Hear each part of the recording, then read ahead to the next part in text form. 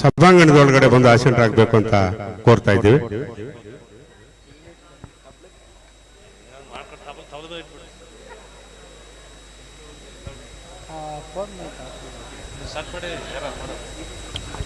ಬನ್ನಿ ಬನ್ನಿ ಬನ್ನಿ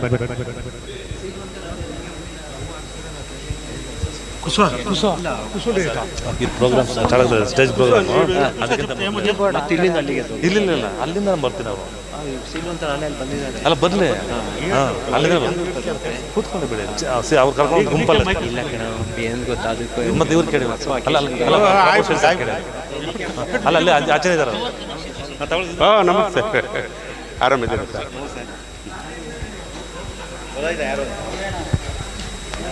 ನಂಗೆ ಗೊತ್ತಾಯ್ತು ಯಾರು ಅಂತ. ಹಾಂ ಹಾಂ ಹೀಗೆಯೋ ಮಲ್ಲ ಮಾತಾಡ್ಕೊಂಡು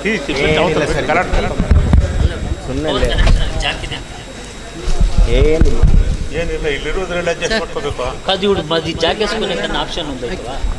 ಜಾಕ್ ಏನೂ ಇಲ್ಲ ಸರ್ ಇಲ್ಲಿಂದ ಅಲ್ಲಿಗೆ. Hello check, hello hello switchboard ಆಗುತ್ತೆ. ಹಲೋ ಚೆಕ್, ಹಲೋ ಮತ್ತೆ ಈಗ ಒಂದು ಕೆಲಸ ಮಾಡಿ, ಇದನ್ನ ಒಂದು ಯೂಸ್ ಮಾಡಿ, ಇದನ್ನ ಮಿಕ್ಕಿದ ಇನ್ನೊಂದು ನೀವು ಮಧ್ಯದಲ್ಲಿ ಹಾಕಿ ಎಳೆಯುತ್ತದು.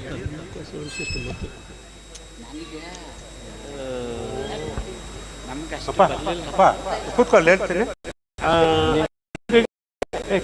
ಜಾಕು ಅದು ಅಲ್ಲಿ ಹಾಕ್ಕೊಳಕ್ಕಾಗುತ್ತಲ್ಲಪ್ಪ,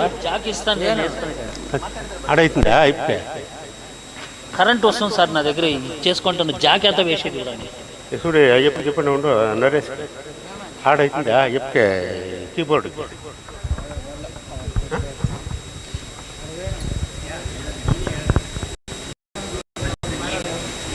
ಸ್ಟೇಂಜರ್ ಆದ್ರೆ ಇದ್ದಿದ್ರೆ ಏನೋ ಅಡ್ಜಸ್ಟ್ ಮಾಡ್ಕೊಂಡು ಸ್ಟೇಂಜರ್ ನಿಮ್ದು ಇದಿಲ್ವಾ? ಓಪನ್ ಇದೆಯಾ? ಓಪನ್ ಇದೆಯಾ? ಇದು ಸ್ಪೀಕರ್ ಇದೆಯಾ? ಇಲ್ಲ ಸರ್, ಅದರ ಸ್ಪೀಕರ್ ಇಲ್ವಾ? ಬರೀ ಜಾಕೇನಾ? ಬರೀ ಜಾಕ್ ಅಂದ್ರೆ ಆಗಲ್ಲ. ಸ್ಪೀಕರ್ ಇದ್ದಿದ್ರೆ ಅಟ್ಲೀಸ್ಟ್ XPS 10 ರೋಲ್ಯಾಂಡ್ ಅಟ್ಲೀಸ್ಟ್ ಇದಾದ್ರೆ ಏನಾದ್ರು ಒಂದು ಬರುತ್ತೆ.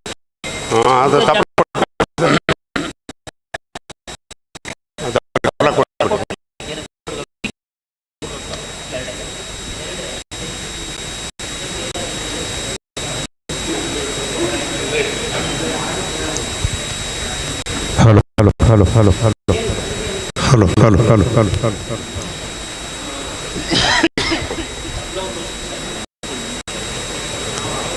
ఆ సౌండ్ కావాల్సింది ఇదే లేదు. ఏం చెప్పింటే తెస్తా ఉంటుంది వాళ్ళకి చెప్పింగ్ లేదంటే కదపా, మన కార్యక్రమం రూపించింది వాళ్ళకి తెలాలి కదా. సుగం సంగీత అనే చెప్పలే, ಅದೇ ಐದೇ ಇಂಡಿ ಹಾಗೆ ಮೊಟ್ಟಿ ನರೇಶ ಜಾಕ್ಸ್ ಎಲ್ಲ ಇದೆ ನನ್ನ ಹತ್ರ, ಜಾಕ್ಗಳೆಲ್ಲ ಇದೆ. ಜಾಕ್ లేసేదానికి ಇಲ್ಲಿ ಆಂಪುಲ್ ಇಟ್ಟಾరు వచ్చింది వాళ్ళు. ఈ రూమ్లో యాడ్ అలేదేం పదే దగ్గరే. Hello hello hello hello hello hello hello hello ಯಾನ ಗಾಬರಿ ಬಿಟ್ಟಿರ್ತಾರಪ್ಪ. ಇಲ್ಲ ಆಗುತ್ತೇನಮ್ಮ? ಅದೇನು ನನಗೆ ಅರ್ಥ ಆಗುತ್ತೆ. ಹಾಂ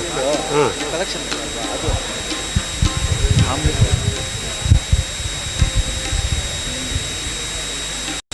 ಏನು ಮಾಡಬೇಕಾ?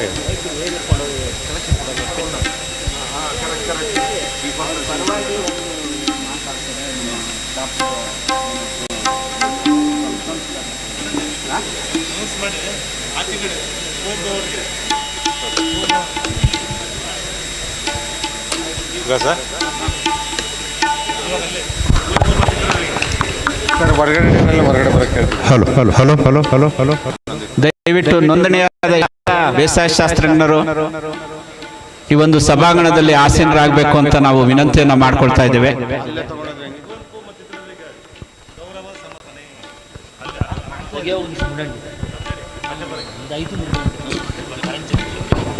ಎಲ್ಲ ಅತಿಥಿಗಳು ನಮ್ಮ ಆವರಣದ ಒಳಗೆ ಬಂದಿದ್ದಾರೆ. ಕುವೆಂಪು ಪ್ರತಿಮೆ ಮತ್ತೆ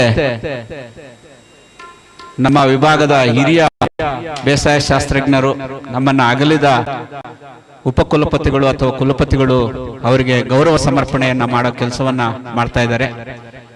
doctor HR Arakeri, doctor SV Patil ಮತ್ತೆ ಡಾಕ್ಟರ್ K ಕೃಷ್ಣಮೂರ್ತಿ ಇವರು ನಮ್ಮ ವಿಭಾಗದ ಉಪಕುಲಪತಿಗಳಾಗಿ ಸೇವೆಯನ್ನ ಬೆಂಗಳೂರು ಕೃಷಿ ವಿಶ್ವವಿದ್ಯಾನಿಲಯದಲ್ಲಿ ಸಲ್ಲಿಸಿದ್ರು. ಅವರಿಗೆ ಗೌರವನ ಸಮರ್ಪಣೆ ಮಾಡಕ್ಕೂ ಮುಖಾಂತರ ನಾವು ಈಗ ಎಲ್ಲ ಅತಿಥಿಗಳು ಕುವೆಂಪು ಅವರಿಗೆ ಗೌರವನ ಸಮರ್ಪಣೆ ಮಾಡ್ತಾ ಇದ್ದಾರೆ. ದಯವಿಟ್ಟು ಎಲ್ಲ ನಮ್ಮ ಬೇಸಾಯ ಶಾಸ್ತ್ರದ ಪ್ರೊಫೆಸರ್ಗಳು ದಯವಿಟ್ಟು ಎಲ್ಲರನ್ನೂ ಸಹ ಆವರಣದ ಒಳಗಡೆ ಕರ್ಕೊಂಡು ಬರಬೇಕು.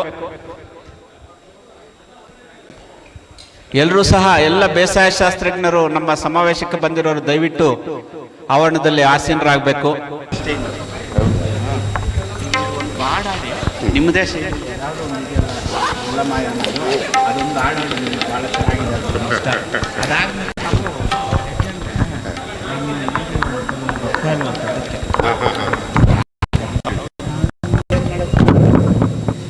ಆಯ್ತಪ್ಪ.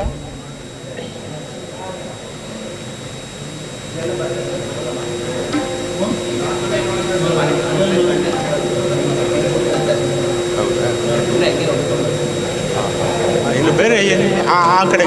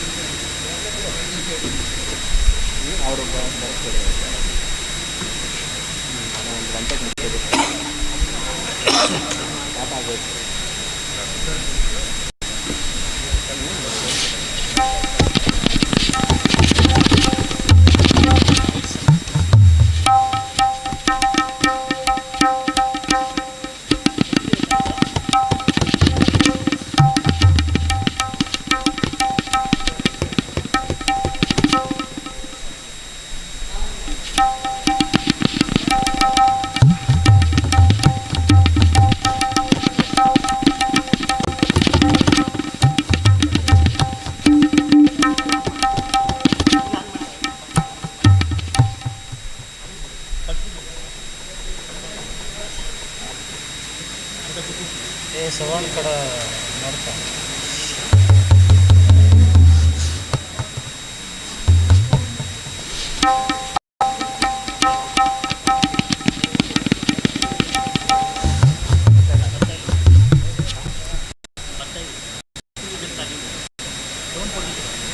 ಅಲ್ಲಿ ಸೌಂಡ್ ಕೊಡಂಗಿಲ್ಲ ಮತ್ತೆ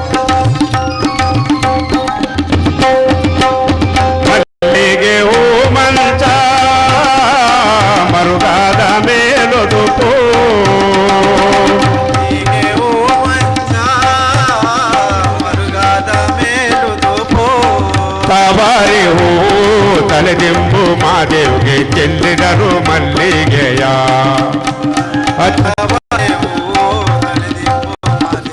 ಚೆಲ್ಲಿದರು ಮಲ್ಲಿಗೆಯ ಚೆಲ್ಲಿದರು ಮಲ್ಲಿಗೆಯ ಬಾಣಾಸುರೇರಿ ಮ್ಯಾಲೆ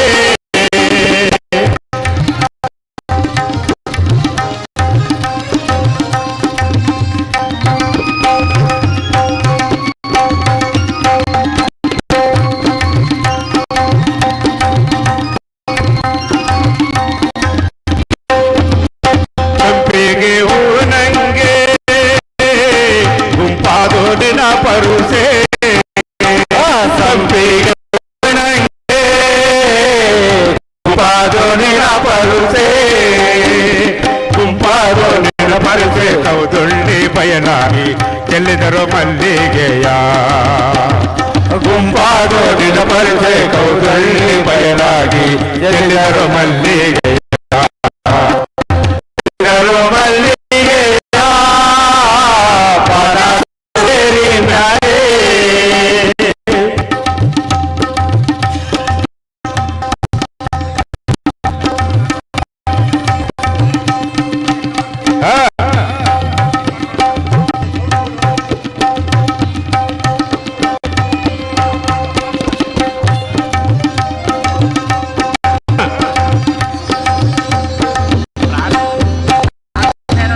ಮುಳುಗಿದರೇನು ಕತ್ತಾಲದಾರೇನು ಹೊತ್ತು ಮುಳುಗಿದರೇನೋ ಕತ್ತಾಲದಾರೇನೋ ಹೊತ್ತು ಮುಳುಗಿದರೇನೋ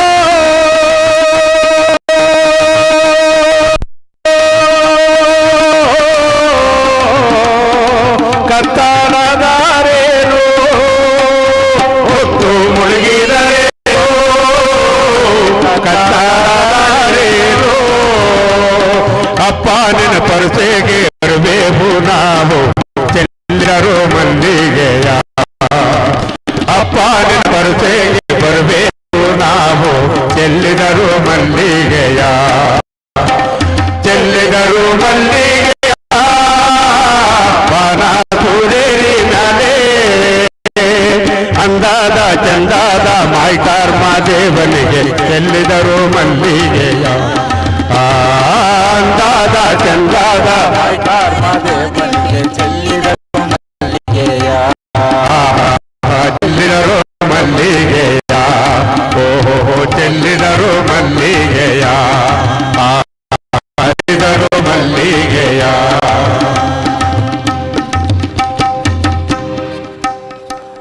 ಸ್ವಲ್ಪ ಜೋರಾಗಿ ಚಪ್ಪಾಳೆ ಬರಲಿ ಸರ್ ಎಲ್ರು ದಯವಿಟ್ಟು ಎಲ್ಲ ನಮ್ಮವರೆಲ್ಲ ಒಳಗೆ ಬರಲಿ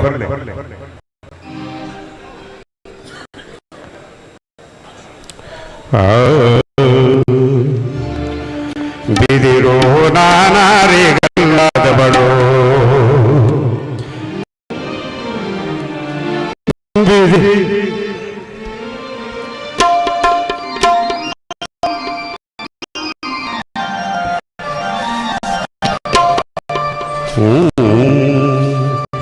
ಬಿದಿರೋ ನಾನಾರಿ ಕಂದಾದವಳು ಬಿದಿರೋ ನಾನಾರಿ ಗಂದಾದವಳು ಹುಲ್ಲಾದೆ ಬೆಳೆಯುತ್ತ ಮರವಾದೆ ಹುಟ್ಟುತ್ತ ಹುಲ್ಲಾದೆ ಬೆಳೆಯುತ್ತ ಮರವಾದೆ ತಾಯಂದಿರ ಕೈಯಲ್ಲಿ ಕೇರುವ ಮರವಾದೆ ನಾನಾರಿ ಗಂದಾದವಳು ಬಿದಿರೋ ನಾನಾರಿ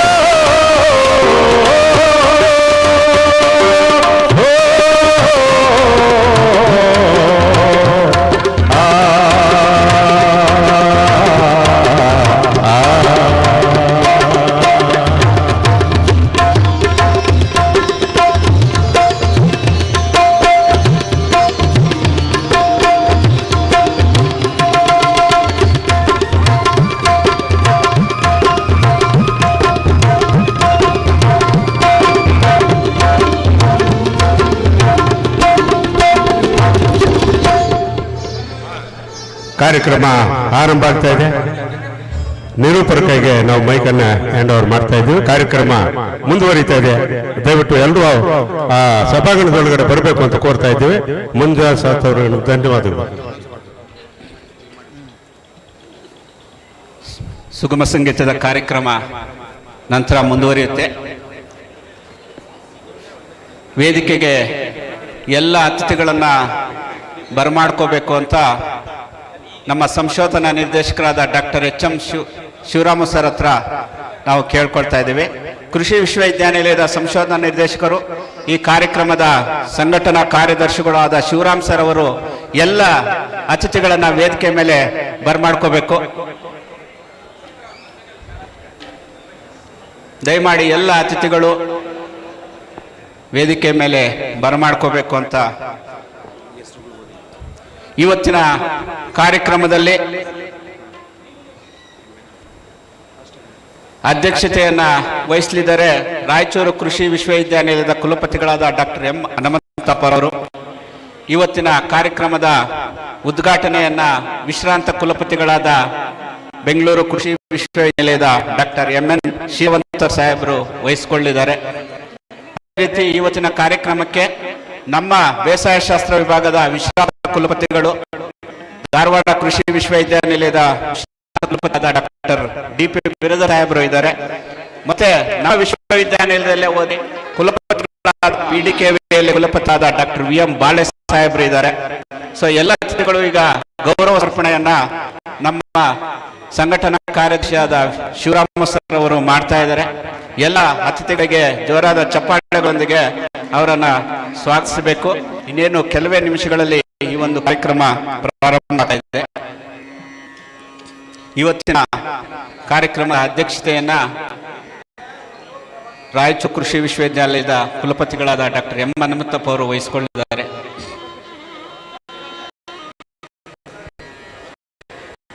ಎಲ್ಲರಿಗೂ ನಮಸ್ಕಾರ.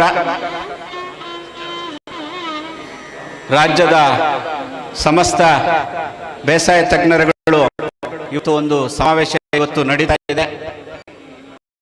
ಇದು ಸಹ ಒಂದು ಕರೆಗೆ ಹೋಗೊಟ್ಟು ಅಭೂತಪೂರ್ವವಾಗಿ ಸ್ಪಂದಿಸಿದ್ದಾರೆ. ಮತ್ತೆ ರಾಜ್ಯದ ಬೇರೆ ಬೇರೆ ರಾಜ್ಯಗಳಿಂದಲೂ ಸಹ ಬೇಸಾಯ ಶಾಸ್ತ್ರಜ್ಞರು ಆಗಮಿಸಿದ್ದಾರೆ. ನಿಜವಾಗ್ಲೂ ಸಹ ಇದು ಒಂದು ವಿಶೇಷವಾದ ಮತ್ತು ಅಭೂತಪೂರ್ವವಾದ, ಎಂದಿಗೂ ಇವತ್ತಿಗೂ ನಡೆಯದಂತ ಒಂದು ಸಮಾವೇಶ ಅಂತ ಈ ಸಂದರ್ಭದಲ್ಲಿ ಹೇಳ್ತಾ ಇದ್ವಿ.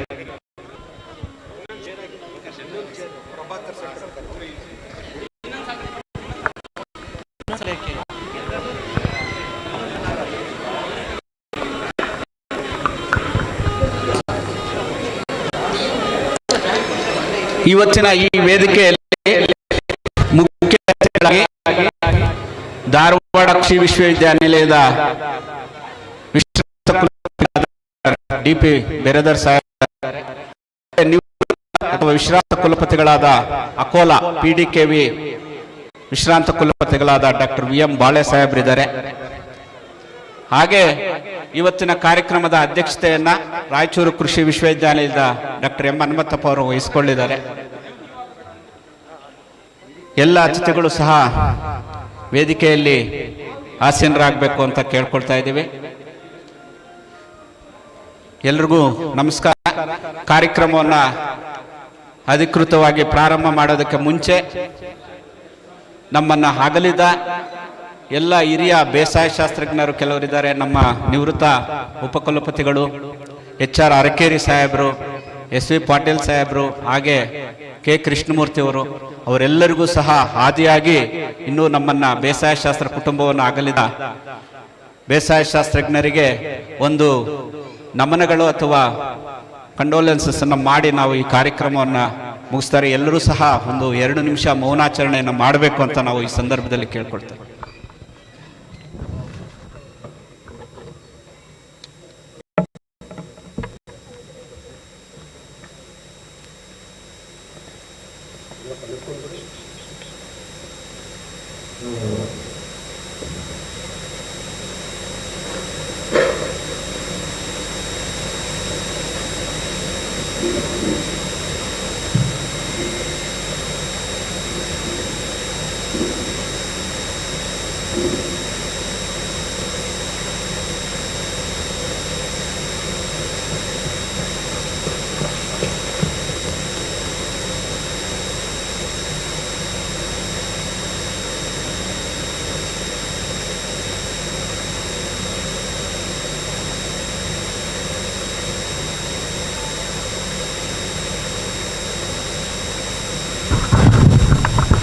ಧನ್ಯವಾದಗಳು.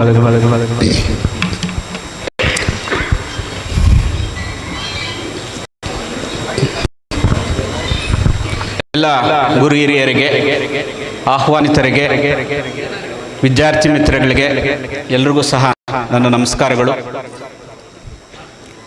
ರಾಜ್ಯದ 7 ಕೃಷಿ ಮತ್ತು ಕೃಷಿ ಸಂಬಂಧಿತ ವಿಶ್ವವಿದ್ಯಾನಿಲಯಗಳು ಮತ್ತು Indian society of agronomy Bengaluru, Dharwad ಮತ್ತು ರಾಯಚೂರು ಚಾಪ್ಟರ್ ಇವರೆಲ್ಲರೂ ಸೇರಿ ಇವತ್ತು ಈ ಒಂದು ಸಮಾವೇಶವನ್ನು ಬೆಂಗಳೂರು ಕೃಷಿ ವಿಶ್ವವಿದ್ಯಾನಿಲಯದಲ್ಲಿ ನಾವು ಇವತ್ತು ಹಮ್ಮಿಕೊಂಡಿದ್ದೇವೆ. ಈ ಐತಿಹಾಸಿಕ ಸಮಾವೇಶದ ಸಂಭ್ರಮಾಚರಣೆಗೆ ಇಂದು ಈ ವೇದಿಕೆ ಸಜ್ಜುಗೊಂಡಿದೆ ಮತ್ತು ಶೃಂಗಾರಗೊಂಡಿದೆ ಅಂತ ನಾವು ಹೇಳ್ತೀವಿ. ಸೊ ಈ ಐತಿಹಾಸಿಕ ಸಮಾವೇಶದಲ್ಲಿ ಈ ಒಂದು ಐತಿಹಾಸಿಕ ಸಮಾವೇಶದಲ್ಲಿ ಭಾಗಿಯಾದ ತಮಗೆಲ್ಲರಿಗೂ ಸಹ ಶುಭಾಶಯಗಳು, ಸ್ವಾಗತ ಮತ್ತೆ ಶುಭ ಸ್ವಾಗತ.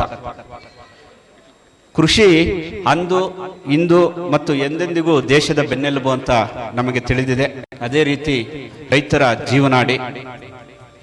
ಸಂಸ್ಕೃತದಲ್ಲಿ ಒಂದು ಶ್ಲೋಕ ಇದೆ, ಕೃಷಿತೋ ನಾಸ್ತಿ ದುರ್ಭಿಕ್ಷಂ, ಜಪತೋ ನಾಸ್ತಿ ಪಾತಕಂ, ಮೌನತೋ ಕಲಾಂ ನಾಸ್ತಿ, ಪಠತೋ ನಾಸ್ತಿ ಮೂರ್ಖತ್ವಂ, ನಾ ಭಯಂ ನಾಸ್ತಿ ಜಾಗೃತಂ. ಸೊ ಈ ಒಂದು ಸಂಸ್ಕೃತ ಸೂಕ್ತಿಯ ಮೊದಲ ಸಾಲು, ಕೃಷಿ ಕಾಯಕ ಯಾವಾಗಲೂ ಸಹ ಸುಭಿಕ್ಷೆ ತರುತ್ತದೆ ಎಂಬ ಮಾತು ಈ ಸಂದರ್ಭದಲ್ಲಿ ಉಲ್ಲೇಖನೀಯ. ಮತ್ತೆ ಈ ವರ್ಷದ ಕೇಂದ್ರ ಬಜೆಟ್ನ ಪೂರ್ವ ದಿನ ಪ್ರಕಟವಾದ ಎಕನಾಮಿಕ್ ಸರ್ವೆಯಲ್ಲಿ ವಿಕಸಿತ ಭಾರತದಲ್ಲಿ ಕೃಷಿಯ ಬಗ್ಗೆ ಈ ರೀತಿ ಉಲ್ಲೇಖಿಸಲಾಗಿದೆ. Agriculture will be the central to achieving Viksit Bharat, driving inclusive growth and improving the livelihood of millions ಅಂತ ಹೇಳಿದೆ. ಇಂತಹ ಮಹತ್ವವಾದ ಕೃಷಿಯನ್ನು ಉಸಿರಾಗಿಸಿಕೊಂಡು ಮತ್ತು ಹುಡುಕುವ ಕಾರ್ಯದಲ್ಲಿ ತೊಡಗಿರುವ ಕೃಷಿ ವಿಶ್ವವಿದ್ಯಾನಿಲಯಗಳಲ್ಲಿ ಬೇಸಾಯ ಶಾಸ್ತ್ರ ಬೋಧನೆ, ಸಂಶೋಧನೆ ಮತ್ತು ವಿಸ್ತರಣೆ ಒಂದು ಪ್ರಮುಖ ವಿಷಯ. ಬೇಸಾಯ ಶಾಸ್ತ್ರ ಬೇರು ಅಂದರೂ ತಪ್ಪಾಗಲಾರದು. ಅದೇ ರೀತಿ agronomy is mother of agriculture or jack of all and master of none ಅಂತ ಕರೆಯೋದು ಸಹ ರೂಢಿಯಲ್ಲಿದೆ. ಇಂತಹ ಬೇಸಾಯ ಶಾಸ್ತ್ರ ವಿಭಾಗಕ್ಕೆ ತನ್ನದೇ ಆದ ಇತಿಹಾಸ ಮತ್ತು ಪರಂಪರೆ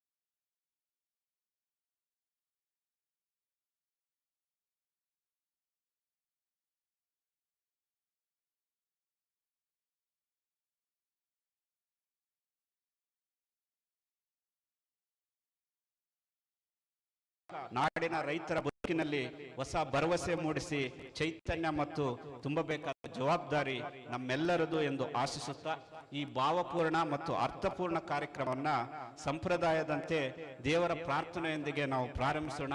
ಪ್ರಾರ್ಥನೆಯನ್ನ ಈಗಾಗಲೇ ಆಡಿದ ಕಲಾ ತಂಡದಿಂದ, ಮುನ್ನರೆಡ್ಡಿಯವರ ತಂಡದಿಂದ ದೇವರ ಪ್ರಾರ್ಥನೆಯನ್ನ ಭಗವಂತನ ಒಂದು ಶ್ರೇಯಸ್ಸಿಗಾಗಿ ನಾವು ಕೋರ್ತಾ ಇದ್ದೇವೆ.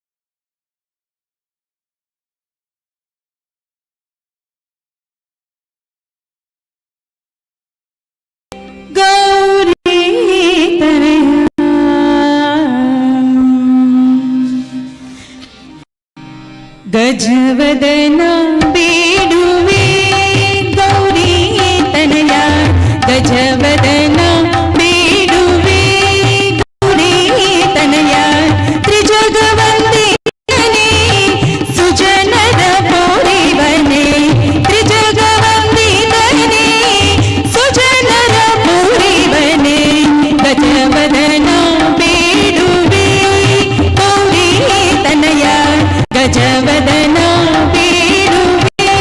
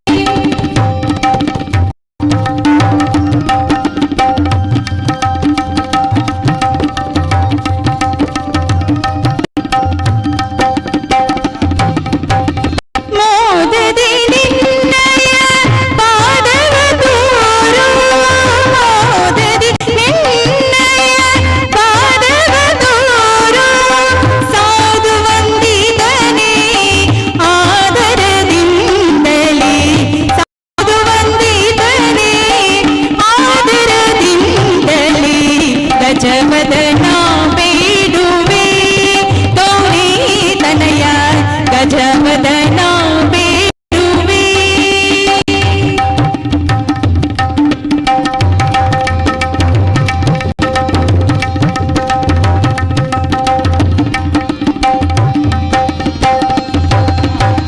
ಸರಸಿ ಜನಾರ್ದ ಶ್ರೀ ಪುರಂದರ ವಿಠಲನ ಸರಸಿ ಜನಾರ್ದ ಶ್ರೀ ಪುರಂದರ ವಿಠಲನ ನಿರತನೆ ನೆಯುವಂತೆ ದಯ ಮಾಡು ನಿರತನೆ ನೆಯುವಂತೆ ದಯ ಮಾಡು ಗಜವದನ ಬೇಡುವೆ ಗೌರಿ ತನಯ ಗಜವದನ ಬೇಡುವೆ ಗೌರಿ ತನಯ ತ್ರಿಜಗವಂದಿತನೇ ಸುಜನರ ಪೋರಿವನೆ ತ್ರಿಜಗವಂದಿತನೇ ಸುಜನರ ಪೋರಿವನೆ ಗಜವದನ ಬೇಡುವೆ ಗೌರಿ ತನಯ ಗಜವದನ ಬೇಡುವೆ ಗಜವದನ ಬೇಡುವೆ ಗಜವದನ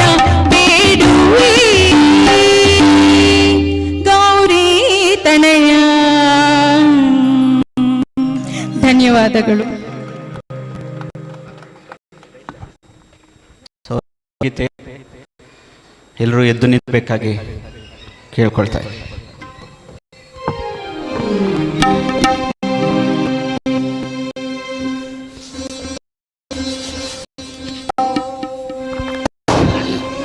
ನಾನಷ್ಟೇ ಎಲ್ಲ ಆಡ್ತೀನಿ, ಅಡ್ಜಸ್ಟ್ ಆಗಬೇಕು.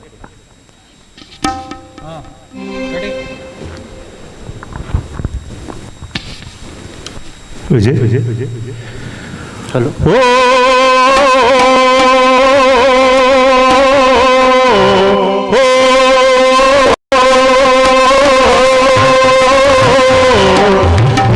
ಗಿರಿದ ಹೊಲಗಳು ಹಾರುತ್ತ ಉಡುವ ಯೋಗಿಯ ನೋಡಲ್ಲಿ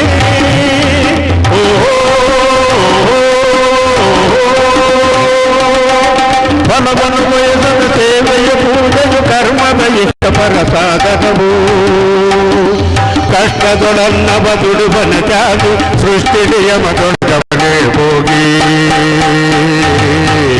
ಉಳುವ ಯೋಗಿಯ ನೋಡಲ್ಲಿ ಉಳುವ ಯೋಗಿಯ ನೋಡಲ್ಲಿ ಉಳುವ ಯೋಗಿಯ ನೋಡಲ್ಲಿ ಉಳುವ ಯೋಗಿಯ ನೋಡಲ್ಲಿ ಲೋಕದೊಳೇನೇ ನಡೆಯುತ್ತಲಿರಲಿ ತನ್ನೇ ಕಾರ್ಯವ ಬಿಡಿನೆಂದು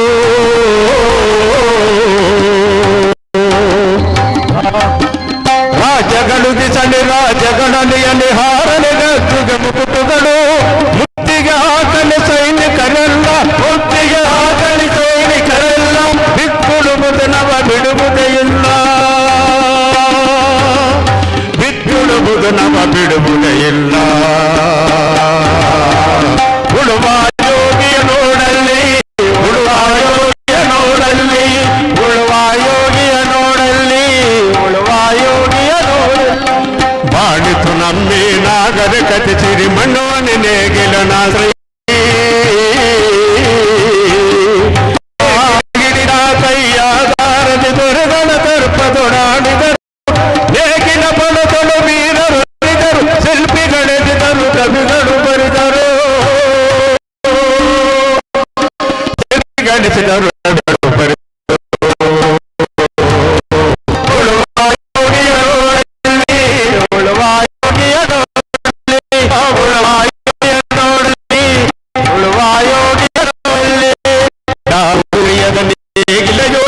ಲೋಕಕ್ಕೆ ಅನ್ನವನೀಯುವನು ಹೆಸರನ್ನು ಗಳಿಸದೆ ದುಡುವನು ಗೌರವ ಕಾದೆ ನೇಗಿನ ಕುಣಗಳು ನಡಗಿದೆ ಕರ್ಮ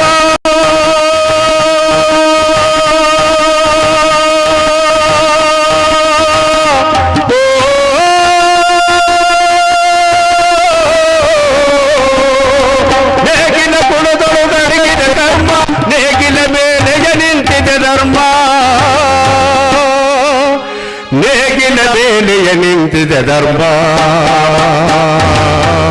ಉಳುವ ಯೋಗಿಯ ನೋಡಲ್ಲಿ ಉಳುವ ಯೋಗಿಯ ನೋಡಲ್ಲಿ ಉಳುವ ಯೋಗಿಯ ನೋಡಲ್ಲಿ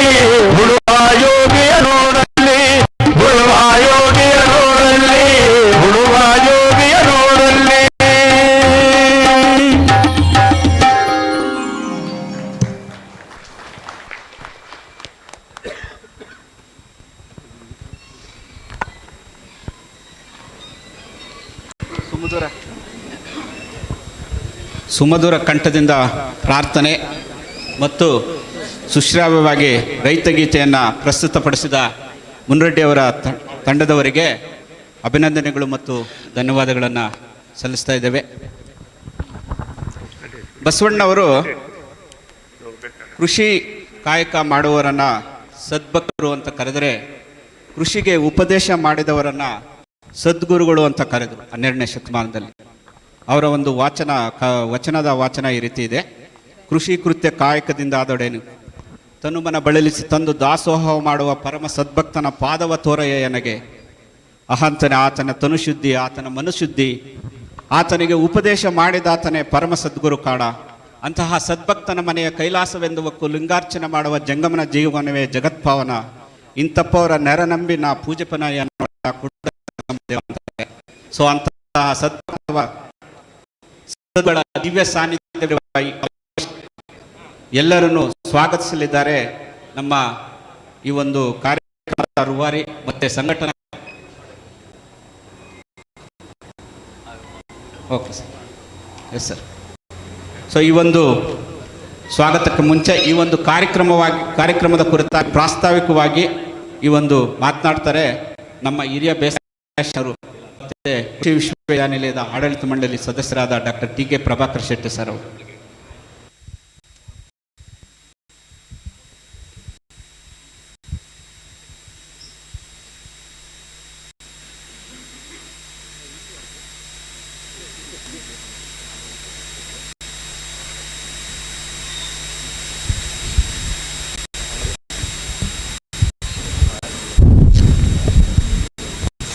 Respected dignitaries on the dais, my dear fellow agronomists, ladies and gentlemen. The main theme of this program is to have a get-together, acquaintance, and to meet all 3-generation agronomists of entire Karnataka. To exchange the ideas, give some good knowledge to the youngsters, and whatever experiences they have should be shared with the youngsters. You all know agronomy is a major component in NRP. 1936, the NRP concept came into existence with Dr. Padmanabhan's committee, Research Review Committee, RRR. So this went around the entire country, and it is to be mentioned that our great Director of Research, Dr. Krishnamurthy sir, was the member of that committee. They delineated 127 agroclimatic zones in the entire country, of which 10 are in Karnataka. So entire program of ICR SAUs was completely taken up as per this agroclimatic zone concept. Then the Research Review Committee recommended 4 divisions. Among all, we know more than 18 subjects are there, of which they made only 4 groups. One is the crop improvement, where the breeding subject comes. Then second is crop production. The agronomy is the leader. The crop protection, entomology and biology, then the social sciences.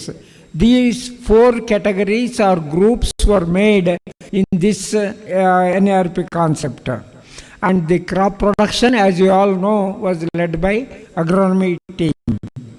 So agronomy, principally, it deals with efficient management of soil for successful crop production without impairing soil productivity and fertility.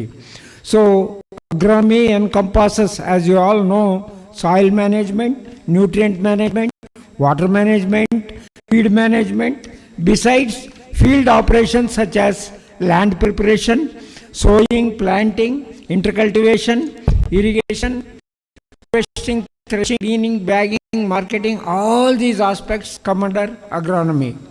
Breeders, they develop high-yielding varieties, hybrids, but the exact potential of these hybrids or varieties will come into existence only with the crop management program, that is because of the agronomists. Without the agronomists, breeders cannot release or develop these new varieties or hybrids. So GOI, as you all know, in 2015, not 19, though it is 2015, they came out with the policy of doubling of farmers' income. So in fact, from our own trust, we developed the farmers' income for the entire Karnataka. For all states, they came up, and Dr. Ashok Dalwai, a committee was led by him.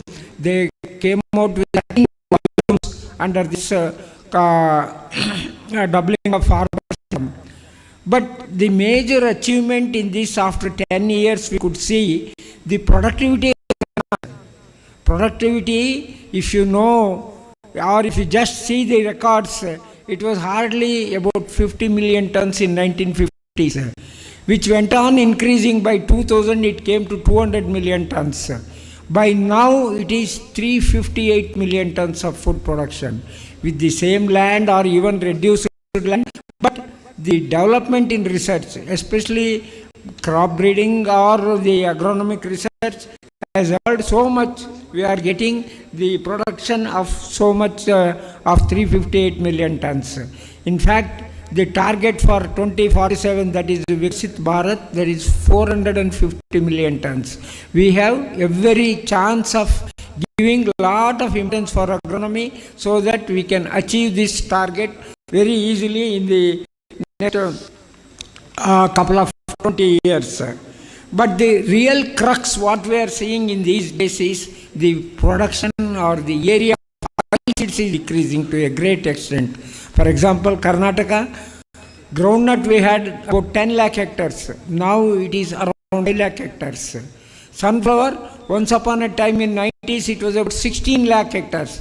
Today it is around less than even 3 lakh hectares. And the government is spending more than 1 lakh crore of importing oil seeds. So we may have to focus more on oil seed research in the future years. There are several other issues which the youngsters should think of for increasing the productivity of major all crops. See, we know the photosynthetic pathway.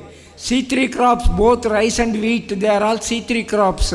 We want, like maize or sugarcane, 4 crops. Even the CIMIT or even IRRI, Philippines, they are trying like anything to see that the crop photosynthetic pathway is changed. In fact, we agronomists should take a lead in collaborating with physiologists and see that the photosynthetic pathway is changed so that easily we can double the production of any crop. So even the farmers feel that agriculture is a loss-making profession. We know in 1950 it was 83% of our population was depending on agriculture. What happened in 2000, it came down to 65, 2020 it came to 49, 2030 it is projected as 40%. So people are moving away from agriculture.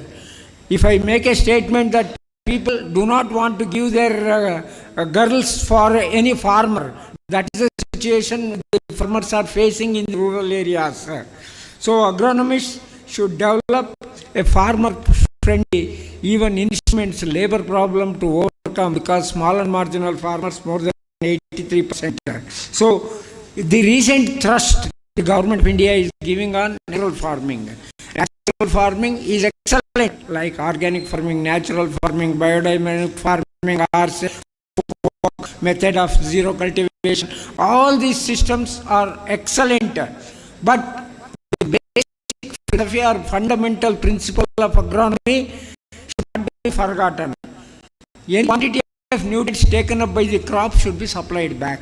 Either you supply inorganically, organically, or with combination of both. Then only it will survive for a future years. You can see the experiment laid out in the dryland agriculture in 1976, nearly 50 years back, on the lines of Rothamsted Experimental Station they have laid out, and that gives a lot of thinking on agronomy. It is the crop production is there, crop rotations are there, nutrient management is there, all systems are there. Anybody, if you have not seen that experiment in a fundamental experiment, you should see in the afternoon. We will make an arrangement to visit the plot. For 50 years it is continued. So we have to remember Dr. Havanagi sir and Dr. B.R. Hegde sir, who laid the foundation for this type of work. Then we have the crop rotations, cropping systems, farming systems, and now the movement is integrated farming system. So all our research focus should be given on integrated farming system.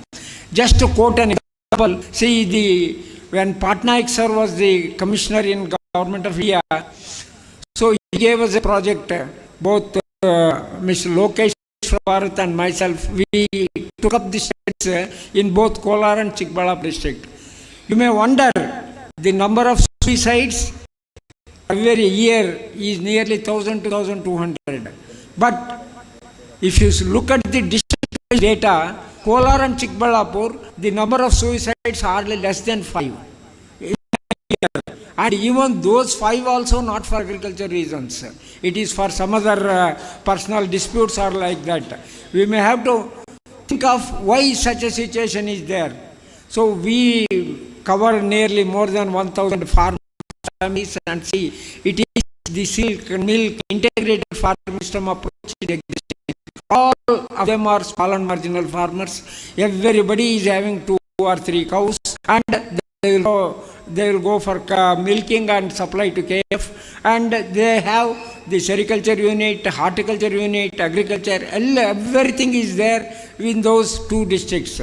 But there is no irrigation, not a river, single river flows in that area, and the underground water has gone more than 1,500 feet below. Such a situation is there in those districts, but no farmer suicides. So that is the real crux of the situation in the future years. We have to motivate and give the farmers that we should think of integrated farming system.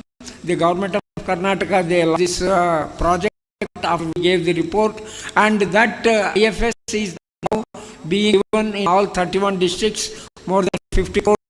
Now we have sought for expansion of this so that suicide will be reduced, migration is reduced, and that will definitely help. And our research focus in the future years, we should be think of that IFS should be given more of emphasis.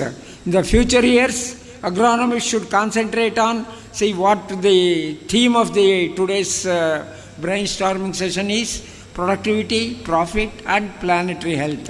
So all these 3 P's are very important for our survival, both humans and animal kingdom. So we should think of the climate approach, because if you just see the rainfall, total rainfall, 1,200 mm, even if you take for 50 years, 100 years, it is like that only. But the distribution is completely changed. Distribution, whenever farmers need, we will not get rains, or whenever there is crop harvesting season, lot of rains come. So many issues are there. So we may have to think of the advanced predictions, planning, and all those things. Then taking carbon credits. You may not be knowing more than 10,000 acres in Tungabhadra area or even Bhadra area, Davangere and heights. Our own graduates are taking up carbon credits and studies, and farmers are given sufficient money for that. And such things in future we should take up and develop, and those will help the farmers, and the agronomy will definitely flourish in those areas. I thank the organizers for giving me the opportunity to share some of my thoughts, and I wish all the agronomists a bright future in the coming years. Thank you. Thank you sir. ಬೇಸಾಯ ಶಾಸ್ತ್ರ ನಡೆದು ಬಂದ ಆದಿ, ಬೇಸಾಯ ಶಾಸ್ತ್ರದಲ್ಲಿ ಮುಂದೆ ಏನೆಲ್ಲ ಕೆಲಸಗಳಾಗಬೇಕು ಅನ್ನೋದ್ರ ಬಗ್ಗೆ ನಮ್ಮ ಯುವಕರಿಗೆ ಕಿವಿಮಾತನ್ನು ಹೇಳಿದ doctor T K Prabhakar Shetty sir ಅವರಿಗೆ ಧನ್ಯವಾದಗಳು. ಈಗ ಎಲ್ಲ ಅತಿಥಿಗಳು ಮತ್ತು ನಮ್ಮ ಬೇಸಾಯ ಶಾಸ್ತ್ರ ಹಿರಿಯ ಪ್ರಾಧ್ಯಾಪಕಗಳನ್ನು ಈಗ ಸ್ವಾಗತಿಸಲಿದ್ದಾರೆ. ಈ ಒಂದು ಕಾರ್ಯಕ್ರಮದ ರೂವಾರಿಗಳು ಮತ್ತು ಕೃಷಿ ವಿಶ್ವವಿದ್ಯಾನಿಲಯದ ಸಂಶೋಧನಾ ನಿರ್ದೇಶಕರಾದ ಡಾಕ್ಟರ್ ಶಿವರಾಮ್ ಸರ್ ಅವರು.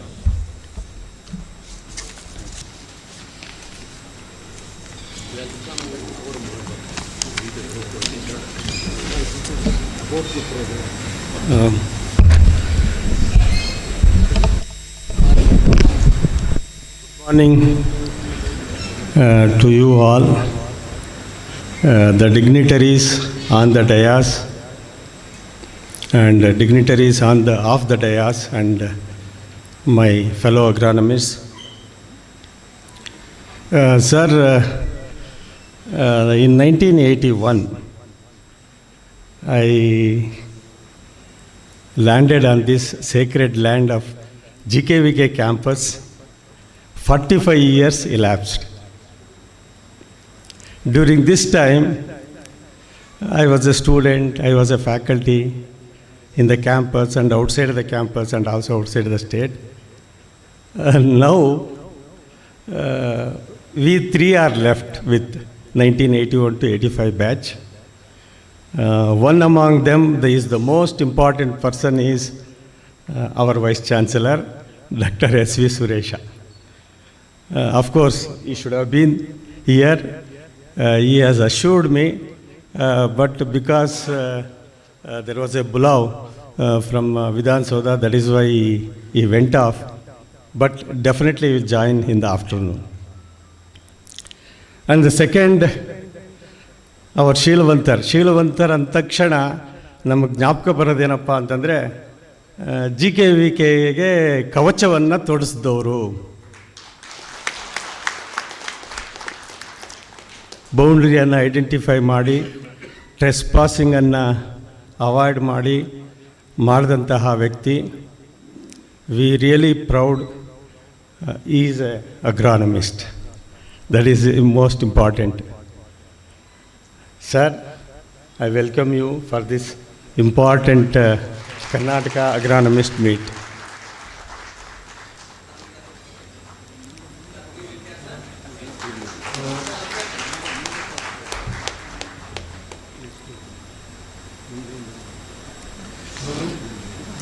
And our former Vice Chancellor of US Dharwad, Dr. Biradar has come.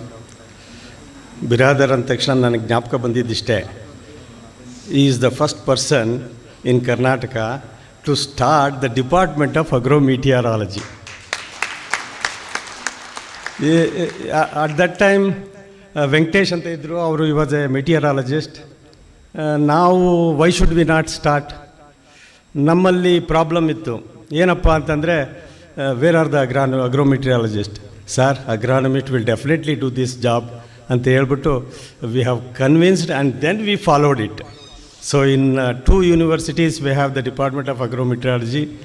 Sir, thank you very much. So you are invited for this important function.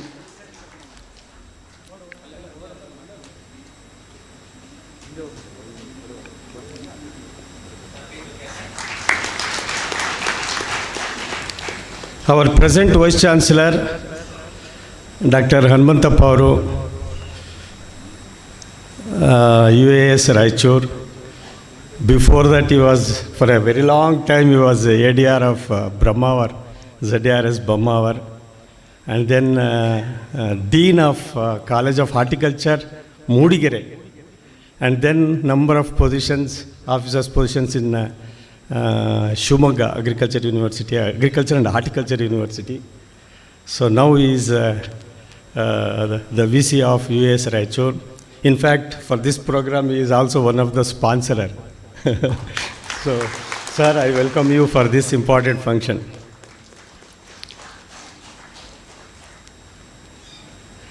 Bale avaru,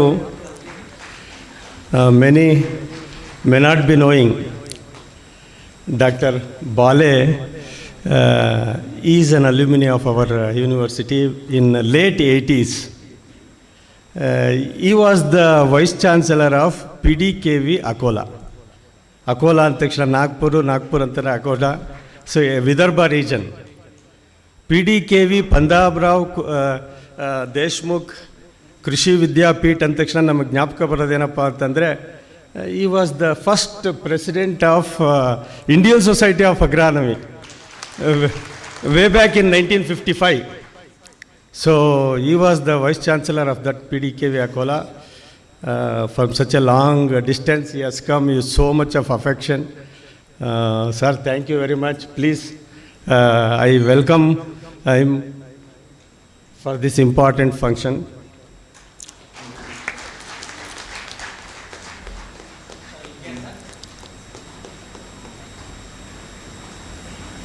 ಪ್ರತಿದಿನ ಈ ಒಂದು ಪ್ರೋಗ್ರಾಮು ಆಗಲೇಬೇಕು ಅಂತ ಅಂದ್ಬಿಟ್ಟು ಡೈರೆಕ್ಟಾಗಿ ಮಾನಿಟರ್ ಮಾಡ್ತಿದ್ದಂತಹ ಒಂದು ಬಹಳ ಮುಖ್ಯ ವ್ಯಕ್ತಿ ಅಂತಂದರೆ ನಮ್ಮ ಪ್ರಭಾಕರ್ ಶೆಟ್ಟರು. ಸ್ಟೇಜ್ ಮೇಲೆ ಬರೋಕ್ಕೂ ಹೆದರ್ತಾಯಿದ್ರು, ಬೇಡ ಸರ್ ಇಷ್ಟು ಜನದ ಮುಂದೆ ನಾನು I don't want to such eldest people are there. No sir, ದಯವಿಟ್ಟು ಬರಬೇಕಿಲ್ಲಿ. Is our board member and in fact is also one of the sponsorer for this important function. ಅದು ಒಂದು. ಎರಡನೇದು, ಪ್ರಭಾಕರ್ ಶೆಟ್ಟರು ಸಾಹೇಬರು ಅವರ ಒಂದು ಮುಂದಾಳತ್ವ ಇಲ್ಲ ಅಂದಿದ್ದರೆ ಈ ಒಂದು ಫಂಕ್ಷನ್ನು ಅಷ್ಟು ಸುಲಭವಾಗಿ ಆಗ್ತಿರಲಿಲ್ಲ. ಲಾಸ್ಟ್ ಡಿಸೆಂಬರಲ್ಲೇ ಪ್ಲ್ಯಾನ್ ಹಾಕ್ಕೊಂಡಿದ್ದು in fact. So we could not succeed. January immediately after Sankranti ಯೋಚನೆ ಮಾಡಿದ್ದು, that also we could not succeed now. So it has become a reality. ಇದಕ್ಕಿಂತ ಮುಂಚಿತವಾಗಿ ಈ ಒಂದು ಕಾನ್ಸೆಪ್ಟನ್ನು ಕನ್ಸ್ಯೂಮ್ ಮಾಡಿದಂಥ ಒಬ್ಬ ವ್ಯಕ್ತಿ ಇದ್ದಾರೆ, doctor LGK Naidu. Regional centre NBSS LUP as regional director ಆಗಿದ್ದರು. ಸೊ ಈ ಆಸ್ ಕನ್ಸೆಪ್ಚುಲ್ ಎಲ್ಲ ಸರ್ ಮಾಡಲೇಬೇಕು. Is also our alumni. ಹುನ್ಸ್ಗಿಯವ್ರ ಹತ್ರ on sugar cane crop. Still I remember soil set suitability of sugarcane crop of entire Karnataka he has worked. So this was the item, and in front of me there are so many important people. Yadeli Sahib bandidare. Sir, I welcome you for this important function. Yes, I forgot that. Yadeli Sahib ಬಂದ. ನಮ್ಮ ಚಂದ್ರೇಗೌಡರು is our board member. He was a professor of horticulture. Sir, I welcome you for this function. ನಮ್ಮ ಯಡೇಳಿ ಸಾಹೇಬರು ಬಂದಿದ್ದಾರೆ. He was our teacher also. Sir, I welcome you for this function. Shivaraju ಅವರು, ತಿಮ್ಮೇಗೌಡರು ಬಂದಿದ್ದಾರೆ. Sir, I welcome for this. And then ನಮ್ಮ ಬೊಮ್ಮೇಗೌಡರು, most important. ನಮ್ಮ ಸುಧಾಕರ್ ಬಾಬು ಯಾವಾಗಲೂ ನೆನೆಸ್ಕೊತಾ ಇರ್ತಾರೆ ನಮ್ಮ ಬೊಮ್ಮೇಗೌಡರು ಸಾಹೇಬ್ರನ್ನ.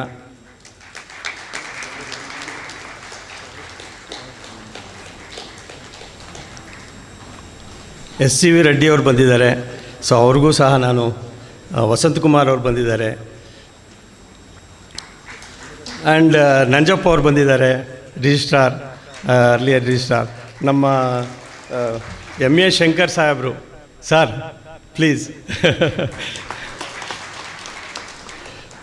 And definitely if I have, so many are there, if I have forgotten, definitely it is my ignorance. That is the reason why this agronomist meet has been made. Definitely we will think of this get together. Get together was the primary item for us, and then as he was told, peace, that is in fact a formality. ಆಮೇಲೆ ನಮ್ಮ officers, Matsudan ಅವರು registrar, welcome for this function. Shivalingaiah ಅವರು director of extension, Pratibha ಅವರು ಅವರ administrative officer, of course Surekha Reddy ಅವರು ಮಧ್ಯಾಹ್ನ ಬರ್ತಾರೆ. Surekha Reddy is our controller. So ನಮ್ಮ ಕೃಷ್ಣಮೂರ್ತಿಯವರು, ಸಾರಿ ಸರ್, ಕೃಷ್ಣಮೂರ್ತಿಯವರು ಬಂದಿದ್ದಾರೆ. There are many people. Thank you very much. Let us celebrate this as a Annaiah ಅವರು. Definitely. So we will, the entire day we will celebrate this agronomist meet. Thank you very much. Thank you one and all.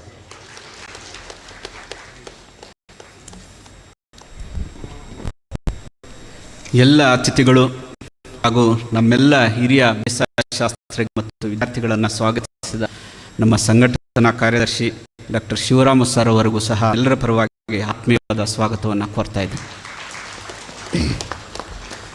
Bengaluru ಕೃಷಿ ವಿಶ್ವವಿದ್ಯಾನಿಲಯ ರಾಜ್ಯದ ಪ್ರಪ್ರಥಮ ವಿಶ್ವವಿದ್ಯಾನಿಲಯ ಮತ್ತು ದೇಶದಲ್ಲೇ ಒಂದು ಪ್ರತಿಷ್ಠಿತ ವಿಶ್ವವಿದ್ಯಾನಿಲಯ.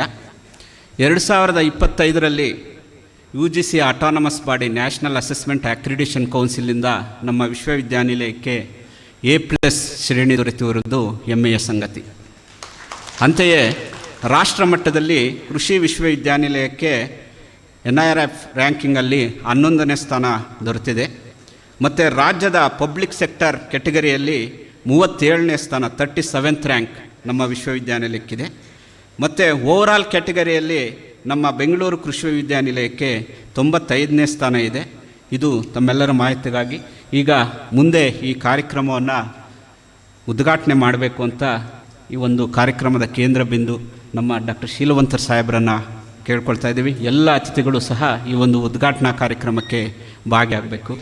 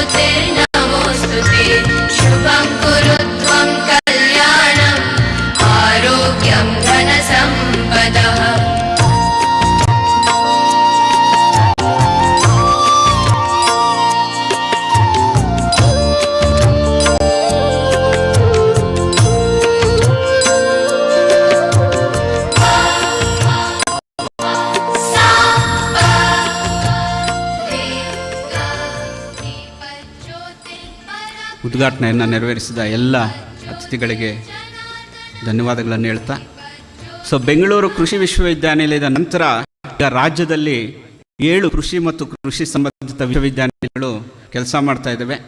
ಕೃಷಿ ವಿಶ್ವವಿದ್ಯಾನಿಲಯ ಧಾರವಾಡ 1986ರಲ್ಲಿ, ಪಶುಸಂಗೋಪನೆ ಮತ್ತು ಮೀನುಗಾರಿಕಾ ವಿಶ್ವವಿದ್ಯಾನಿಲಯ 2004ರಿಂದ ಬೀದರ್ನಲ್ಲಿ, ಕೃಷಿ ವಿಶ್ವವಿದ್ಯಾನಿಲಯ ರಾಯಚೂರು 2008ರಿಂದ, ಕೃಷಿ ವಿಶ್ವವಿದ್ಯಾನಿಲಯ ಮತ್ತು ತೋಟಗಾರಿಕೆ ಸೇರಿ 2013ರಲ್ಲಿ ಶಿವಮೊಗ್ಗದಲ್ಲಿ ಸ್ಥಾಪನೆ ಆಯಿತು. ಮತ್ತು UHS ಬಾಗಲಕೋಟ್ 2008ರಲ್ಲಿ, ಮತ್ತು ಹೊಸದಾಗಿ ಈ ಒಂದು ಕೆಟಗರಿಗೆ ಸೇರ್ಪಡೆಯಾಗಿರುವುದು ಕೃಷಿ ವಿಶ್ವವಿದ್ಯಾನಿಲಯ ಮಂಡ್ಯ 2024ರಲ್ಲಿ. ಪ್ರಸ್ತುತ ಕರ್ನಾಟಕ ರಾಜ್ಯದಲ್ಲಿ 7 ಕೃಷಿ ಮತ್ತು ಕೃಷಿ ಸಂಬಂಧಿತ ವಿಶ್ವವಿದ್ಯಾನಿಲಯಗಳು ಕೆಲಸ ಮಾಡ್ತಾ ಇದ್ದಾವೆ ಅಂತ ಹೇಳ್ತಾ, ಈಗ ಈ ಒಂದು ಕಾರ್ಯಕ್ರಮವನ್ನು ಉದ್ಘಾಟನೆ ಮಾಡಿದ ನಮ್ಮ ಶೀಲವಂತರ ಸಾಹೇಬರು ಈಗ ಉದ್ಘಾಟನಾ ಭಾಷಣ ಮಾಡಬೇಕು. ನಾವು knowledge speaks and wisdom listens. Thank you.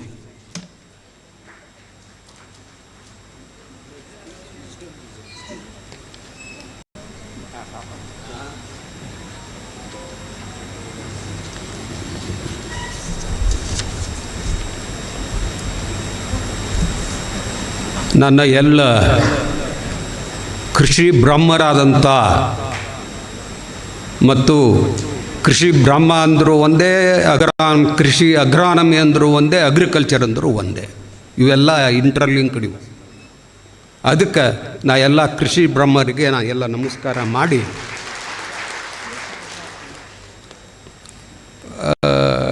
ಈ ಪ್ರೋಗ್ರಾಮ್ನಲ್ಲಿ ಬಹಳಷ್ಟು ಚೇಂಜ್ ಆಗಿಬಿಟ್ಟು ಆದ ಕೂಡಲೇ ಏನು ಮಾಡಬೇಕಪ್ಪ ಅಂತಕ್ಕಂಥ ವಿಷಯ.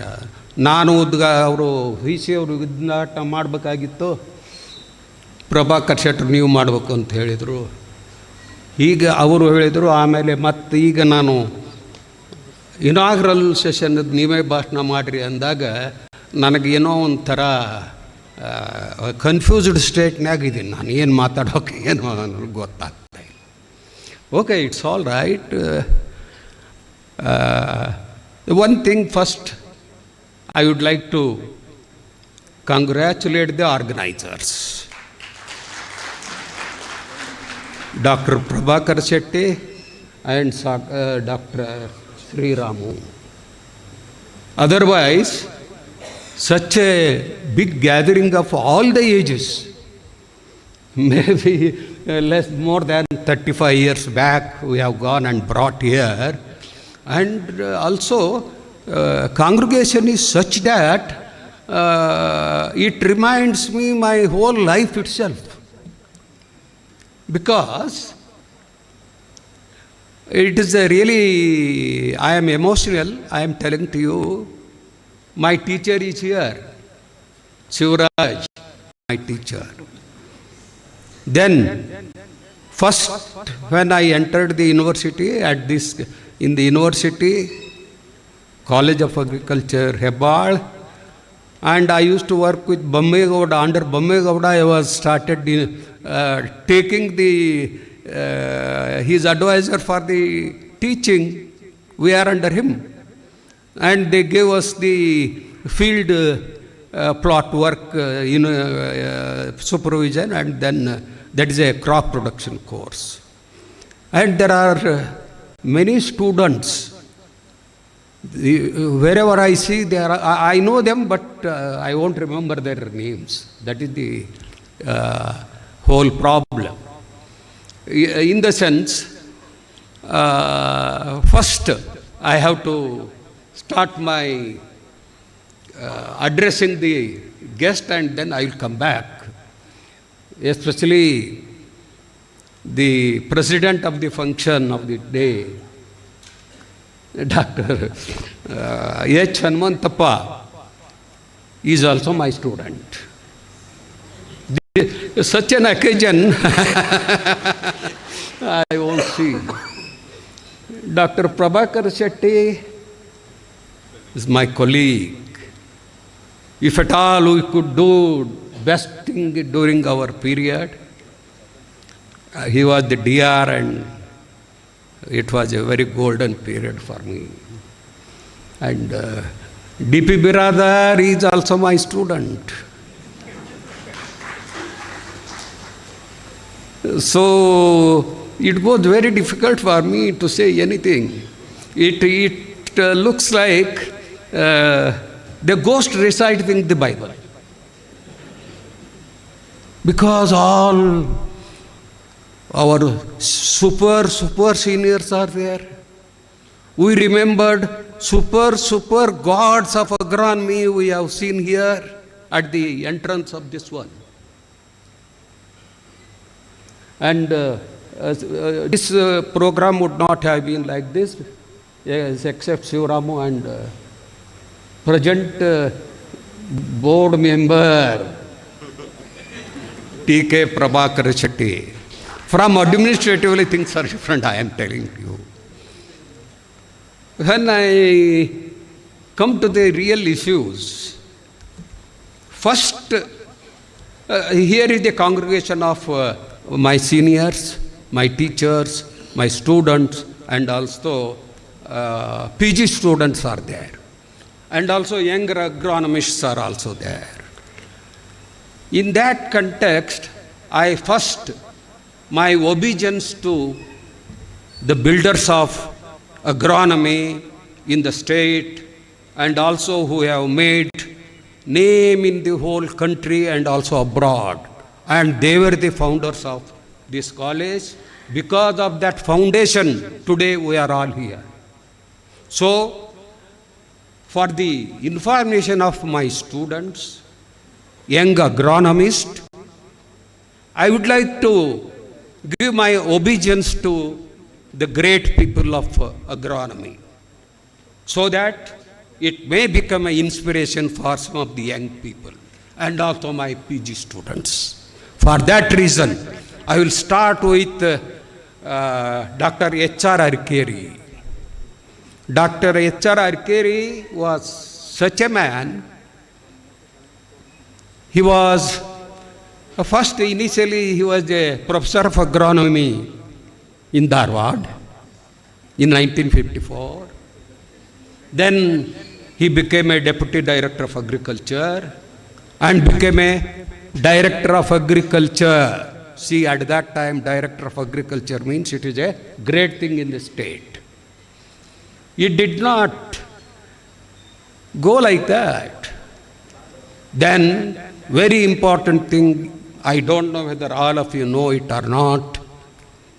When Nehru was a prime minister, Indira Gandhi was also a minister in his cabinet, and they consulted Dr. H.R. Arikeri. I have got the photograph of that one I have brought here. If anybody wants to see, I will give you. That I have put it in my a booklet in which I have my obeisance to my my guru. Later on I will see that. He was called and he was made a chairman of the Agriculture Commission in India for the first time after the independence. And they submitted a voluminous ideas how Indian agriculture could move in the future. There are 11 volumes. I do not know how many of you have seen in the library or not. I have seen in Dharwad library, here also I have seen. They are there, and many people doesn't know. Even IIT itself doesn't know it. So many contributions are made. I told them, you bring them and keep that. They were the guidance for the future of agriculture development.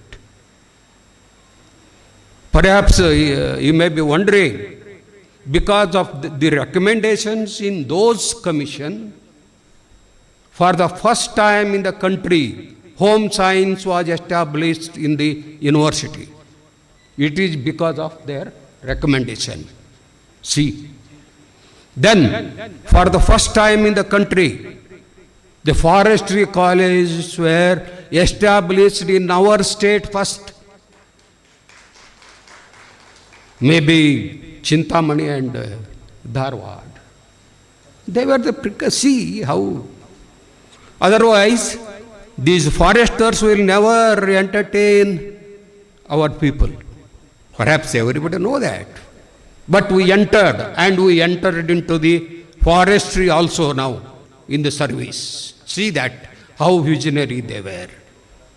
Really, I must say that they are all our gods for that reason.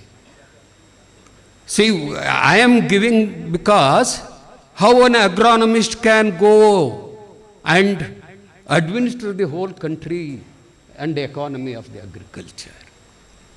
Not only that one.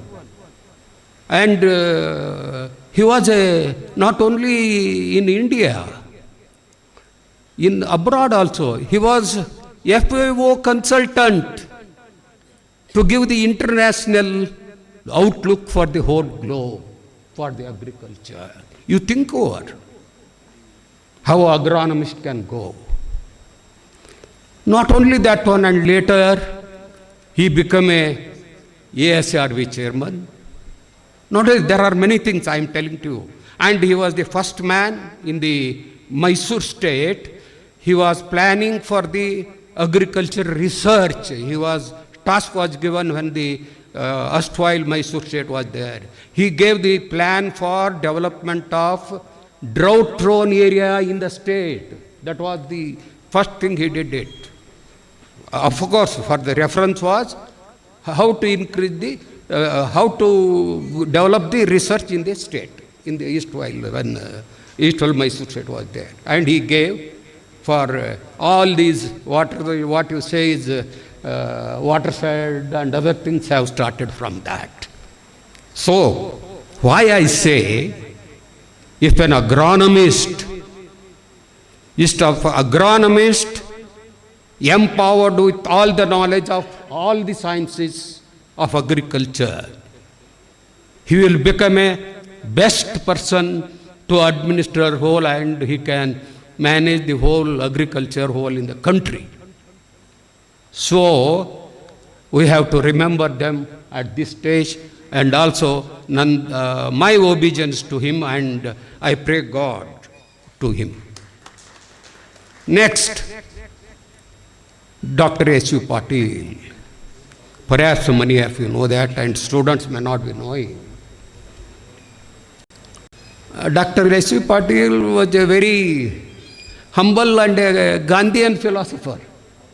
Gandhian philosopher, always with a half slack. I don't know when Vice Chancellor was there, some differences must have occurred. But until he became a dean or Vice Chancellor, he had only half white slack and khaki pant. You know, khaki pant story, something is very interesting. And when we came, they were asked to have a khaki pant for all the agronomy practicals. Then many of them were resisting. At that time, when in 1965 it is, they were resisting. Hey, why do you bother? This is our pant. Let it be. No. He convinced us also. No, you have to touch the soil and you have to work with soil. You have to work with animals. You have to work with implements. If you have got a white pant and white shirt, you will not touch the soil because he will become soiled. See, then in the sense, I have till today that is there. Till today that legacy is there. See, this is a very small thing. This is a very small thing. But yet you see how their vision was. And as far as Dr. S.U. Patil is concerned, I was very much associated with him. And he was chairman for my guide for my PhD. And also all the time, anything, something problematic things are there, they used to exchange their ideas. Not because of he was a small, I am big. And he never exhibited anything like that with any of his colleagues. ಭಾಳ ಸಿಟ್ಟು ಬಂತು ಅಂದರೆ ಏನು ಅನ್ಬೋದು, ಬ್ಯಾಡ್ರಿಪ್ಪ ನೀವು ಹೋಗ್ಬಿಟ್ರಿ ಅನ್ನೋದು ಅಷ್ಟೇ. ಎದಕ್ಕೆ ಬೇಕು ಇವೆಲ್ಲ ಅಂತೇಳಿ. ಅಂದು such a great people.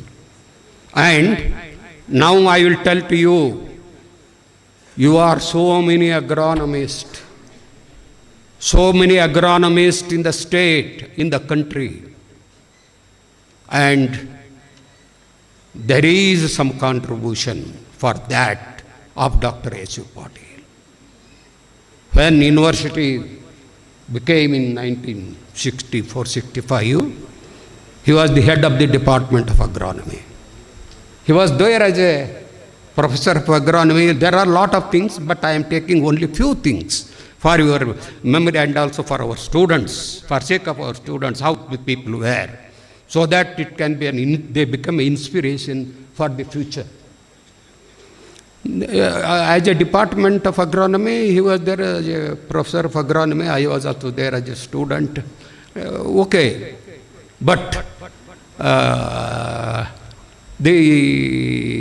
when he became immediately as a director of instruction PGS in 1969, he was immediately shifted to Bangalore. Earlier that, he was a head of the Department of Agronomy. And the task was, there is a transition between the trimester system and the British system.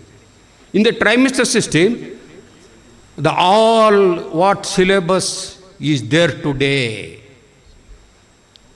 that is the Dr. S.U. Patil, under his guidance, under his, that all the syllabus of the agronomy was done. Not that very important, everyone will do the syllabus for every course. No, it's not very important.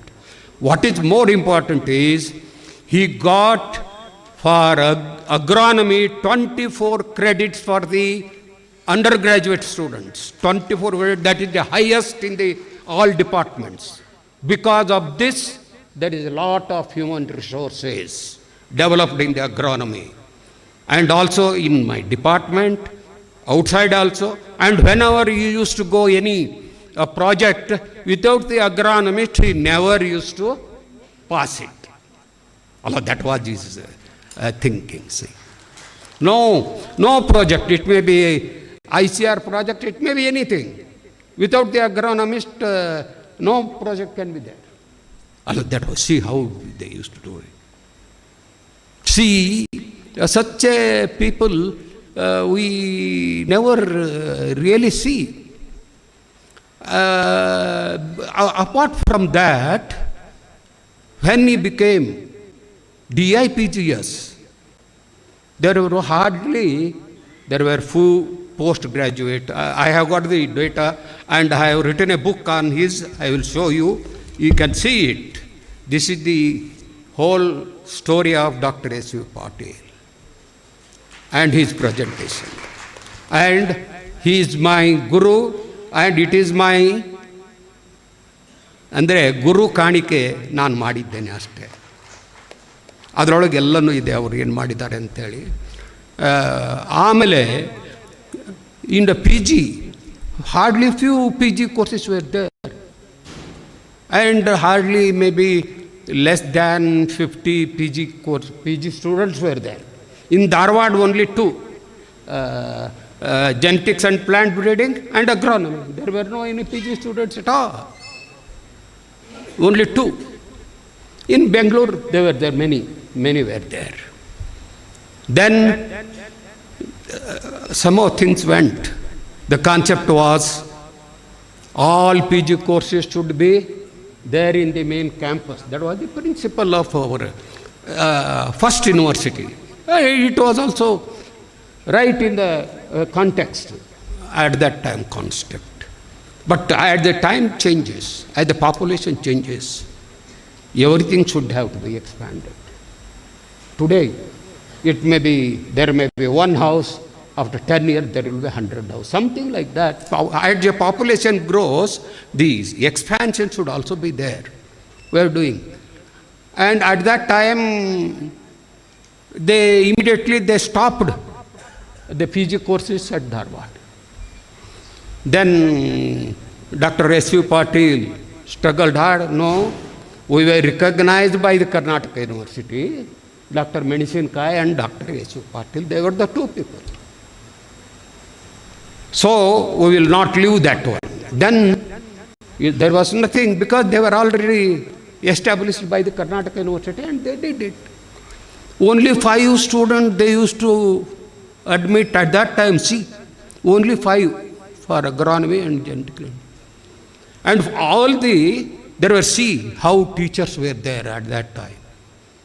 There was a competition between Medicine Kai and Dr. S.U. Patil to get a best student for the agronomy. At that time, first choice was agronomy. In the whole university, agronomy was first choice.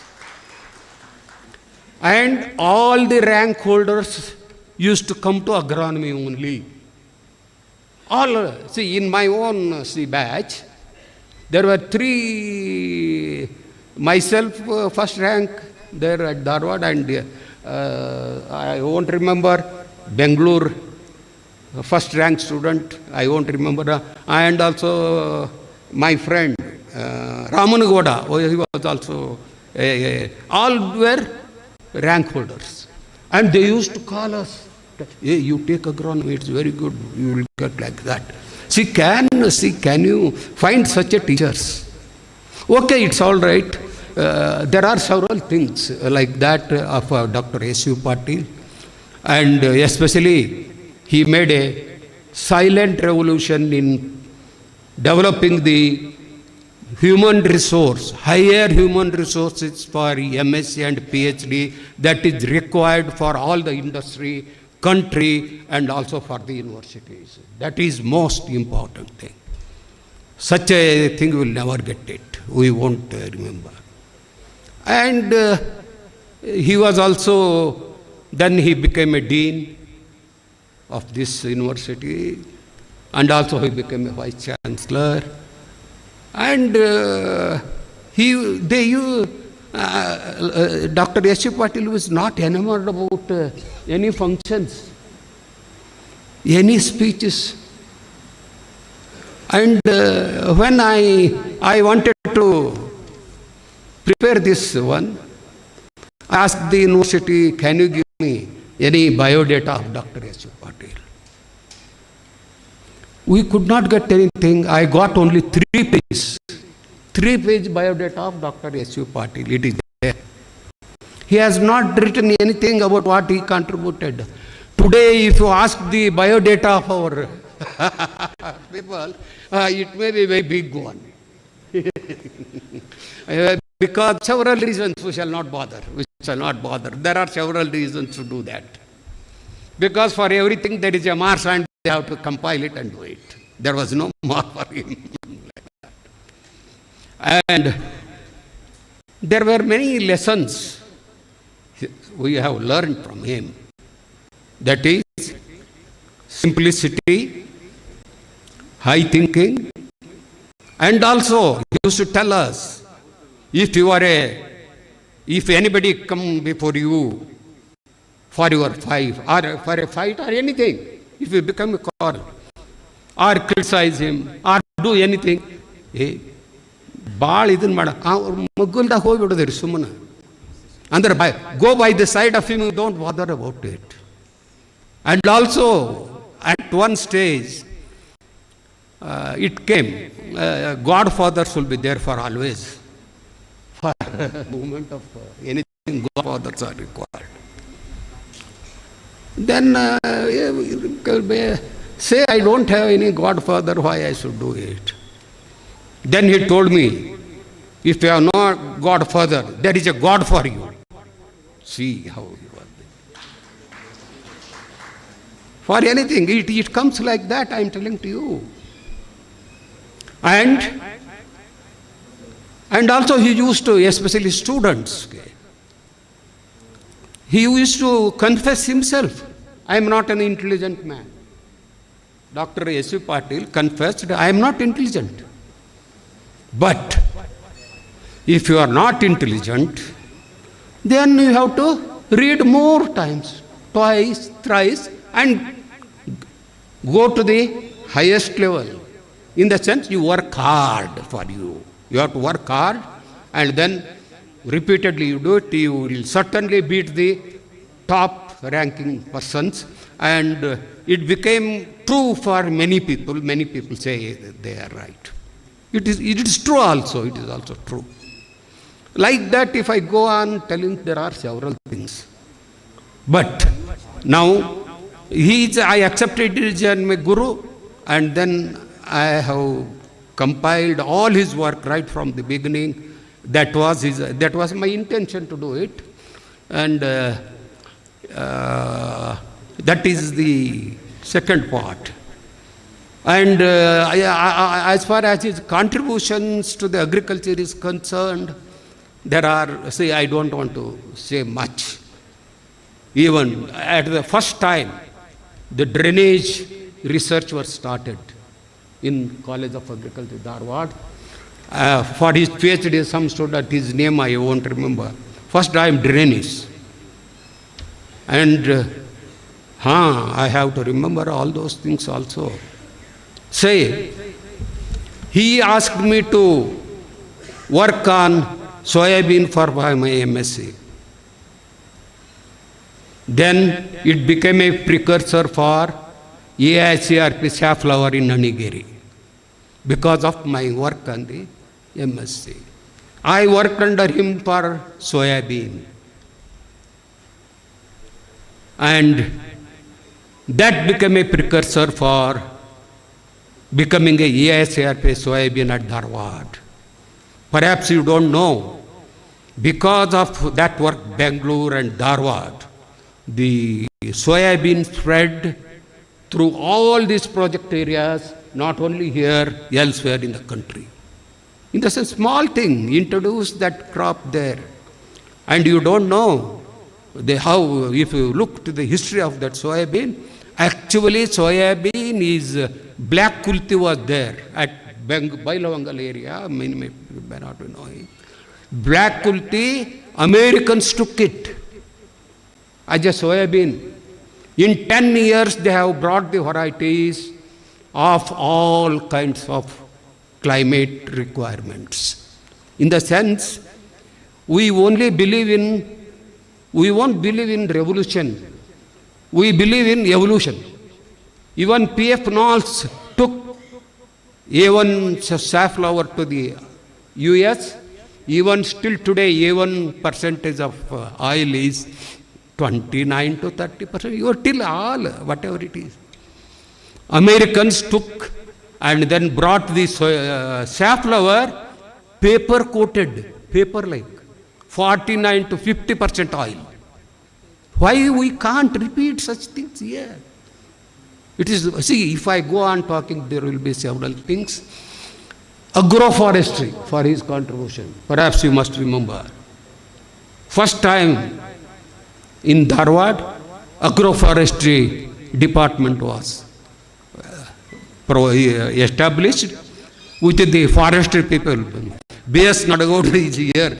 I don't want to say anything in that. Then forestry college came, now agroforestry. At that time, in Prabhunagar, they conducted the experiment, agri, sylvi and horticulture. See, today it will become a reality, I am telling you, in flood-prone areas, that is the only answer, in flood-prone areas. See, like that, see, if I go say, whatever it is, I think you will sustain me. Like that, Dr. V.C. Patil worked on bamboo against his will. He started working on bamboo for forestry. Perhaps all those forestry things came, he started the bamboo research and then all these things will come.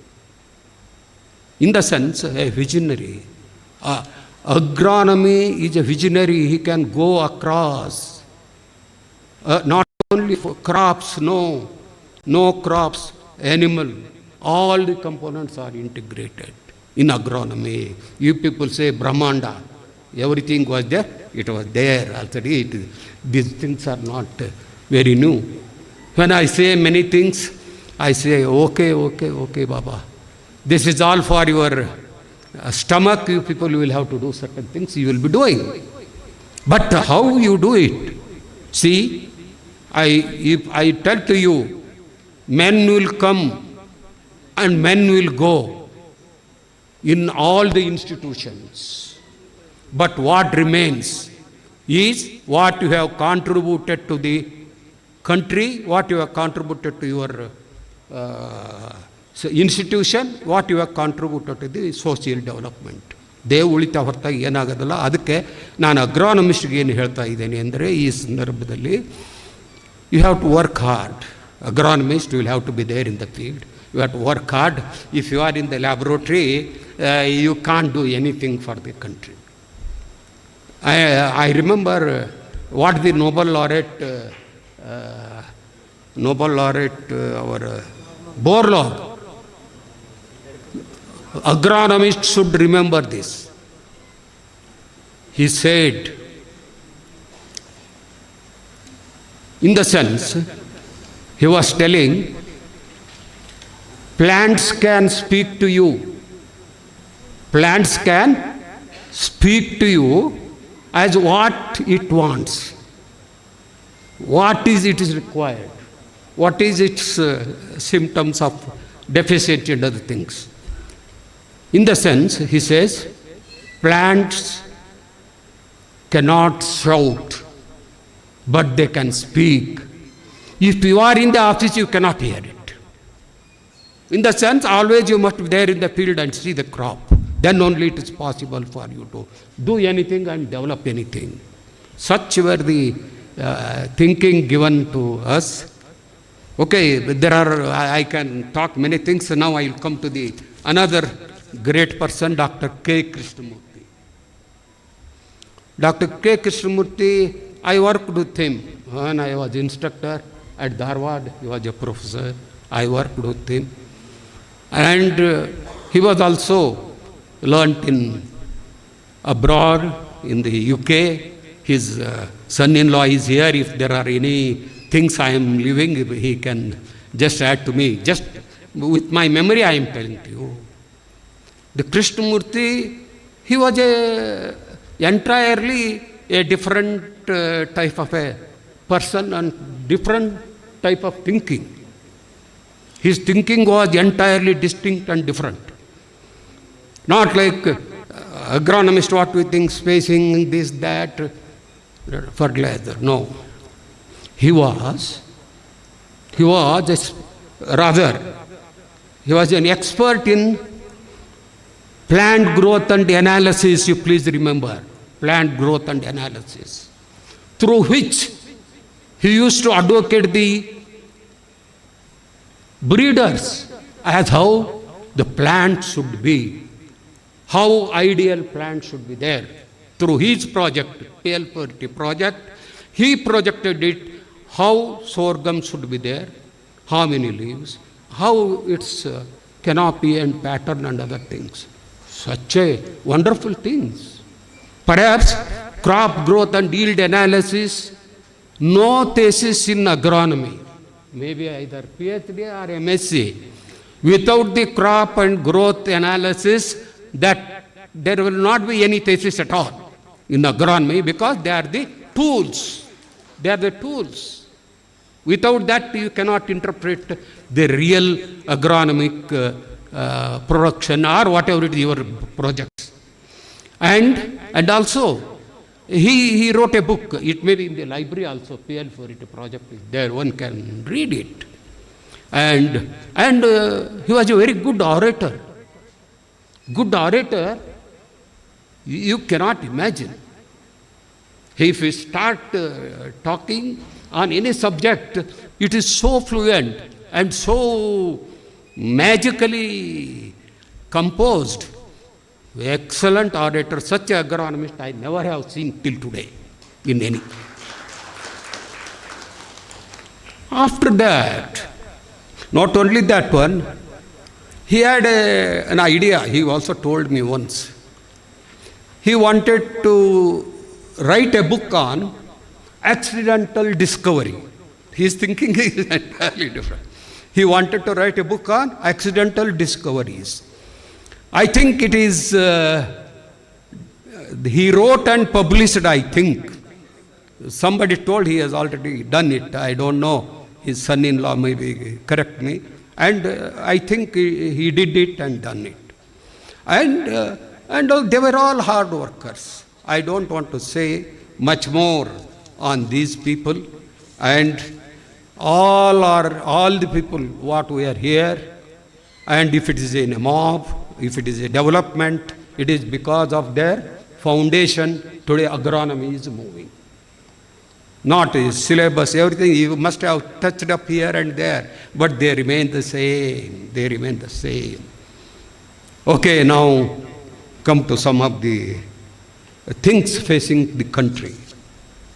All right? Afternoon panel discussion. Okay. Nice.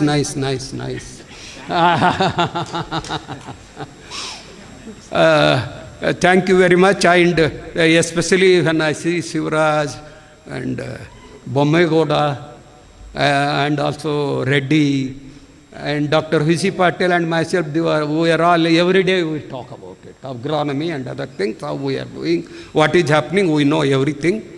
And at last, I will give you one connotation and I complete it.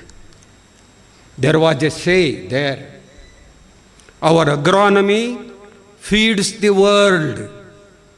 Our agronomy feeds the world. Please, don't try to feed on the agronomy, please. Thank you.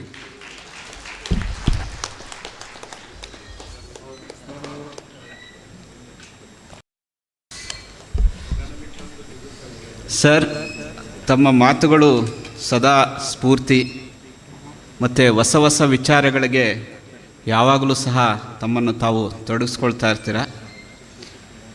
ತಮ್ಮ ಹಳೆಯ ಸವಿನೆನಪುಗಳು, ತಾವು ಕೆಲಸ ನಿರ್ವಹಿಸುವುದರ ಜೊತೆ ಒಡನಾಟ, ತಮ್ಮ ಗುರುಗಳು ಮತ್ತು ಶಿಷ್ಯವೃಂದದವರ ಬಾಂಧವ್ಯ, ಜೊತೆಗೆ ಮುಂದಿನ ಜನಾಂಗಕ್ಕೆ ಏನು ಜವಾಬ್ದಾರಿಗಳಿದೆ, ಯಾವ ರೀತಿ ನಿರ್ವಹಣೆ ಮಾಡಬೇಕು ಅನ್ನೋ ಸಂದೇಶವನ್ನು ಸವಿಸ್ತಾರವಾಗಿ ತಾವು ಕೊಟ್ಟಿದ್ದೀರಾ. ಮಧ್ಯಾಹ್ನವೂ ಸಹ ತಮಗೆ ಪ್ಯಾನಲ್ ಡಿಸ್ಕಷನಲ್ಲಿ ಇನ್ನೂ ಹಲವಾರು ವಿಚಾರಗಳನ್ನು ಹಂಚಿಕೊಳ್ಳೋದಕ್ಕೆ ಅವಕಾಶ ಇದೆ. ತಮ್ಮ ಒಂದು ಉದ್ಘಾಟನಾ ಭಾಷಣಕ್ಕೆ ಧನ್ಯವಾದಗಳು ಸರ್. ಇದೀಗ ನಮ್ಮ ಮುಂದಿನ ಸ್ಟಾಲ್ವರ್ಟ್ ಆಫ್ ಅಗ್ರಾನಮಿ ನಿವೃತ್ತ ವಿಶ್ರಾಂತ ಕುಲಪತಿಗಳು ಧಾರವಾಡ ಕೃಷಿ ವಿಶ್ವವಿದ್ಯಾನಿಲಯ ಡಾಕ್ಟರ್ ದಿ.ಪಿ. ಬಿರದರ್ ಸರ್ ಅವರು ತಮ್ಮೆಲ್ಲರ ಸಭೆಯನ್ನು ಉದ್ದೇಶಿಸಿ ಮಾತಾಡಬೇಕು ಅಂತ ಕೇಳ್ಕೊಳ್ತೀನಿ.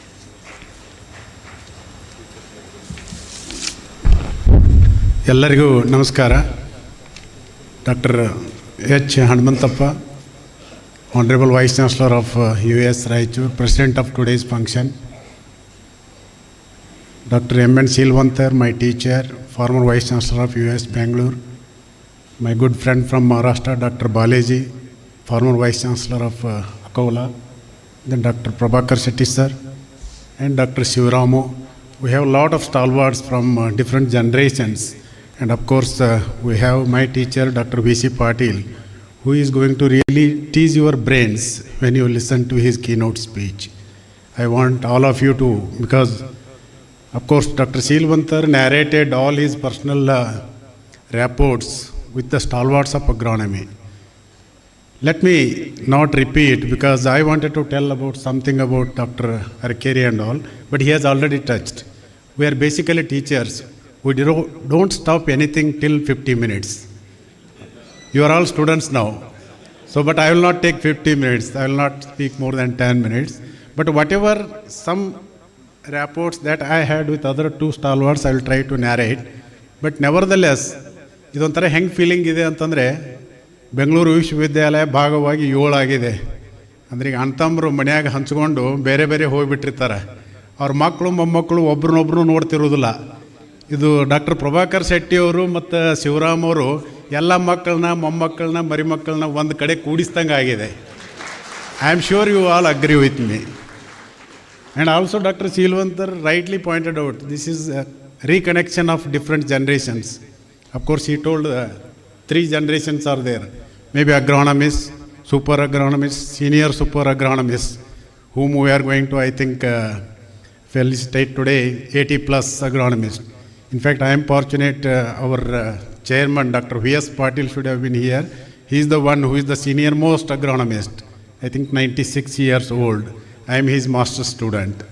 But we miss him, but still then, I am just trying to narrate this so that Dr. Shetty deserves all the kudos along with Dr. Shivaram to bring all these children, grandchildren of agronomy at one place. Thank you very much for that. And also, UAS Bangalore, I think Dr. Silvantar sir rightly pointed out, agronomist as a manager of the institution does a good job. You have been benefited by 4 agronomists as Vice Chancellor. Probably that is one of the reasons why UAS has maintained a good position at the national level and international level. Dr. H.R. Arkeri, probably H.R. Arkeri, this ISA itself, he did mention the vision of Dr. Arkeri that we are all has Indian society of agronomy. Unfortunately, later on, it has become more of a IRA agronomy centric. I am sure you all agree. Most of the activities, most of the things, most of the claims, whatever agronomy does, everything, even at national level, they look at only division of agronomy. I was just wondering why that Dr. Rathod, who has not come here, at least we would have taken our feelings from this block, how we want to look at ISA. Because he is the one who saw that after that, no other agronomist had any active participation. Of course, Balaji later on took some interest and he was also given some position. Later on, I think he became president later on. Because we were all divided. When you look at ISA activities, they are all north-centric. You look at the number of awards given, nobody gets from south. No PG students, even awards recently which have been started. All our students are doing really good work. But still then they were never recognized by ISA. There is something, reach-earning should be there. Recently they have tried, at least vice president positions, zonal-wise they have made, so that at least one south representation will be there as a vice president. That also it is naam ke vaste. Hardly people will hear you. But that is because since we are meeting under the banner of ISC, I thought let me just bring about that. And having said agronomist, senior agronomist and super senior agronomist, there is one more class of agronomists, neo-agronomists, who are sitting maybe now they are in leg out positions like a back-seating students, PG students in agronomy who are really watching. And they are all trying to learn what is our heritage, what is the lineage that we have. Probably learning the contributions of Dr. R. Keri, Dr. S.V. Patil, Dr. K. Krishnamurthy, and also Dr. Silvantar here. That way, I think US Bangalore, probably I had very little association and very impactful of Dr. S.V. Patil. I think when he laid down his office, the next day heading in our Dharwad edition of Sayut Karnataka was, I think some of you who are from that area, they knew. S.V. Patilರು 5 ಗಂಟೆಗೆ auto ಹಿಡ್ಕೊಂಡು ಓಡಿ ಬಂದರು ಊರಿಗೆ ಅಂಥೇಳಿ ಒಂದು title ಹಾಕಿದ್ರು. Probably that is one of the I think very committed person. ಅಂದರೆ 5 ಗಂಟೆಗೆ ಅವ್ರ ಆಫೀಸ್ ಮುಗೀತಂದ್ರೆ even he didn't use official vehicle to go to Kaveri. Probably he had all his luggage and immediately left to by train to Dharwad. I am sure Dr. B.S. Nadagodur knows about this. Probably everybody knows about that. That impressed me a lot. Though it did feel something like that, I followed the same thing because that is what I think when I was laying down my office, I called my son to come and pick me at 5 o'clock. I think that is how we should have at least try to inculcate the characters. Not a big one, but still then, and I think I visited a couple of times when he was former Vice Chancellor doing farming. That also, many times Dr. V.C. Patil sir used to always ask me, go and bring him for some conference. I don't know, I still remember Dr. Punjab Singh was the Director of General who was recently, I mean at that time who was appointed as a DG, who was visiting our Dharwad campus, and they wanted a senior person to felicitate the Dr. Punjab Singh. I think sir rightly thought Dr. S.V. Patil is the right person. You go and bring him. Then I asked him whether we can come and pick you. He said, no, you don't come here. I'll come and stay in Hubli, my daughter's house. Morning you come and pick me. He came and Dr. Punjab Singh was so happy to see Dr. S.V. Patil, and he profusely thanked Dr. V.C. Patil and all the agronomy staff. He came to our department for taking blessings from Dr. S.V. Patil. And another beauty of his Dr. S.V. Patil's personality, in simple words, Dr. S.V. Patil told, my experience, then he had entrusted me, Dr. V.C. Patil, you see that he should be dropped back to Hulkund where he was doing his farming. After the function, he said, brother, let's go. Then he said, okay sir, let's go. Immediately he didn't wait for that. As soon as we went in the car, we moved out of the campus, he said, you drop me straight away to bus stand. Simply he said to drop me at bus stand. No, don't bring the vehicle to Hulkund. No. Don't waste national waste. Your vehicle should not run. I'll go in bus. I was scared. Fortunately or unfortunately, at that time we didn't have even mobile phones to contact Dr. V.C. Patil. I knew that I will be blasted by him. But he knew what kind of personality Dr. S.V. Patil was. I straight away took the car to drop him at bus stand. He went by red bus to his native. That is the simplicity, honest to the core. So this is my experience with Dr. S.V. Patil. And of course, Dr. K. Krishnamurthy, only 2 times I had a very brief interaction. Dr. K.K. ಅಂತಂತಿದ್ರು ನಮ್ಮ ಕಡೆ ಎಲ್ಲ ಧಾರವಾಡದಲ್ಲಿ. K.K. if he is coming to Dharwad campus ಅಂದರೆ all researchers were on toes. Practically, almost all the researchers, probably that is the experience of most of the seniors who were sitting. KK as a DR, if he is visiting, everybody was, he's like a terror. That means he used to really monitor everything, right from field book, observation, statistical analysis, very thorough. And he was in a really heated mood. Once I went to guest house along with my friend not Dr. Jayant Patil, who is son of Dr. V.S. Patil, who is supposed to come here, just to meet a courtesy call Dr. KK, and ask him to visit Dr. V.S. Patil's home for a breakfast or something. There was a heated environment. He was blasting some of the Dr. G.D. Reddy, Dr. Itnal and all the seniors in the guest house. When he saw Jayant, and of course I was just standing next to Jayant, all of a sudden his temper gone down. he came so cool. Hey, Jayant, bye. Hey, I will come later. He took Jayant and me into the room and just talked for few minutes. That was a personality, totally different picture. What I was seeing, my own teachers were being blasted outside. When we went into the room, he was so cool guy.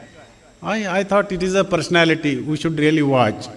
Then later, I think again when Dr. V.C. Patil, at that time only, he conducted one workshop. With your permission, I will tell you, what next in agronomy? People were laughing, everybody was laughing. What next in agronomy conference? He called Dr. K. Krishnamurthy, and at that time also he was asking, of course, Dr. V.S. Gidnor was there, his strong colleague, always rapport with him. I had a good time with him for chatting over a table with a glass of beer. Excuse me, Dr. Shankar. But that was a wonderful time. I had an interaction to share his vision. So these are the kind of personalities. That is why I want all of you to, at least you feel proud that we have a rich heritage. We have a strong lineage of agronomy and all these things. So that is why I am just enlightening this. And only one more point I will share, because we always think and we have some mental block in almost all agronomists. This, I think Dr. V.C. Patil, myself, we try to break this block. We think that agronomy is only for spacing, varieties, all these fertilizer, nutrients. We spent almost 10 years, 15 years doing this kind of traditional experimentation. We don't want to come out of this block.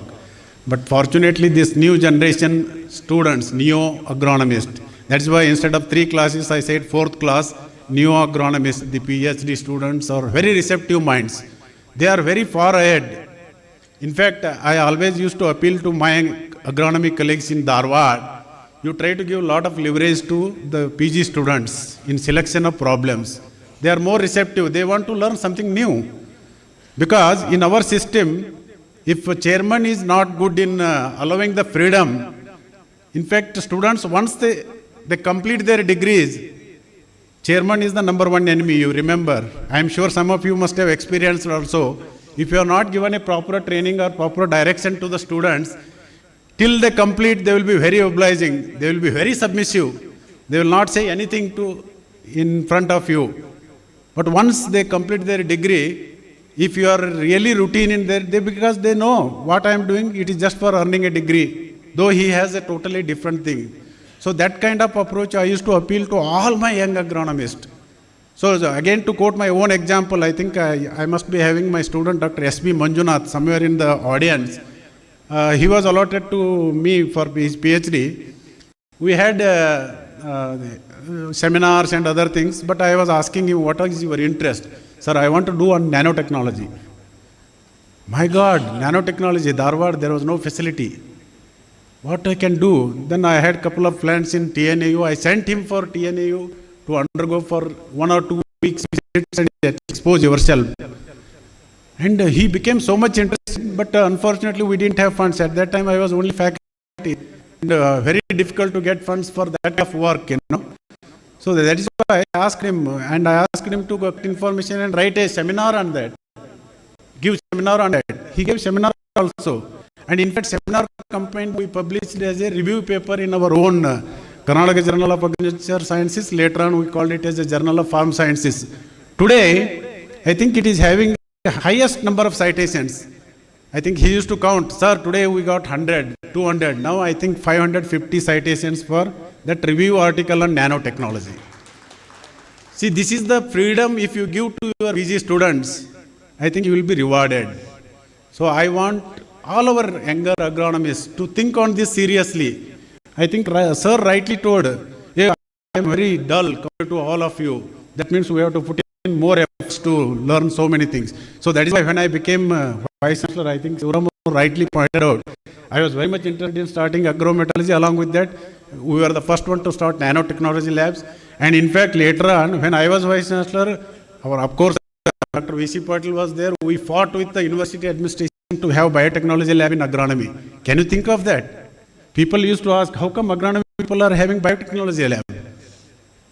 So most of our PG theses were on biotechnology. Later on, as a vice chancellor, I think 4 or 5 students, they did work on nanotechnology. I think even Dr. Sudha is there. One of our students has published 5 papers in highest impact factor journals. Publication is another part. I want to just appeal and again tell you, lot of symbiosis is going on in agronomist. Symbiosis means what? Don't think of immediately the legumes and this thing. You give authorship to anybody. Lot of students, they don't realize the importance of authorship. We tried our best to even control by changing the structure in the evaluations and other things. I think Dr. Dev Kumar knows very well, when he was a expert committee member. Lot of people from Bangalore, we used to ask, who are these fellows other than committee members? His roommate, he is my classmate, he helped me. All those were getting, I think, credit. I used to ask Dev Kumar, how you view it? We practically put minimum marks for them in the interview. That is the freedom I had as a Vice Chancellor for selections. To curb it, curb the knowledge. Otherwise, integrity will go down. You cannot give, except in fact, I think we tried hard to bring a regulation that only student and chairman should be authors. Or at least at the most committee members. Not to your friends or roommates, whosoever is helping. No, that's not the way. I think that is going on in the youngsters very much. As a chairman, you please advise all your students. No, this is not good. At least advise them. Integrity of these publications is very important. We don't want already, because of the traditional work that we are doing, because of that mental block I am telling, if your publications are also reflecting like that, I think it will be hard. I think Dr. Sudha students has published, I think, more than 8 NAS rating. I don't think agronomists can publish like that. Nazma, I think student from Telangana or somebody, I remember very well. Likewise, so many papers. So this is one of the aspects. So that anyway, we will again talk much in our panel discussions. I think let me again congratulate and give my compliments to Dr. Prabhakar Shetty and also Dr. Sivaramu and the entire ISA team of different campuses of Bangalore, Dharwad and Raichur to bring all these agronomists, senior agronomists as well as super senior agronomists and also new agronomists in one platform under the banner of ISA. Let us make best use of this one. Thank you very much for this opportunity. Thank you very much. Bye. Thank you, sir. You have thrown light on heritage and lineage of agronomy fraternity and what the new agronomists should learn and follow in the present context. ಅನ್ನೋದ್ರ ಬಗ್ಗೆ ಬಹಳ ವಿಶೇಷವಾಗಿ ಹೇಳಿದ್ದೀರಾ. ಮಧ್ಯಾಹ್ನ ನಿಮಗೂ ಸಹ panel ಡಿಸ್ಕಷನಲ್ಲಿ ಇನ್ನೂ ವಿಚಾರಗಳನ್ನು ಹಂಚಿಕೊಳ್ಳೋದಕ್ಕೆ ಸಮಯ ಇದೆ. ಸೊ ಧನ್ಯವಾದಗಳು ಸರ್. ಈಗ ಮುಂದಿನ ಕಾರ್ಯಕ್ರಮ ನಮ್ಮ ಬೇಸಾಯ ಶಾಸ್ತ್ರ ವಿಭಾಗದಲ್ಲಿ 80 ವರ್ಷ ತುಂಬಿದ ಸೂಪರ್ ಸೀನಿಯರ್ ಅಗ್ರಾನಮಿಸ್ಟ್ಗೆ ಗೌರವವನ್ನು ಸಮರ್ಪಣೆ ಮಾಡಬೇಕು ಅಂತ ನಮ್ಮ ಒಂದು ಕಮಿಟಿಯಲ್ಲಿ ನಾವು ಇದನ್ನು ನಿರ್ಧಾರ ಮಾಡಿದ್ದೀವಿ. ಸೊ ಅದೇ ಪ್ರಕಾರ ಇವತ್ತು 80 ವರ್ಷ ತುಂಬಿ ನಮ್ಮ ಜೊತೆ ಇರುವ ಎಲ್ಲ ಸೂಪರ್ ಸೀನಿಯರ್ ಅಗ್ರಾನಮಿಸ್ಟ್ಗೆ ಗೌರವ ಸಮರ್ಪಣೆ. ದಯವಿಟ್ಟು ಈ ಕಾರ್ಯಕ್ರಮವನ್ನು ಡಾಕ್ಟರ್ ಸುಜಿತ್ GM ನಮ್ಮೊಳ್ಳೆ ಅಗ್ರಾನಮಿಸ್ಟ್ ಅವ್ರು ನಡೆಸ್ಕೊಡ್ಬೇಕು ಅಂತ ನಾನು ಅವರಲ್ಲಿ ಕೇಳ್ಕೊಳ್ತೀನಿ. ಎಲ್ಲರಿಗೂ ನಮಸ್ಕಾರ. ಕೃಷಿ ವಿಶ್ವವಿದ್ಯಾನಿಲಯ ಬೆಂಗಳೂರು, ಧಾರವಾಡ, ರಾಯಚೂರು ಇಲ್ಲಿಯ ಇಂಡಿಯನ್ ಸೊಸೈಟಿ ಆಫ್ ಅಗ್ರೋನಮಿ ವತಿಯಿಂದ ಆಯೋಜಿಸಿರುವ ಕರ್ನಾಟಕ ಅಗ್ರೋನಮಿಸ್ಟ್ ಮೀಟ್ 2026 ಹಾಗೂ ಬ್ರೈನ್ ಸ್ಟಾರ್ಮಿಂಗ್ ವರ್ಕ್ಶಾಪ್ನ ರೂಪುರೇಷೆಗಳನ್ನು ಚರ್ಚಿಸುವ ಸಮಯದಲ್ಲಿ ಹಿರಿಯ ಬೇಸಾಯ ಶಾಸ್ತ್ರಜ್ಞರಿಗೆ ಸನ್ಮಾನ ಕೈಗೊಳ್ಳುವ ವಿಚಾರ ಮುನ್ನೆಲೆಗೆ ಬಂದು ಈ ದಿನ ಸಿಗಲಿರುವ ಅತ್ಯಲ್ಪ ಸಮಯದಲ್ಲಿ ಹಾಗೂ ಇತರ ಸನ್ನಿವೇಶಗಳನ್ನು ಗಣನೆಗೆ ತೆಗೆದುಕೊಂಡು 80 ವರ್ಷ ಮೀರಿದ ಬೇಸಾಯ ಶಾಸ್ತ್ರಜ್ಞರಿಗೆ ಸನ್ಮಾನಿಸುವ ಕಾರ್ಯಕ್ರಮ ಹಮ್ಮಿಕೊಳ್ಳಲು ಒಮ್ಮತವಾಗಿ ನಿರ್ಧರಿಸಲಾಗಿ ಸದರಿ ಕಾರ್ಯಕ್ರಮವನ್ನು ಜರುಗಿಸುವ ಅವಕಾಶ ಬಂದೊದಗಿರುವುದು ಸಂತಸದ ವಿಷಯವಾಗಿದೆ. ಈ ನಿಟ್ಟಿನಲ್ಲಿ ಫೆಲಿಸಿಟೇಷನ್ ಟು ಸೂಪರ್ ಸೀನಿಯರ್ ಅಗ್ರಾನಮಿಸ್ಟ್. ನಾವು 23 ಬೇಸಾಯ ಶಾಸ್ತ್ರಜ್ಞರನ್ನು ಅಂದರೆ 80 ವರ್ಷ ಮೀರಿದ 23 ಬೇಸಾಯ ಶಾಸ್ತ್ರಜ್ಞರನ್ನು ಸನ್ಮಾನ ಸ್ವೀಕರಿಸಲು ಕೋರಲಾಯಿತು. ಆದರೆ ಇದರ ಪೈಕಿ ಇವತ್ತು 7 ಬೇಸಾಯ ಶಾಸ್ತ್ರಜ್ಞರು ಈ ದಿನ ನಮ್ಮೊಡನೆ ಸನ್ಮಾನ ಸ್ವೀಕರಿಸಲು ಭೌತಿಕವಾಗಿ ಹಾಜರಾಗಿರುವುದು ಸುದೈವದ ಹಾಗೂ ಸಂತೋಷಕರವಾದ ಸಂಗತಿಯಾಗಿದೆ. ಇತರ ಬೇಸಾಯ ಶಾಸ್ತ್ರಜ್ಞರು ಅನಾರೋಗ್ಯ ಹಾಗೂ ಇನ್ನಿತರ ವೈಯಕ್ತಿಕ ಕಾರಣಗಳಿಂದ ಭೌತಿಕವಾಗಿ ಹಾಜರಾಗಲು ಸಾಧ್ಯವಾಗಿರುವುದಿಲ್ಲ. ಇದೀಗ ಈ ಭೌತಿಕವಾಗಿ ಹಾಜರಾಗಿರುವ 7 ಬೇಸಾಯ ಶಾಸ್ತ್ರಜ್ಞರನ್ನು ಸನ್ಮಾನಿಸುವ ಸಮಯ.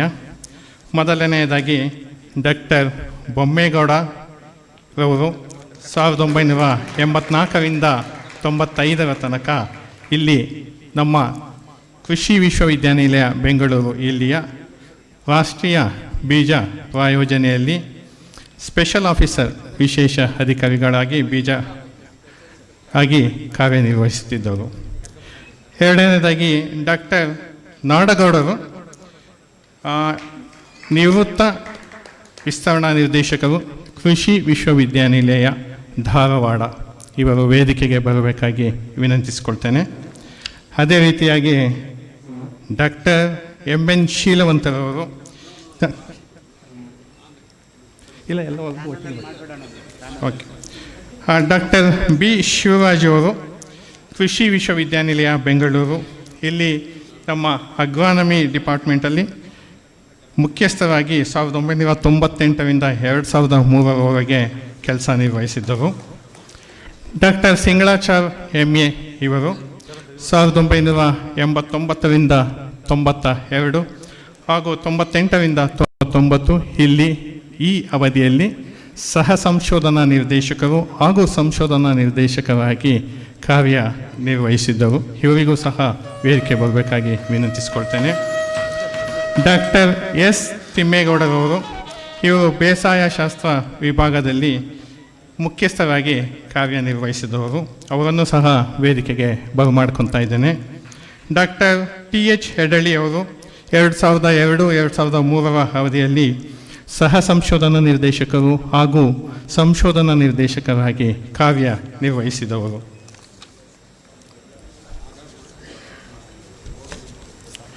ಇಂದು ಬೆಂಗಳೂರು ಕೃಷಿ ವಿಶ್ವವಿದ್ಯಾನಿಲಯದ ಅಂಗಳದಲ್ಲಿ ಜ್ಞಾನದ ಹಣತೆಗಳು ಒಂದೆಡೆ ಸೇರಿವೆ. 8 ದಶಕಗಳ ಸುದೀರ್ಘ ಬದುಕಿನ ಅನುಭವ ಕೃಷಿ ಲೋಕಕ್ಕೆ ನೀಡಿದ ಅಪಾರ ಕೊಡುಗೆಯನ್ನು ಸ್ಮರಿಸುವ ಸುದಿನವಿದು. ಬೆಳ್ಳಿ ತಲೆಯಲ್ಲಿ ಜ್ಞಾನದ ಭಂಡಾರ, 80ರ ಹರೆಯದಲ್ಲಿ ಅನುಭವದ ಶೃಂಗಾರ, ಸವೆಸಿದ ದಾರಿಯಲ್ಲಿ ಶಿಸ್ತಿನ ಹೆಜ್ಜೆ, ನಿಮ್ಮ ಬದುಕು ನಮಗೆ ಆದರ್ಶದ ಗೆಜ್ಜೆ. ವೀರಣ್ಣ VS ಅವರು ಸಹ ವೇದಿಕೆಗೆ ಬರಬೇಕಾಗಿ ಇದೆ. 80 ವಸಂತಗಳನ್ನು ಕಂಡು ಮಾಗಿದ ಹಣ್ಣಿನಂತೆ ಜ್ಞಾನವನ್ನು ಹಂಚುತ್ತಿರುವ ಈ ಹಿರಿಯ ಚೇತನೆಗಳಿಗೆ ನಮ್ಮ ಭಕ್ತಿಪೂರ್ವಕ ನಮನಗಳು. ಇವರು ಕೇವಲ ವಯಸ್ಸಿನಲ್ಲಿ ಹಿರಿಯರಲ್ಲ, ಜ್ಞಾನ ಮತ್ತು ಸಾಧನೆಯಲ್ಲಿ ಶಿಖರದಂತಿರುವವರು. 8 ಸರ್ ಶೀಲ್ವಂತ ಸರ್ ಇದು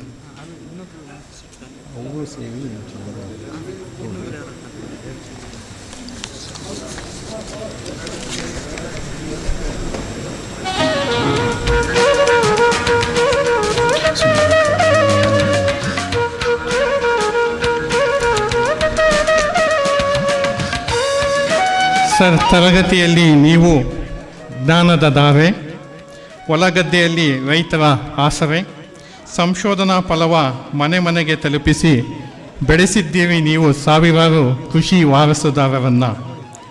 ಹನಿ ಹನಿ ನೀರನ್ನು ಅಮೃತವಾಗಿಸಿ ಪೋಷಕಾಂಶಗಳ ಸಮತೋಲನವ ಕಲಿಸಿ ಚಿನ್ನದಂಥ ಬೆಳೆಯನ್ನು ಬೆಳೆಯುವಂತೆ ಮಾರ್ಗದರ್ಶನ ನೀಡಿದಿರಿ ನೀವು ದೀಪದಂತೆ. ಸಂಶೋಧನೆ ಮತ್ತು ಕೃಷಿ ಲೋಕದ ಕಾಯಕ ಮಣ್ಣಿನ ಮರ್ಮವನ್ನರಿತು ಪ್ರಯೋಗಾಲಯದ ಸತ್ವಗಳನ್ನು ರೈತನ ಹೊಲಕ್ಕೆ ತಲುಪಿಸಿದ ಅಪ್ರತಿಮ ಕಾಯಕ ಯೋಗಿಗಳು. ಇಂತಹ ಸಾಧಕರನ್ನು ಇಂದು ಕೃಷಿ ವಿಶ್ವವಿದ್ಯಾನಿಲಯಗಳ ಇಂಡಿಯನ್ ಸೊಸೈಟಿ ಆಫ್ ಅಗ್ರೋನಮಿ ವತಿಯಿಂದ ಸನ್ಮಾನಿಸುತ್ತಿರುವುದು ನಮ್ಮೆಲ್ಲ ಸೌಭಾಗ್ಯ. ದಯಮಾಡಿ ಗಣ್ಯರೆಲ್ಲರೂ ಸೇರಿ ಶ್ರೀಯುತರನ್ನು ಸನ್ಮಾನಿಸಬೇಕಾಗಿ ವಿನಂತಿಸಿಕೊಳ್ತೇನೆ.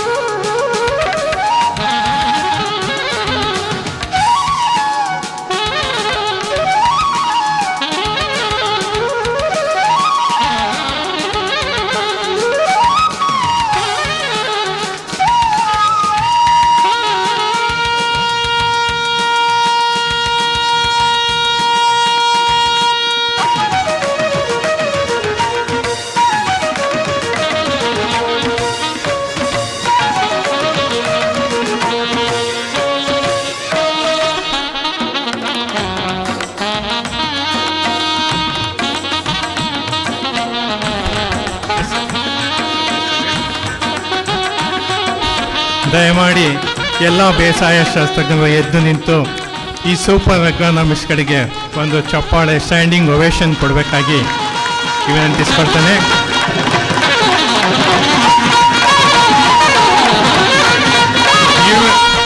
ನಿವೃತ್ತಿ ಎಂಬುದು ಕೇವಲ ಹೆಸರಿಗೆ ಮಾತ್ರ. ನಿಮ್ಮ ಸೇವೆ ಈ ಸಮಾಜಕ್ಕೆ ಸದಾ ಪಾತ್ರ. ಆರೋಗ್ಯದ ಭಾಗ್ಯವು ಸದಾ ನಿಮ್ಮದಾಗಲಿ. ನಿಮ್ಮ ಅನುಭವದ ಬೆಳಕು ನಮಗೆ ದಾರಿಯಾಗಲಿ. All the best sir, all the very best in your future.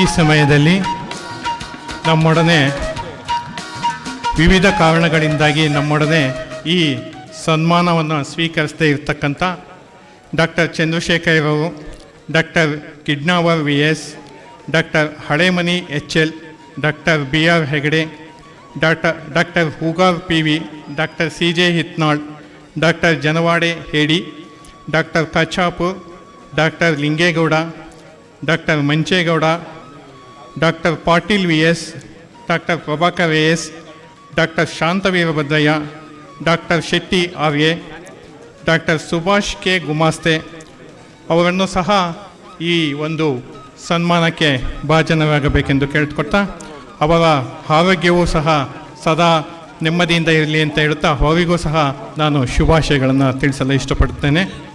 ಮತ್ತು ಈ ಒಂದು ಬೇಸಾಯ ಶಾಸ್ತ್ರಜ್ಞರು ವಿವಿಧ ಕಾರಣಗಳಿಂದ ಹಾಜರಾಗದಿರುವುದಕ್ಕೆ ಧಾರವಾಡ ಮತ್ತು ರಾಯಚೂರಿನ IASA ಚಾಪ್ಟರ್ ವಿಜ್ಞಾನಿಗಳು ಅವರ ಒಂದು ಫೆಲಿಸಿಟೇಷನ್ ಮೆಟೀರಿಯಲ್ನ ಅವರಿಗೆ ತಲುಪಿಸಬೇಕಾಗಿ ನಾನು ವಿನಂತಿಸಿಕೊಳ್ತೇನೆ.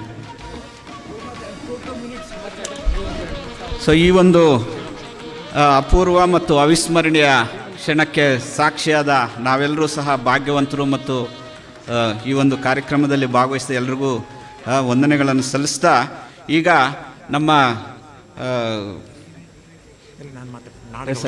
ನಾಡಗೌಡರು ಸರ್ರು ಈ ಒಂದು ಸಭೆಯನ್ನು ಉದ್ದೇಶಿಸಿ ತಮ್ಮ ಅನುಭವಗಳನ್ನು ಹಂಚಿಕೊಳ್ತಾರೆ. ನಾನು doctor BS Nadagoudar, retired as director of extension Dharwad. I am the youngest of this lot. Even when others were there, 23, if all of them were to be there, I am the youngest. And my wish is that agronomy should be ever-growing science. I call myself as youngest, but the senior most is Dr. A. Bommegowda. He has left his imprints in my native district, that is Bagalkot, long back, somewhere in 65-66. He was Agricultural Extension Officer, AEO, at the Taluka level. He had published some placards, which I saw them in 69-70. And my wish, another wish is, don't you think that I am the youngest person in this group?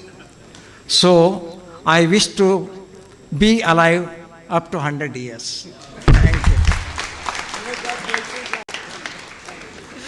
Thank you sir. ಈಗ doctor A Bommegowda sir ಅವರು ಕೆಲವೊಂದು ವಿಚಾರಗಳನ್ನು ಮಾತಾಡ್ತಾರೆ ಅಂತ ಹೇಳ್ತಾರೆ.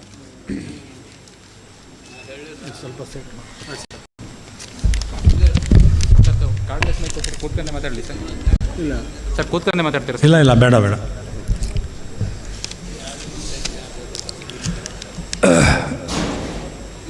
Respected friends, I am a 1961 graduate of this Ebal campus, which was in the Mysore University then. After graduation, I was posted to Bagalkot in Bijapur district. There I served 5 years at village level. That was the native place of Dr. H.R. Arkeri, Kajidoni, a village in Bagalkot Taluk. I came to know about this famous #1 agronomist in the country when I went to Bagalkot that time. I used to conduct as my job field demonstrations in agricultural crops. Whenever he used to come to his place, Dr. Arcari used to visit and guide us. That was my happiest occasion. I was fortunate to have him as my mentor, and subsequently he became the Vice Chancellor of this university, and that time we were just having MSc degree. Most of us had no PhD, and PhD was a passport for all jobs in the agricultural universities that time. Therefore, we requested him like anything. He devised a part-time studentship scheme under which we were able to become PhDs, likewise many of my friends in the university. So this was the contribution of Dr. Arcari. Later on, Dr. S.V. Patil came here as the dean. He was equally important as Arcari. He was the #2 in the hierarchy of agricultural university here. He was also a great personality. He guided us. He developed postgraduate program very well, and I worked under him. And subsequently, I was under the professorship of Dr. Krishnamurthy. He guided us. He molded. He brought growth analysis concept. He brought real poetry project, under which 2 agronomists and many assistants and other facilities were given by one American professor, G.F. Sprague, about this growth analysis concept. And from this, I was able to develop a course on growth analysis using this information, and we have published a book jointly also. Till I worked in agronomy for about 10-15 years. Then I moved on to the seed project. There also I learned a lot of things in seed science and seed production program. Now I have got a short notes for the benefit of junior agronomists. I would like to read that because this chronological items I forget, that's why I read it. Concept of crop ecologists. This I used to read by Wilsey, 1962.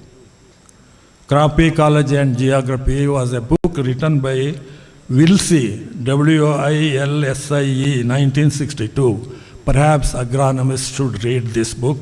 Perhaps you have already read it. Here he says the concept, the heart of the region where a crop is best adapted will have the least fluctuations in yield due to weather variability. This is the summary and principle enunciated by Wilsey. Perhaps all of you know this.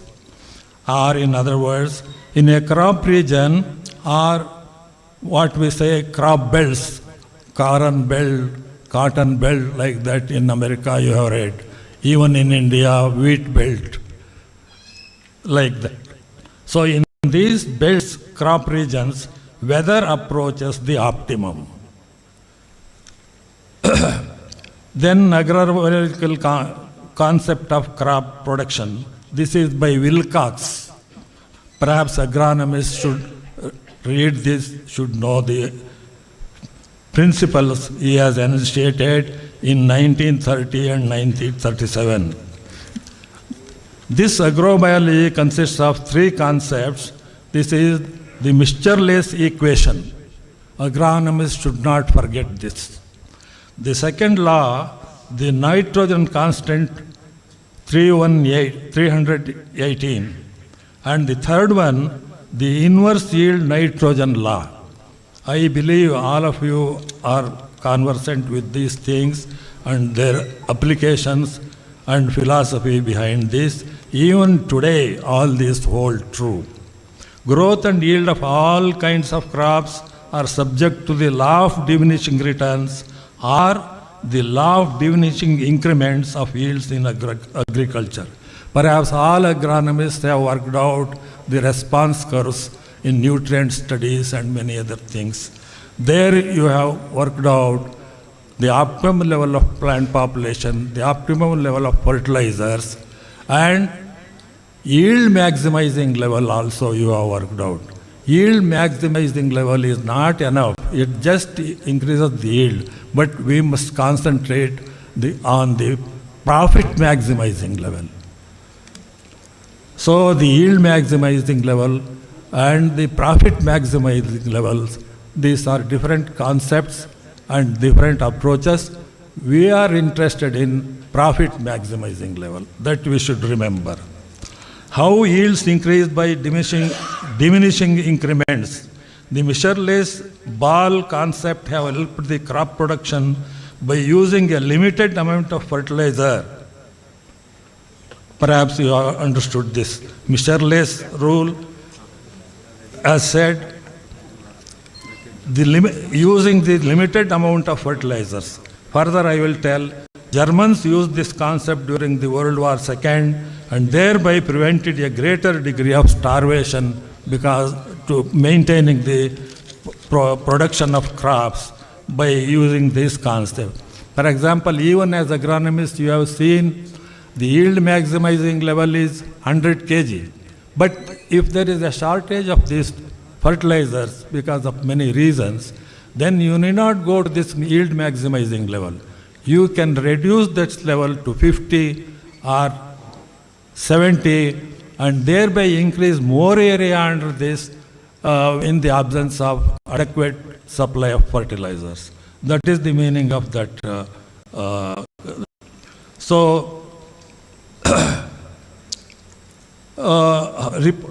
The reports of high yields excite the imagination of all over the globe. This is a universal problem. How to get high yields is a universal problem. High inputs versus economics. This is also an important concept because economics is to be applied at all times. How high can yields go? This is an article written by Richard R. Johnson, agronomist, and he has worked with soybean and corn. As I said earlier, the measureless law of, inverse law of nitrogen. Perhaps you know this, I believe. I think highest amount, the nitrogen content in the whole plant or grain is found only in pulses. What about the yield? Yielding ability. It is less compared to a cereal crop, maize or wheat. Maize or wheat can go 50 quintals or even 100 quintals, but the nitrogen content is less. So what I mean to say, these laws, measureless equation and Wilsey's agrobiology, all these hold good even now.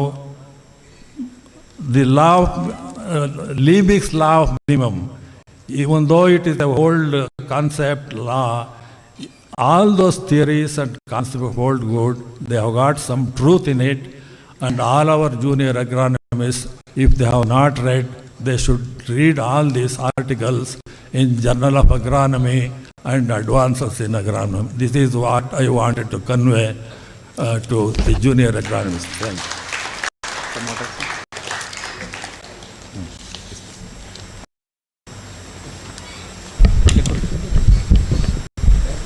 Thank you sir. Nadagoudar sir ಮತ್ತು Megowda sir ಅವರು ತಮ್ಮ ಸಂತೋಷದ ಕ್ಷಣಗಳನ್ನು ಮೆಲುಕೊಂಡು ತಮ್ಮದೇ ಆದ ವಿಚಾರಗಳನ್ನು ಹಂಚಿಕೊಂಡಿದ್ದಾರೆ. ನಿಜವಾಗಲೂ ಸಹ ಈ ಒಂದು ಅಪೂರ್ವ ಕ್ಷಣದಲ್ಲಿ ಅವರು ಮಾತು ಕೇಳೋದಕ್ಕೆ ನಮಗೆಲ್ಲರಿಗೂ ಸಹ ಬಹಳ ಸಂತೋಷವಾಗಿದೆ. ಧನ್ಯವಾದಗಳು ಸರ್. ಮುಂದೆ ಈಗ ನಮ್ಮ ಜೊತೆ ಇನ್ನೊಬ್ಬ stalwart agronomist, alumni of US Bangalore, elevated to the vice chancellor of PDKV Akola, doctor VM Bale Sab ಇದ್ದಾರೆ. ಅವರು ಈ ಸಭೆಯನ್ನು ಉದ್ದೇಶಿಸಿ ಮಾತಾಡಬೇಕು ಅಂತ ನಾವು ಕೇಳ್ಕೊಳ್ತೇವೆ.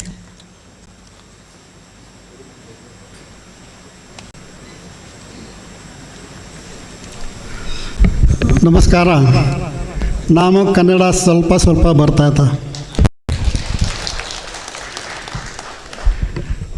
I have been requested by the organizer that speak little bit because it's a very high time for the lunch. So I will not take more time.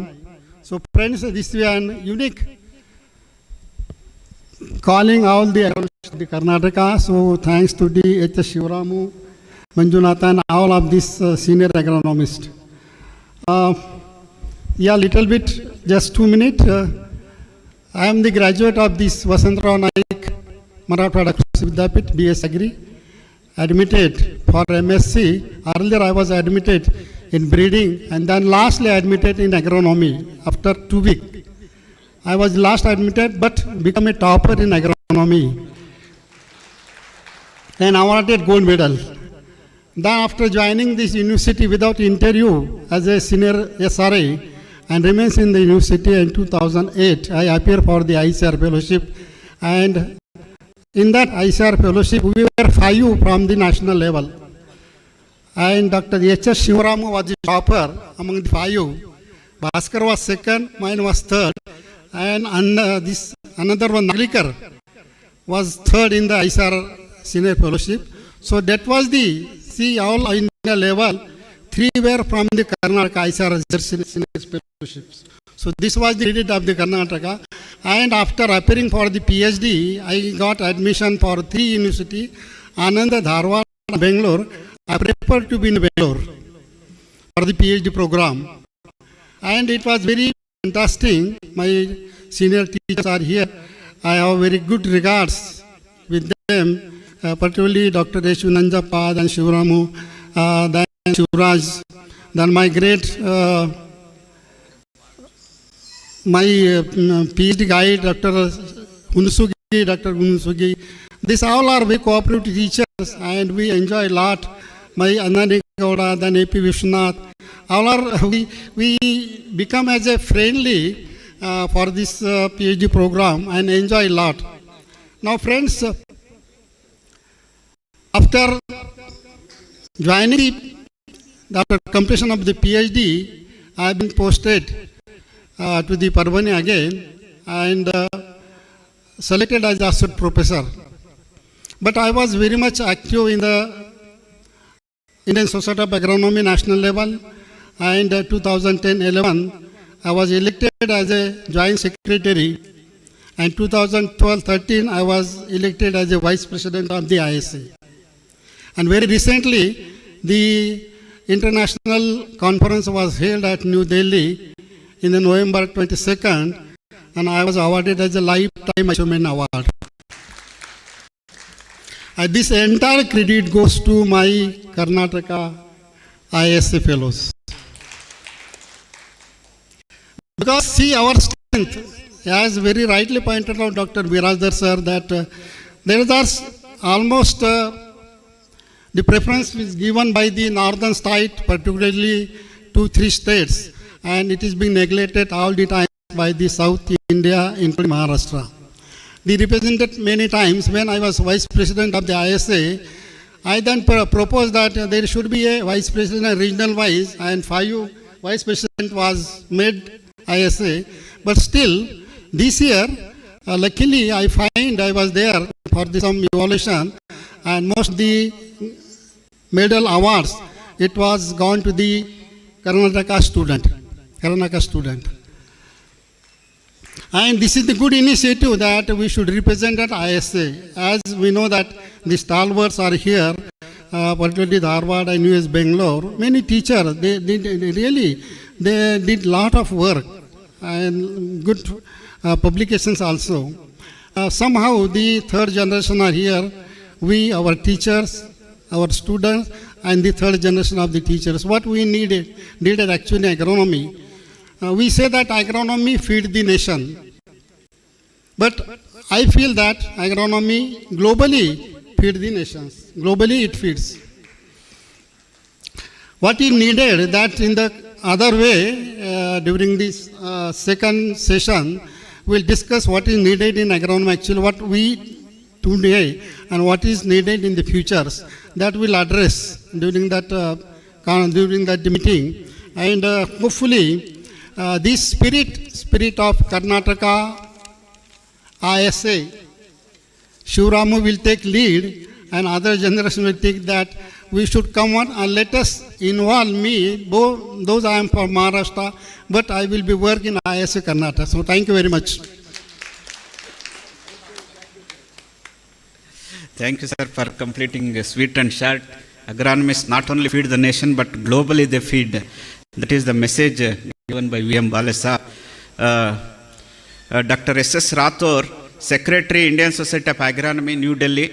He has accepted our invitation, but due to some unavoidable reasons, he is unable to come. Anyhow, he sent best wishes to our brainstorming session. Thank you, Rathore, sir. Now, I wish to know Dr. N. Manmanta, sir, to give presidential remarks for the program.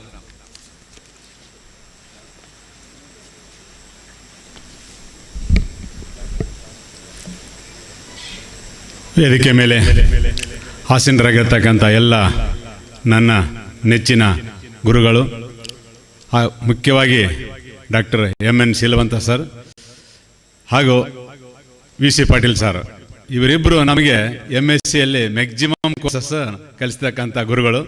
ಅವರಿಂದ ಕಲಿತದ್ದು ನಮಗೆ ಸಾಕಷ್ಟು ಉಪಯೋಗ ಆಗಿದೆ. ಅದೇ ರೀತಿಯಾಗಿ D.P. Biradar sir ಅವರು farmer vice chancellor US Dharwad.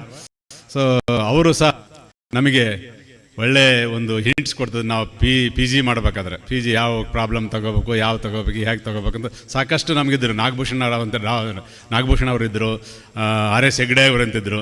ಸಾಕಷ್ಟು ಎಲ್ಲರೂ ಫಾರಿನ್ಗೆ ಹೋಗ್ಬಿಟ್ರು ಇಮಿಡಿಯೇಟಾಗಿ ನಮ್ಮದು ಮುಗಿದ ತಕ್ಷಣ. ಸೊ ಅಂಥ ಒಂದು ಇದರಲ್ಲಿದ್ದಾಗ US ಧಾರವಾಡದಲ್ಲಿ ಚೆನ್ನಾಗಾಗಿತ್ತು.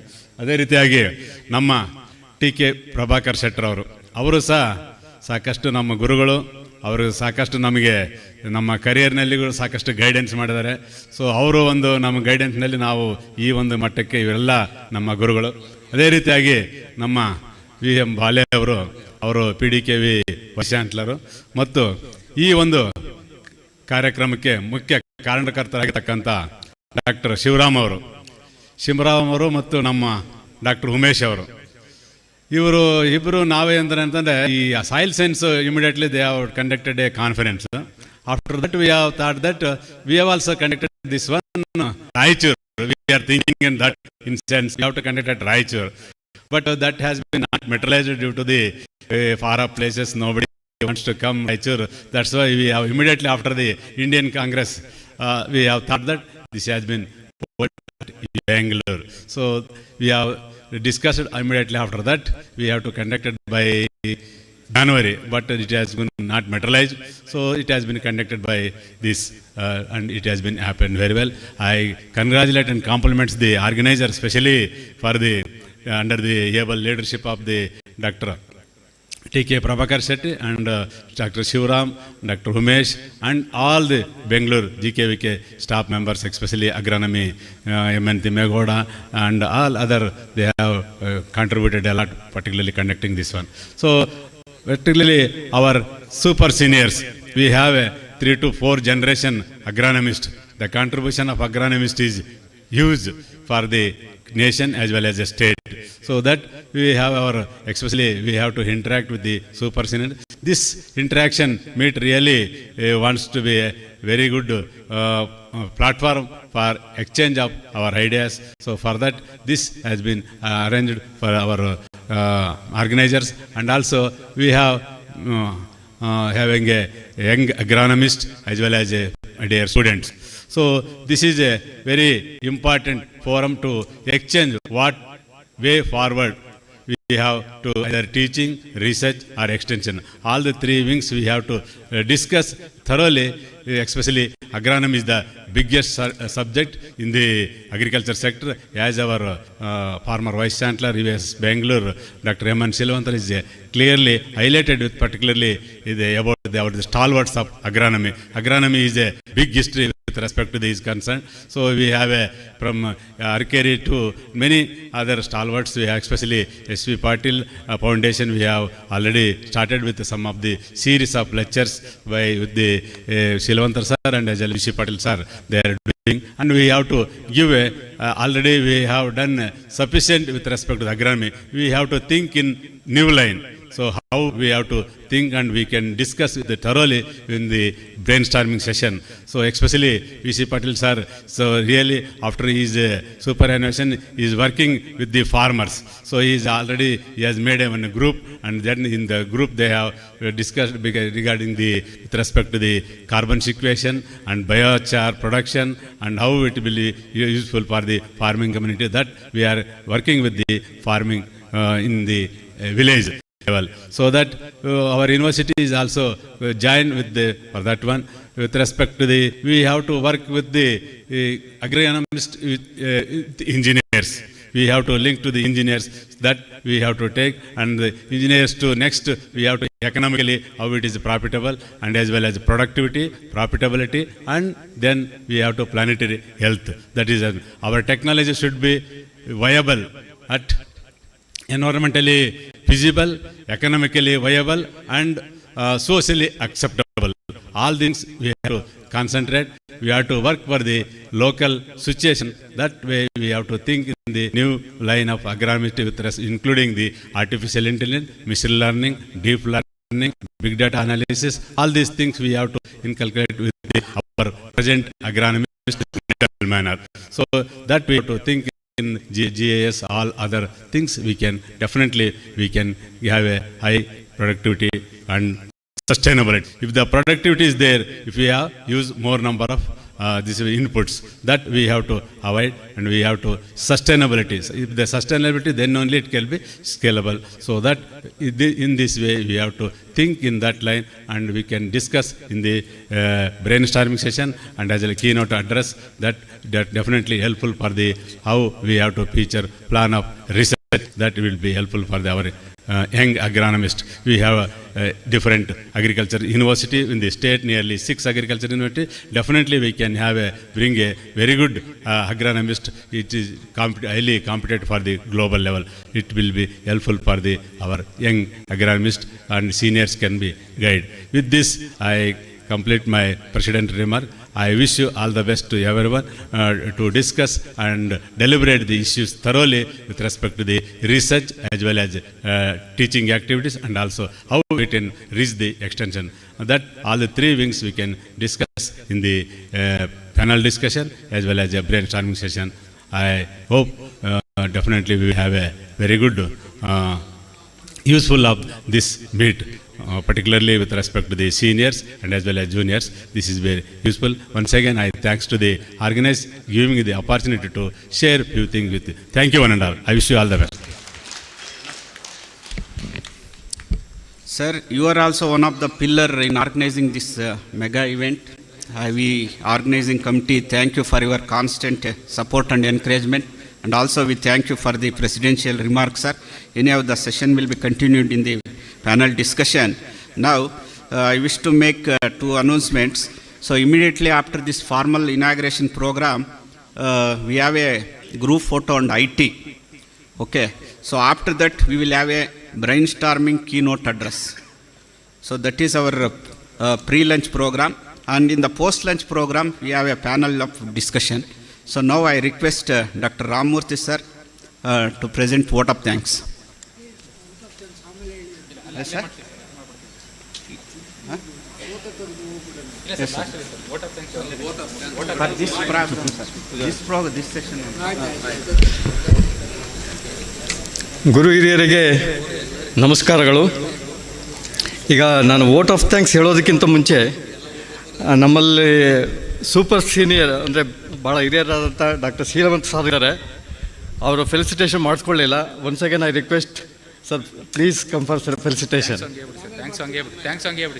And okay, as a president of Bangalore chapter ISA, it is a privilege and honor to me to propose a vote of thanks on this special occasion.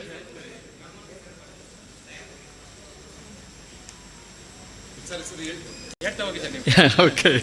We want to save the time now. I would like to thank all the honorable Agronomy family members, super seniors, seniors, mentors, juniors, and students who gather here today. Some of our members traveled from a long distance, especially Dr. V.M. Bale, Dr. Chari. They have come from different, like Pune and Hyderabad, and some of the members came from different places.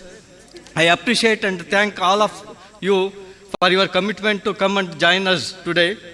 Hosting this gathering in Bangalore is more meaningful because of this place where the Silicon Valley of technology meets the fertile valley of tradition. On this day, I thank Andreas, our President, Dr. Anmantappa, for giving new ideas to our new agronomists. And I thank Dr. Sheelavantar sir.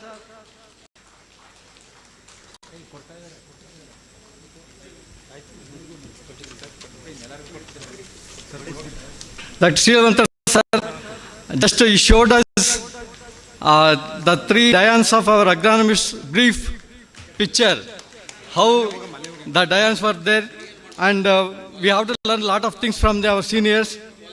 So I thank Dr. Sheelavantar sir, and I thank Dr. D.M. Biradar sir and Dr. V.M. Bale and Dr. Prabhakar Shetty. Actually, he is the person who is behind all these engagements. I thank Dr. H.S. Shivaramu to take the lead and organize this activity. I also thank our Honorable Vice Chancellor, Dr. Suresh, for giving the opportunity to hold this function in the premises of a university. And also I thank all the administrative people of the university. And I also thank the industry partners like Karnataka, Soaps and Detergent Limited,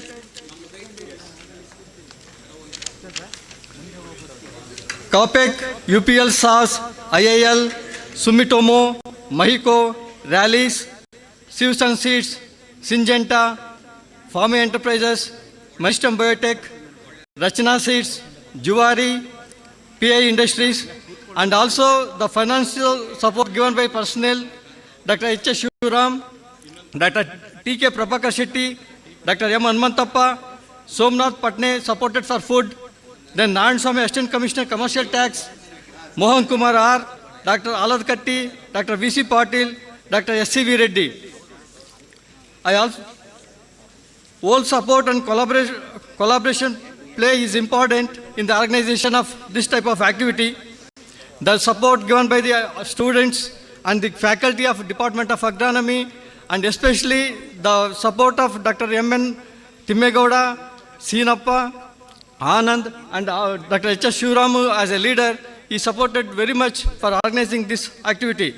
So before I wish you all a highly productive and nutrient-rich session in the afternoon. So with this, thank you once again for coming this activity. Sir, thank you, sir, for proposing vote of thanks. On this occasion, I also thank the representatives, office bearers of Teacher Association of Potas US Bangalore have come. So we also thank them for their participation. Now, for the group session, group photo session, we will take from dais. So ಹಿಂದೆ ಇರೋರೆಲ್ಲ ದಯವಿಟ್ಟು ಮುಂದೆ ಬರಬೇಕು. ಈಗ ಮುಂದೆ ಇರೋರೆಲ್ಲ ಅಲ್ಲೇ ನಿಂತ್ಕೊಂಡ್ರೂ ಆಯಿತು ಅಷ್ಟೇ. ಸೊ ಹಂಗಾಗಿ will take all the back seaters ದಯವಿಟ್ಟು ಬನ್ನಿ ಮುಂದೆ. Will take from Dias it self.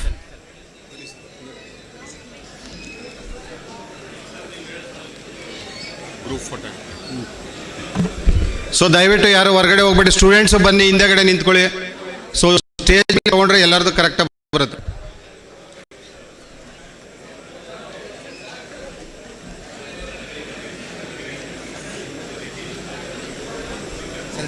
ಇದೊಂದು ಚೂರು ಈ ಕಡೆ ತಳಬೇಕು.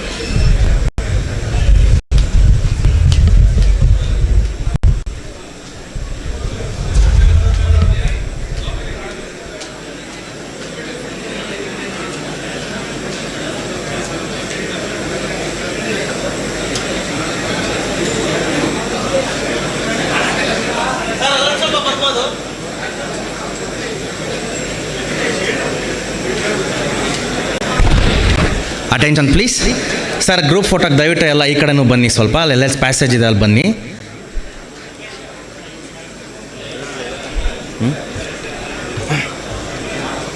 ಸರ್ ಎಲ್ಲ ಇಲ್ಲಿ ನೋಡಿ ಸರ್, ಇಲ್ಲಿ ನೋಡಿ, ದಯವಿಟ್ಟು ನೀವೇ ಮಾತಾಡ್ಕೋಬೇಡಿ ಸರ್. ಇಲ್ಲಿ ನೋಡಿ ಸರ್, ಮುಂದೆ ಬನ್ನಿ, ಹಿಂದೆ ಇರೋರು ಮುಂದೆ ಬನ್ನಿ. Students please come front.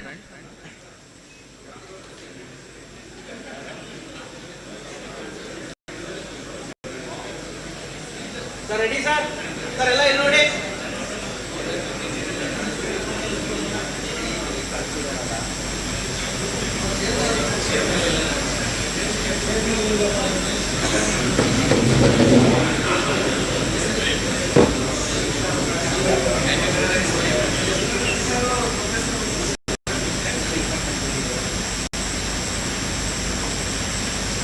ಹಾಗೆ ರೀ sir.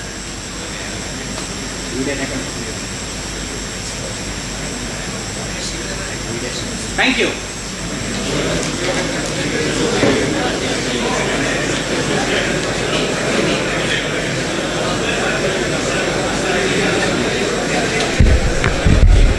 Now we will break for 15 minutes for IT. ದಯವಿಟ್ಟು ಎಲ್ಲರೂ after 15 minutes please reassemble in the auditorium. Now we are breaking for IT for 15 minutes. All the dignitaries and our fellow agronomists reassemble in the auditorium for 15 minutes. So now we are breaking for IT. Sir ನಿಮ್ಮ material ಎಲ್ಲ ಇಲ್ಲೇ ಇಟ್ಟಿರಿ sir. IT ಆದಮೇಲೆ ಮತ್ತೆ ವಾಪಸ್ ಬರ್ತೀವಿ sir. ನಿಮ್ಮ material ಎಲ್ಲ ಇಲ್ಲೇ ಇಡಿ ಸರ್. ಹಾಂ ಕೊಡ್ತೀವಿ ಸರ್. ನಿಮ್ಮ ಮೆಟೀರಿಯಲ್ ಅಲ್ಲೇ ಚೇರ್ ಮೇಲೆ ಇಡಿ ಸರ್.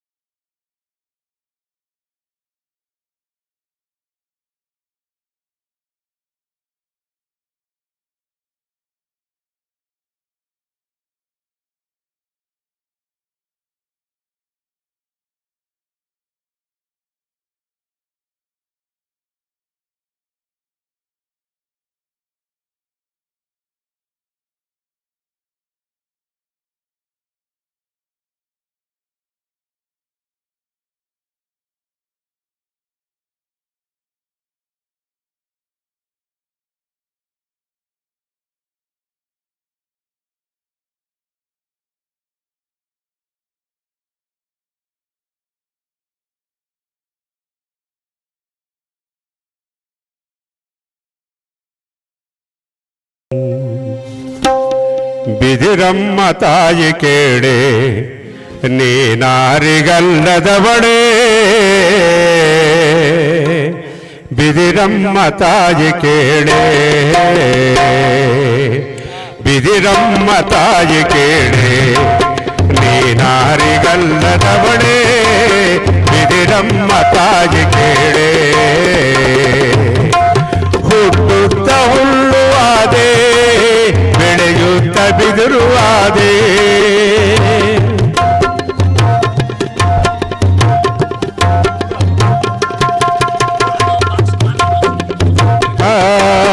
ಹುಟ್ಟುತ್ತ ಹುಲ್ಲುವಾದೆ ಬೆಳೆಯುತ್ತ ಬಿದಿರುವಾದೆ ಏನ್ ಮಾಡ್ತಾ ಇದ್ದೀಯ ಬಿದಿರಮ್ಮ ತಾಯಿ ಕೇಳಿ ನೀನಾರಿಗಲ್ಲದವಳೇ ಬಿದಿರಮ್ಮ ತಾಯಿ ಕೇಳೆ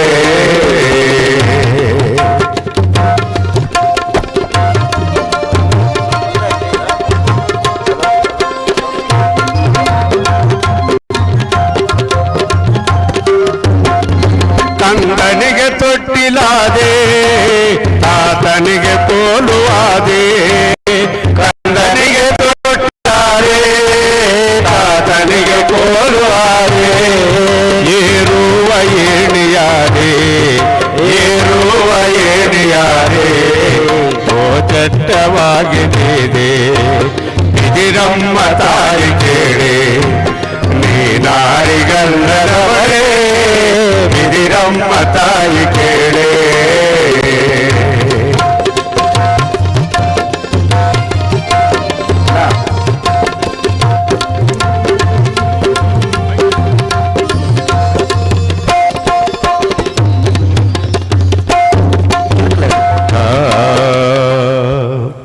ಬಿದಿರೋ ನಾನಾರಿಗಲ್ಲದವಳು ಬಿದಿರೋ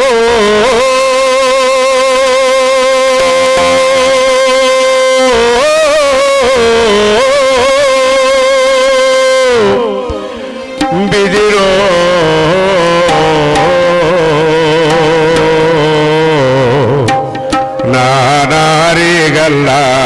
ನಾನಾರಿಗಲ್ಲದವಳು ಬಿದಿರೋ ನಾನಾರಿಗಲ್ಲದವಳು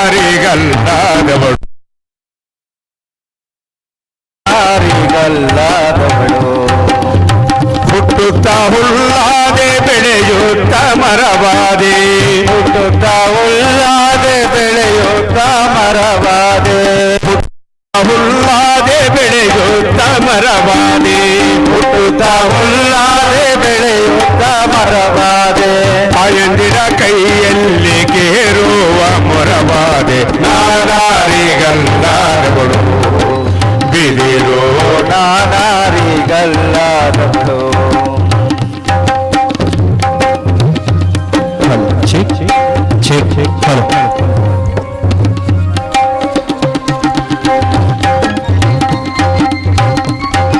ಶಾಸ್ತ್ರಿ ಇದು ಸ್ವಲ್ಪ ಈ ಕಡೆ ತಿರುಗಿಸಿ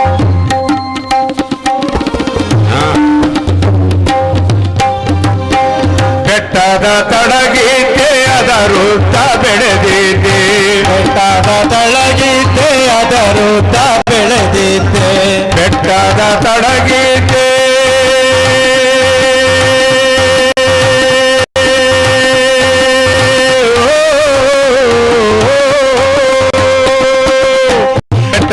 ತಳಗೀತೆ ಅದರುತ್ತ ಬೆಳೆದಿದೆ ಸೀತಾರಾಮೇಶ್ವರನ ಸೀತಾರಾಮೇಶ್ವರನ ನಂದಿಯ ಕೋರಾದೆ ನಾನಾರಿಗಲ್ಲದವಳು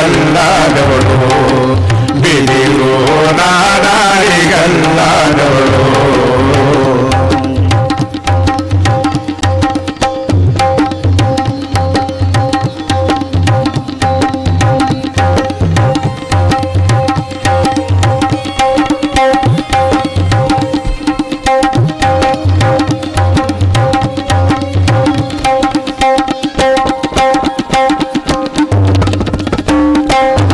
ಪಲ್ಲಕ್ಕಿ ದಂಡಿಗೆ ಆದೆ ಪತ್ರೆಗೆ ಬುಟ್ಟಿಯಾದೆ ಪಲ್ಲಕ್ಕಿ ದಂಡಿಗೆಯಾದೆ ಪತ್ರೆಗೆ ಬುಟ್ಟಿಯಾದೆ ದೊಡ್ಡ ದೊಡ್ಡ ಮಠಗಳಲ್ಲಿ ಕಜ್ಜಾಯ ಬುಟ್ಟಿಯಾದೆ ನಾನಾರಿಗಲ್ಲಾದವಳು ಬಿದಿರು ನಾನಾರಿಗಲ್ಲಾದವಳು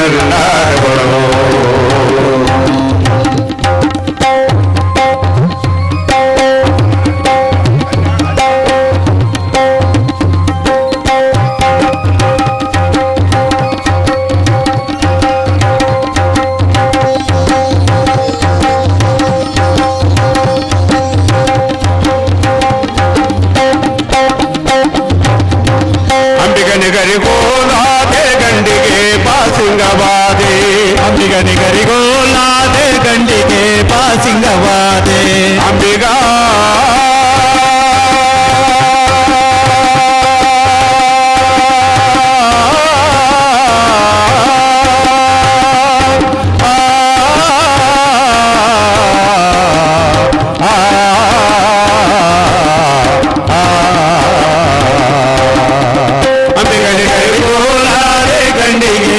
ಸಿಂಗವಾದೆ ಈ ದುಳ್ಳ ಹುಡುಗರಿಗೆ ಬೇಜಾರು ಬರುಗಾದೆ ನಾನಾರಿಗಲ್ಲಾದವಳು ಬಿದಿರು ನಾನಾರಿಗಲ್ಲಾದವಳು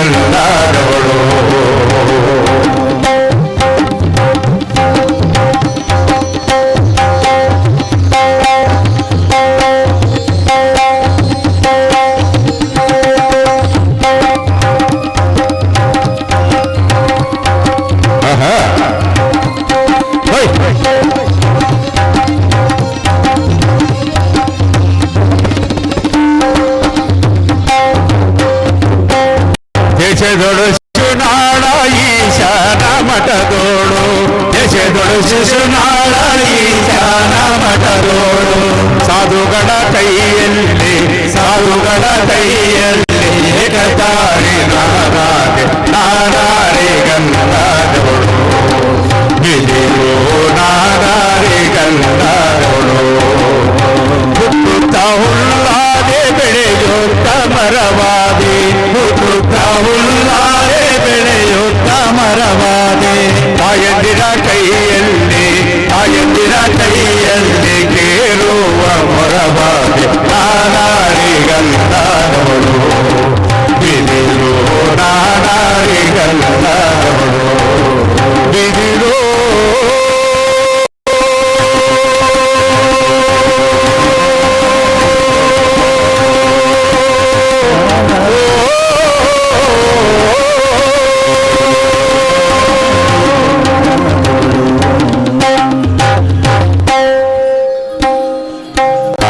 ಈಗ ನಮ್ಮ ಜೊತೆ ಇರ್ತಕ್ಕಂಥ ಸರ್ ಅನೌನ್ಸ್ಮೆಂಟ್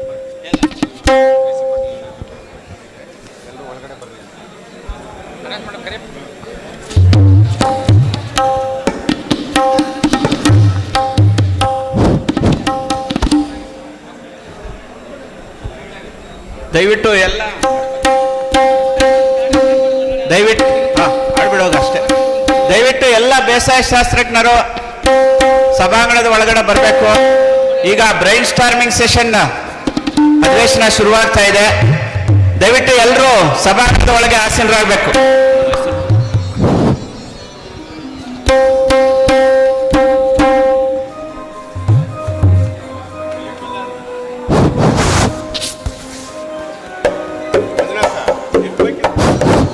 ದಯಮಾಡಿ ಎಲ್ಲರೂ ಒಳಗಡೆ ಬರಬೇಕಾಗಿ ವಿನಂತಿ.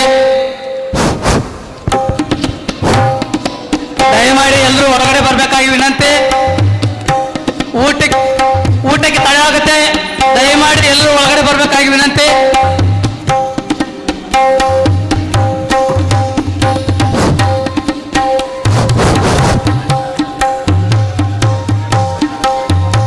ತಡ ಆಗುತ್ತೆ. ದಯಮಾಡಿ ಎಲ್ಲರೂ ಒಳಗಡೆ ಬರಬೇಕಾಗಿ ವಿನಂತಿ. ದಯಮಾಡಿ ಎಲ್ಲರೂ ಒಳಗಡೆ ಬರಬೇಕಾಗಿ ವಿನಂತಿ. ಹಲೋ ಹಲೋ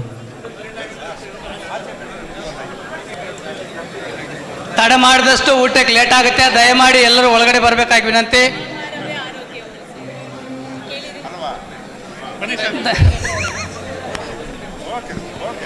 ದಯಮಾಡಿ ಎಲ್ಲ ಒಳಗಡೆ ಬರಬೇಕಾಗಿ ವಿನಂತಿ.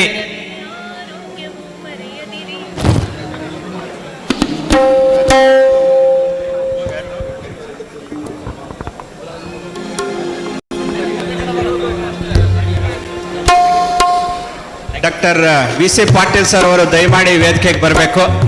ಇನ್ನೇನು ಕೆಲವೇ ಕ್ಷಣಗಳಲ್ಲಿ ಈ ಒಂದು ಬ್ರೈನ್ ಸ್ಟಾರ್ಮಿಂಗ್ ಸೆಷನ್ ಶುರುವಾಗುತ್ತೆ.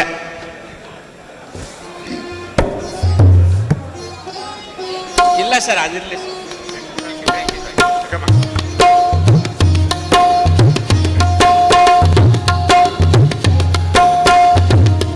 ಇವತ್ತಿನ keynote speaker doctor V C. Patil sir. ಈ ಬ್ರೈನ್ ಸ್ಟಾರ್ಮಿಂಗ್ ವರ್ಕ್ಶಾಪ್ ಭಾಗವಾಗಿ agronomy towards 3 P's: productivity, profitability and planetary health. So ಈ ವಿಚಾರವಾಗಿ ನಾವು ಒಂದು ವಿಚಾರ ಸಂಕಿರಣವನ್ನು ಹಮ್ಮಿಕೊಂಡಿದ್ದೇವೆ. ಅದಕ್ಕೆ ಕೀನೋಟ್ ಸ್ಪೀಕರ್ ಆಗಿ doctor V C. Patil, former dean agri US Raichur ಅವರು ನಮ್ಮ ಜೊತೆ ಇದ್ದಾರೆ. ಕೀನೋಟ್ ಸ್ಪೀಕರ್ ಅವರು ಈಗಾಗಲೇ ವೇದಿಕೆ ಮೇಲೆ ಇದ್ದಾರೆ. ಅವರನ್ನು ಸಭೆಗೆ ಪರಿಚಯ ಮಾಡಿಕೊಡ್ಬೇಕು ಅಂತ doctor T K. Prabhakar Shetty sir ಅವರ ಹತ್ರ ಕೇಳ್ಕೊಳ್ತಾ ಇದ್ದೇವೆ.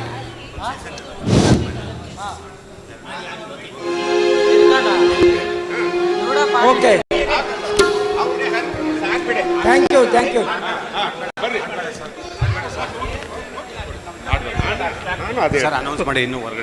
Hello, hello, my dear agronomists, please come inside, please come inside.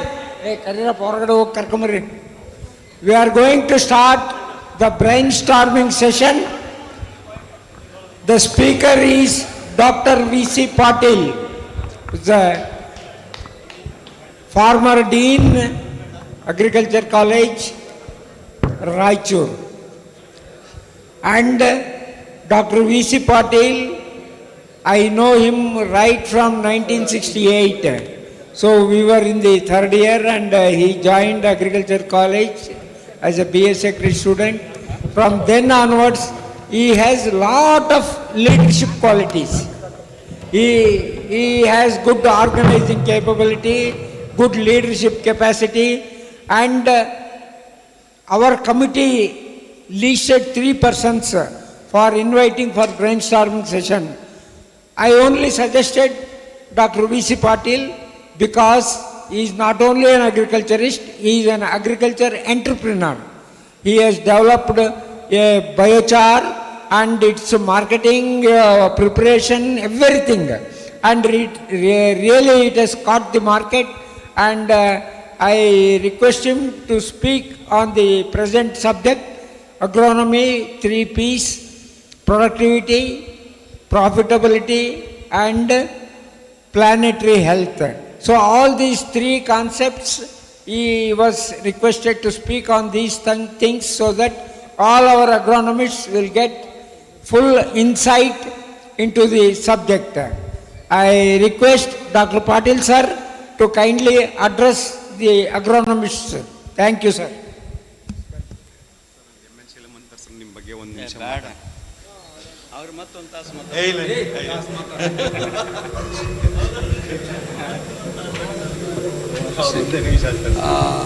My friends, indeed it is a great pleasure for me to for what we are waiting, that is the lecture of Dr. V.C. Patil. And it is, in my opinion, it is the best choice for the best congregation. It's only because he is not only an agronomist by theory, he is now cultivating 100 acres of irrigated land, number 1.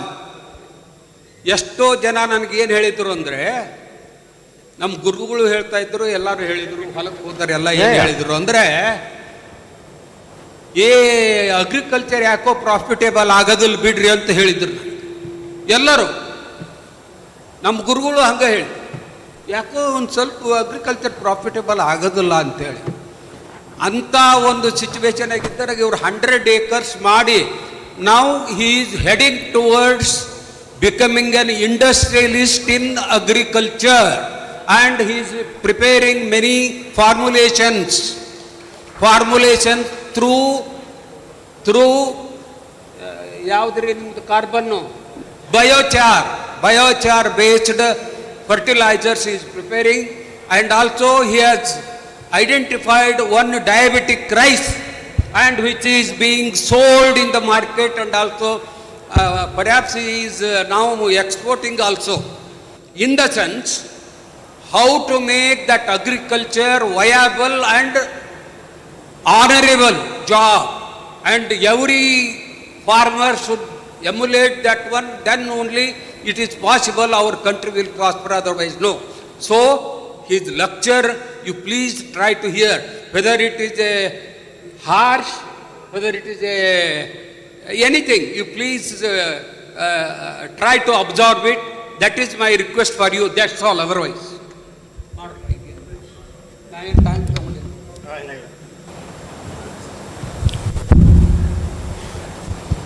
ಇಲ್ಲ ಹಾಂ,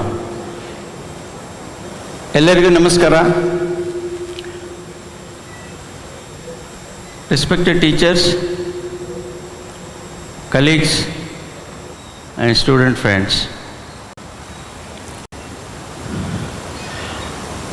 I will be talking on the past, present and future with focus on AI in agriculture and carb farming. I saw a reel by students of GKVK with the first caption, successful farming. What is successful farming? It is a blend of agronomist knowledge and farmer's experience. So an agronomist still needs to add something to become a successful farmer, whereas a successful farmer is already an accomplished agronomist. This is what we are missing as agronomists. We think that farmer is ignorant, farmer does not know technology, he does not know how to implement the technology. We are totally wrong. The only difference between farmer and us is we lack experience,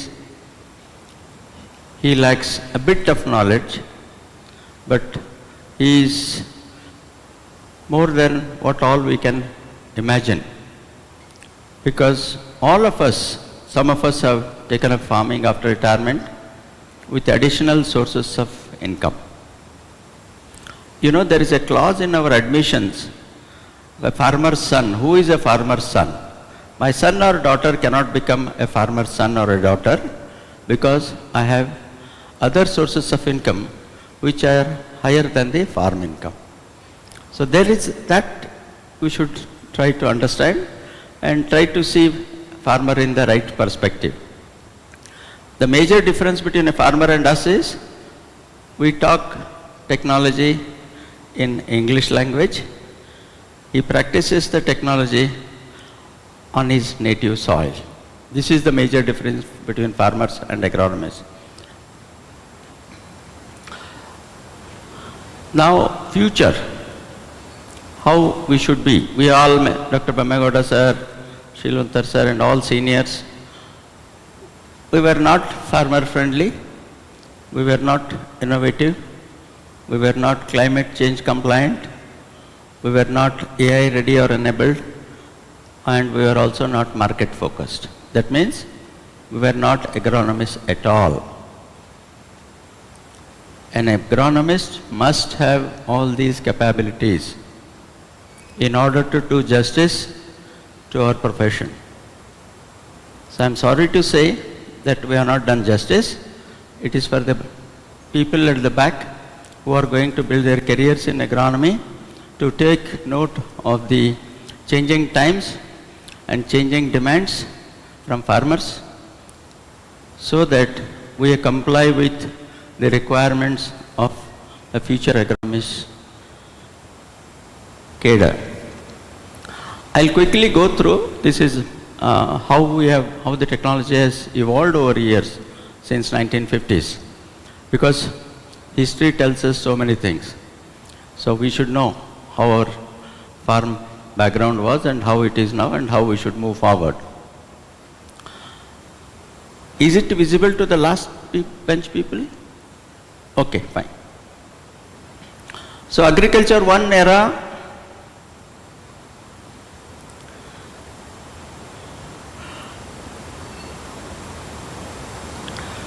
oh, it's not okay. It's pre-Green Revolution era, where it was manual labor, subsistence farming, no fertilizers, no machines, etc. In Green Revolution era, we think we introduced all those technologies. Everything was fine until 1980s, when we pumped in machines, irrigation systems, etc. But I, for one, feel that we are lost after 1980s because of so many problems emerging. So we did not have a proper direction to farming. So we're just following what came on our way. Introduced high yielding varieties, applied irrigation, fertilizers, inputs, etc. Used pesticides, and we proudly said we are Green Revolution farmers or scientists. So what that Green Revolution technology in effect created was a big vacuum which took away our traditional farming away from farmers. So if you look back now, the language that we are speaking now of organic farming, ZBNF, natural farming, they were there already. We dismantled them. Now we are trying to again advise them. So not only farmers are confused, all of us are confused. What are we actually doing? Many times we discuss in our groups about ZBNF, organic farming, natural farming. So what is lacking? Where is the problem? The problem lies, I'll come to those problems later when I deal with the different aspects of research, education and teaching. Okay, we came up to 95, diversification, dryland farming and small farmer focus. From 95, we are really not on the scene. I remember Dr. Mastan Reddy presented one of his PhD seminars in the Department of Agronomy in 97 or so.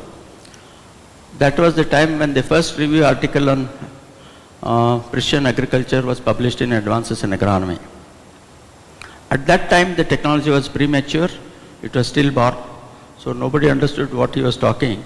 And everybody said after the seminar, after taking good nap in the seminar, that it's all theoretical. What was theory in 90s is a practice now, 25 years, 30 years later. So that's what we need to have. We need to have a vision as to how things would come.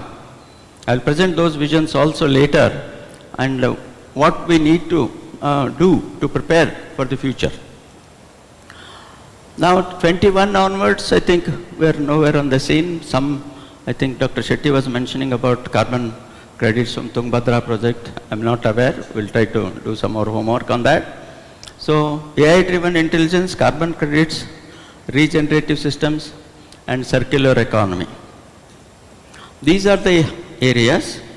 And again in these areas, I saw Dr. Podar's successful project on AI that he recently won in competitive grants. But the focus has to be right. As scientists, we should think, see what we do, we are here. There is no farmer with us. We are discussing all about farmers. It is a paradox. There is no way that we can do. In no other sector this happens. If any decision has to be taken with respect to automobile industry by governments, do they do it in isolation? They will have to call them. Otherwise, there are organizations to represent their case. Unfortunately, there are no organizations to represent farmers' case. So we take him for granted. We think that, okay, this farmer needs this. Who are we to decide what he wants? So we are giving a wrong food to the farmer. So farmer does not need any of our food. He knows what is best for him. That is the reason why he is not listening to any one of us. We say that he is ignorant, he doesn't know, he is a laggard. We are laggards. We have failed to understand him in right perspective. It is like, we are all 11 blind people trying to identify an elephant. A farmer sees an elephant from distance, whereas we cannot see an elephant from distance. This is the difference between farmers and us. I think I don't need to explain this. Agriculture, one era of manual labor, tools, etc. Number 2, tractors. I explained to you all these. Then inputs. We stopped at GPS guided tractors. Early precision farming. Precision farming also was not taken in the right direction by us. We did initiate, but it lost track. In 2001, I remember when we organized the first national conference on agroinformatics in Dharwad, the then sitting Vice Chancellor, late Dr. S. Patil, made a remark that people want to sit in AC rooms and do farming. I think Biradar was a witness to that event. So now, what is the scene? Way back in 2008, maybe people must have gone before me 2 years, I saw an onion farmer managing 800 acres of onion under drip and fertigation. In 2008, where are we? Do we have any models to demonstrate? Anywhere in our campuses? Are we capable of handling the technologies? Are we capable of developing such technologies? Or are we just servicing the private sector? With due respect to people who have supported this, private sector is dominating. Why? I'm sorry to say this, it is in-house, and Dr. Shilwantar has already cautioned me to be very careful in using the terms, but that's my nature. I can't, follow his advice 100%. So we're simply taking everybody for a ride, including farmers, who are our customers.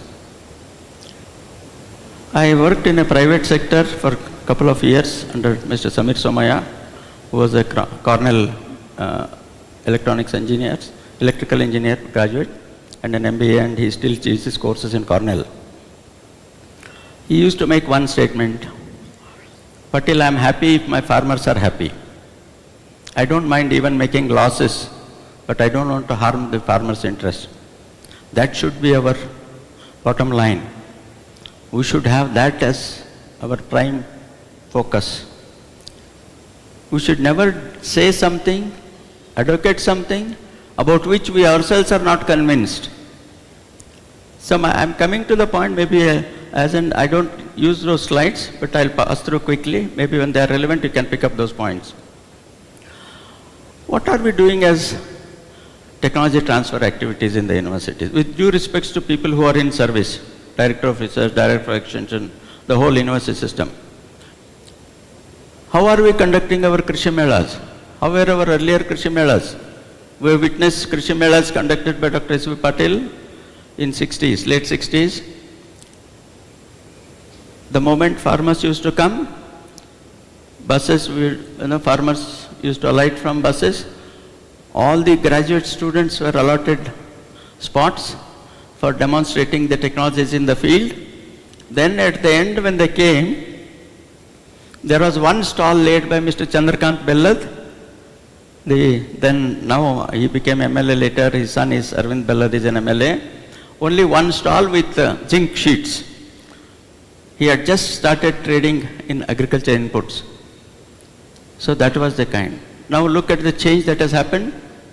Directors of Extension, we have to learn from past. Should not keep continuing mistakes. As long as I was in the system, I used to make these comments, but nobody liked it, branded me as anti-administration, so they beat me. I don't mind, I don't care. But the issue is, how do we take credit for our technologies? Where are our technologies basically? We should ask this question. I'm sorry, Dr. Nargowdar is here. Where are our technologies? We say simply catchy words, PPP. We have been talking of these terms since 25 years. We had the first meeting of public-private partnership in Dharwad in 2000 when Dr. Madhavappa was the Vice Chancellor. From then, what has happened? Where are the models? Where is private partnership? What has the institution gained? What those private people have gained from the institution? So we simply are out of track. We are paid, we do something, we pass time, get our salaries, get promoted, get lost. But will it help anybody? It is public money. So we should be delivering goods as per the needs of farmers, not to satisfy our ego of doing research for the sake of research. I think Dr. S.S. Angdi is not here. We attended an international course in Israel in 1998 for about 2 weeks. I still remember the statements made by one of the teachers who was teaching extension. And he was talking of the problems of research in developing countries. The first caption, I still remember, 98 plus 25, about 27 years later, irrelevant research. It is true till date, irrelevant research. And he was also sarcastically saying, why are they doing research? To publish papers. What are we doing now? We take credit in publishing papers. Now another era is coming now. When DP was VC, I used to tell him, why don't you insist on the quality of papers? He said, sir, it will not happen because you know the reason, the system problems. So there is no quality consciousness. It's a number game. So number of papers, go up in the ladder, occupy positions. It's like a doctor not learning anything and operating on a patient. That's what we have been doing. So an incompetent doctor operates on a patient, he dies. So farmer is dying. We're all incompetent doctors operating on a patients. So the technologies should be on the focus. And again, what are the kinds of technologies that we need to develop?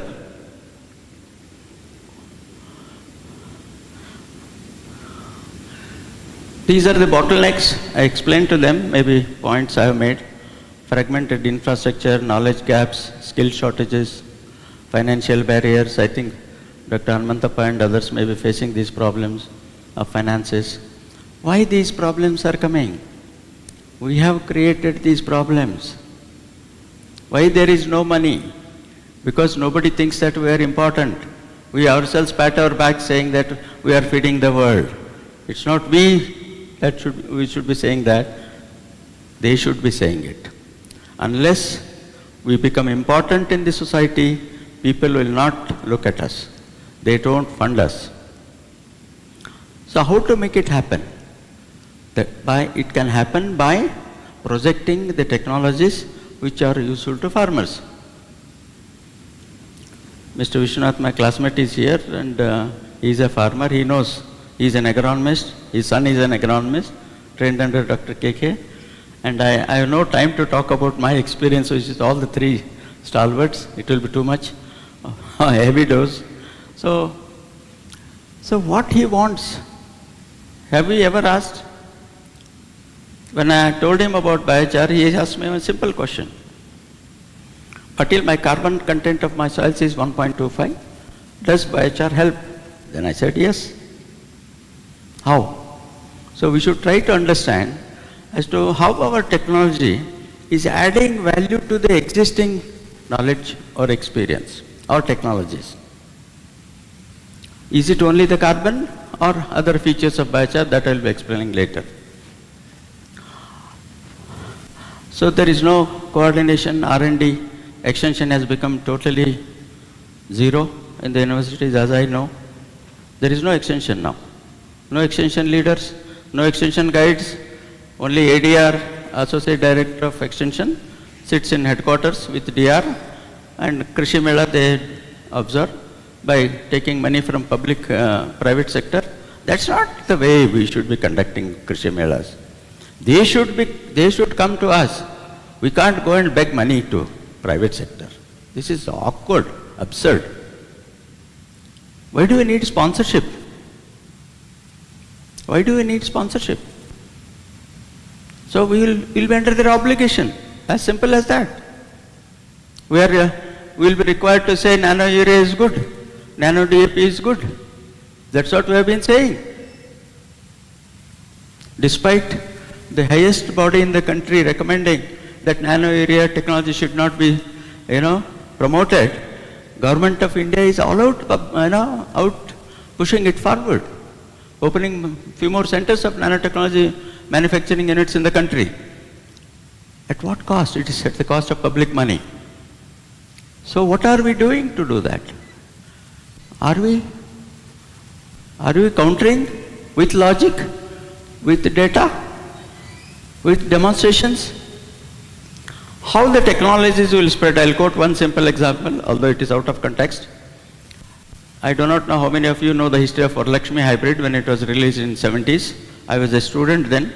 There was a big caption in Karnataka. America Gandu, Russia Hennu, somewhere, maybe. America Hennu, Russia Gandu. SB 289E and Lakshmi. That was the first interspecific hybrid. Did Professor Katarki have a PhD? Did he have a PhD? No. His son was my classmate who served in the department, SB Katarki. I think all these front benchers and Dr. Bamagada sir also know about the history of Varalakshmi. It came to light with the effort of one farmer from Raichur district, Mr. Papa Rao, who had, imagine, we think that farmers have no money. In 80s, he had hired none other than the Director General of ICAR, sitting or retired, as his consultant for managing his cotton crop on 100 acres of land. He used aerial sprays for controlling pests in 80s. And when Dharmavira visited, Governor of Karnataka visited the plot, because Varalakshmi had faced resistance from the university side.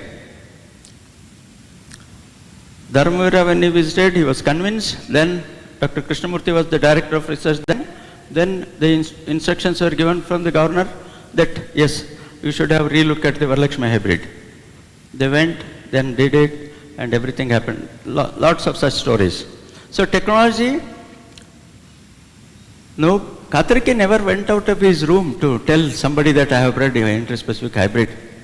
That was the time when letters from Chief Minister of Maharashtra used to come for the parent seeds of Varalakshmi.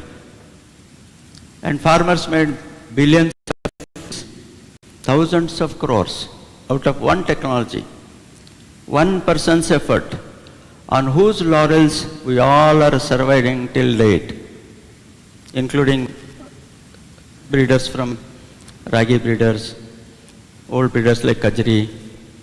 Those were the people who were committed. What is the level of commitment we have? What is the kind of attitude that we have? It's not the talent, it's not the hard work, it's the attitude. What do they do in private companies? You go for any private company, they look at your attitude first. Whether you are able to deliver goods on training or not, after training. You can imbibe, you can train them in skill sets, knowledge, etc. But you can't change the attitude of a person. So we need to develop good attitude in life, good attitude for research, teaching, education, whatever we do. We should be sincere in our jobs, way forward. I'll suggest few things. They are mere suggestions. Curriculum reorientation. We have a fixed, somebody was making a reference during the tea break that there is too much of interference from ICAR, and it is true. And how did ICAR enter into the scene? Can anyone tell me the reason? ICR entered the scene when Dr. Mehta became DDG Education, when he got extra funding of 1,000 crores for agriculture education. He gave money, so he showed carrot. That's how we fell trapped to ICR. Universities have lost their academic independence, financial independence. We go to Secretariat to get money. Vasant Kumar is here, he knows the story of how we go to them for money. Is it required? Can you imagine a Vice Chancellor, chairman of the board, requesting a member of the board to give extra finance, principal secretary or whosoever, finance secretary, they are all members of the board. Who is the chairman? Why? Why they have overtaken your powers? Why they want you to beg for money to them? Because they have understood that you have nothing inside, only shirt and pant. No stuff inside. The moment you have guts, the moment you have technologies, I am forced to recall that event now with respect to late Dr. H.R. Arikeri. One event was, I don't want to name the minister. Minister had given him an appointment as Pro-Chancellor. Vice Chancellor is under the administrative hierarchy of the Pro-Chancellor, and he went to meet the minister. He was not allowed, he was asked to sit for 5 minutes. Dr. Arikeri, after that time passed, he coolly walked out and came back to GKVK. After some time, a call from the Secretary to Minister came, that minister wants to meet with you. Then he said, I'm not coming. I'm not coming. I came, I was not allowed to meet with him, I will not come back. Whether we have that courage of conviction, this is what late Dr. S.W. Manshinkai used to tell us. Courage of conviction. Do we have that courage of conviction? We don't have. So that was the stage. We have moved on. Now I don't want to state the current situation because all of us know how money comes, how it does not come, why it does not come, how we are suffering. The ICR entry into education system because of money. We always look to ICR for money. Why should we look to ICR for money? We should be able to survive on our own as institutions.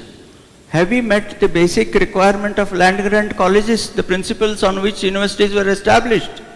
No. We have failed miserably, right from day one. What is the principle of land grant colleges? The community would give some land to the institutions. Institutions have to develop their own financial resources and survive and sustain. As it happened, what is our farm income? What are our internal resources? How are our research plots? Does anybody visit research plots? I remember Dr. H.R. Arikeri, when I was VC, he visited my master degree MSc program. He used to critically analyze each and every experiment on the stations which he visited. And I'll tell you one interesting thing, agronomists, we do mistakes. Local control. We many times miss local control. I had done that mistake during my master's thesis work. I had sown my experiment was on groundnut. I had taken seeds from Mr. M.S. Joshi, DS330, then that variety was released. And when the sowing was done, I had given, like graduate students do, most of them don't go to the field at all when their things are going on in the farm. They sit in rooms and somebody, data collection is done by somebody. So the groundnut seeds got exhausted after sowing 2 replications. So I violated local control principle in my master's thesis. Then next day I went to again MS Joshi, sir give me some. Then I said, Patil, I gave you enough, what happened? Then I said, laborers ate it away like. So then he gave me seeds again. I took up sowing next day. Then there was difference in the height of the crop. 1 day sowing. And Dr. Arikeri noticed it. He said, Patil, why is this like? Then I said, this is. Then he said, no, this is wrong. This is the kind of, critical observations, analysis by the heads of institutions. I used to tell DP also the same thing. DP, what are you doing as VC? What I did as Dean for 14 months in Raichur, why I quit this place? Because that's not our job. Why do you need a PhD with so many experience to sign papers, leave letters, casual leave letters of messengers, accountants? They are anyway authorized to go on leave. So, the administration is basically wrong. See, the builders of this great institution, Dr. K.C. Nayak, because I have seen all the vice chancellors, maybe all of seniors have seen, right from 69 when I was a student, Dr. K.C. Nayak, then Dr. Rangaswamy, deans. What was the kind of administration they had? Like Dr. Krishnamurthy's visit to Dharwad. So those were the days when they used to command authority, not by virtue of their positions alone, but by virtue of their capacities as well. But now what we are trying to do? We are trying to use only the authority, never trying to own the responsibility of their positions. The late Dr. Havangi used to tell, Patil, you can delegate your authority, but you can never delegate your responsibility. This is what I learned under late Dr. Havangi, who was my boss here in Bangalore. The fortune of working in all the three universities, started my career in US, Bangalore, as a student, as faculty, then Dharwad, and then Rifag and Raichur. So system reorientation is required. For this, hard decisions need to be taken. The people at the helm of affairs need to be assertive and should be able to convince the authorities that may be. Otherwise, they will not simply agree. So what is required in education is a flexible curriculum. People were mentioning about Dean's Committee and all. Who are these deans sitting somewhere else? We know as teachers what is required for our students. So we should have that flexibility of including the topics of relevance. I am happy that I saw the note of published on curriculum revision in US, Bangalore. They have done a wonderful job last year.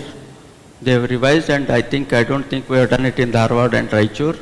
AI and ML courses are mandatory for undergraduate and postgraduate students. By the time it travels from Bangalore to Dharwad and 6 ages. By then we'll have missed the bus. See, the technologies are moving at the speed of thought. We are moving at the speed of a snail. No way, we can't match what is required and what we are capable of, and can we deliver. So as long as we are not able to deliver what are required by farmers or the community or the societies, we will be irrelevant. And soon we will become redundant.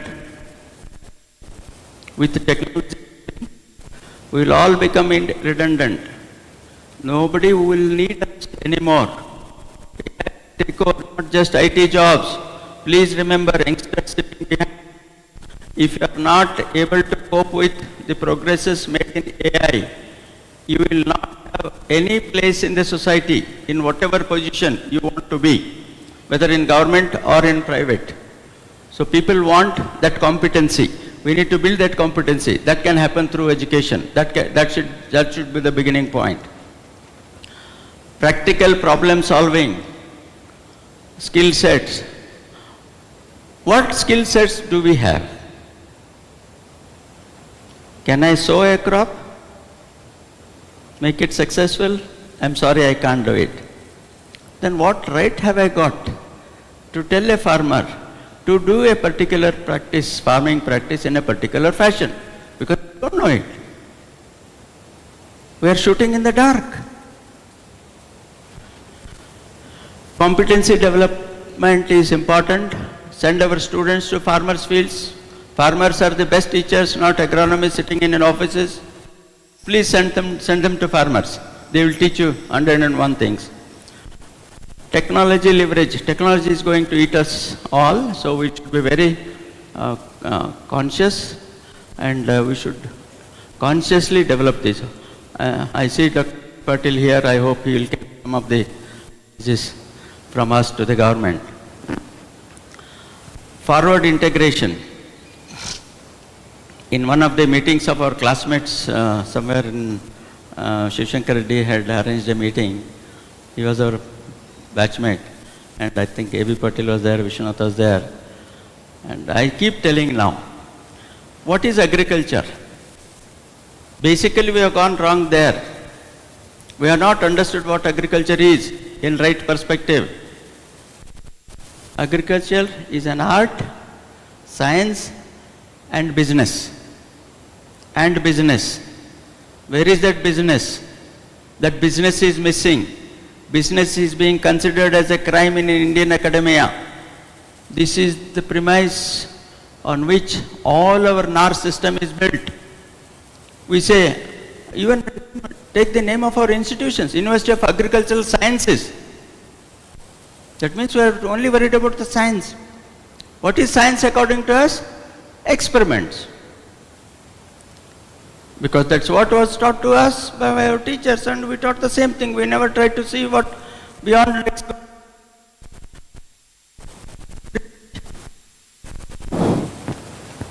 So research, experimental research, again I'll emphasize on that little later when we talk maybe in education. If it is relevant, I can complete this. Okay, this is diverse, this is enough. Okay, research. I do not know the 24 credits Dr. Shilwantar was, and yes, now I don't think it is 24. Any agronomy teacher? 20? 18? 21. What have we done? We have given haircut to crop production courses and agricultural research techniques course. That is disastrous. Please don't do it. Revise it as quickly as you can. It is only these two courses which have given us little hands-on, experiential.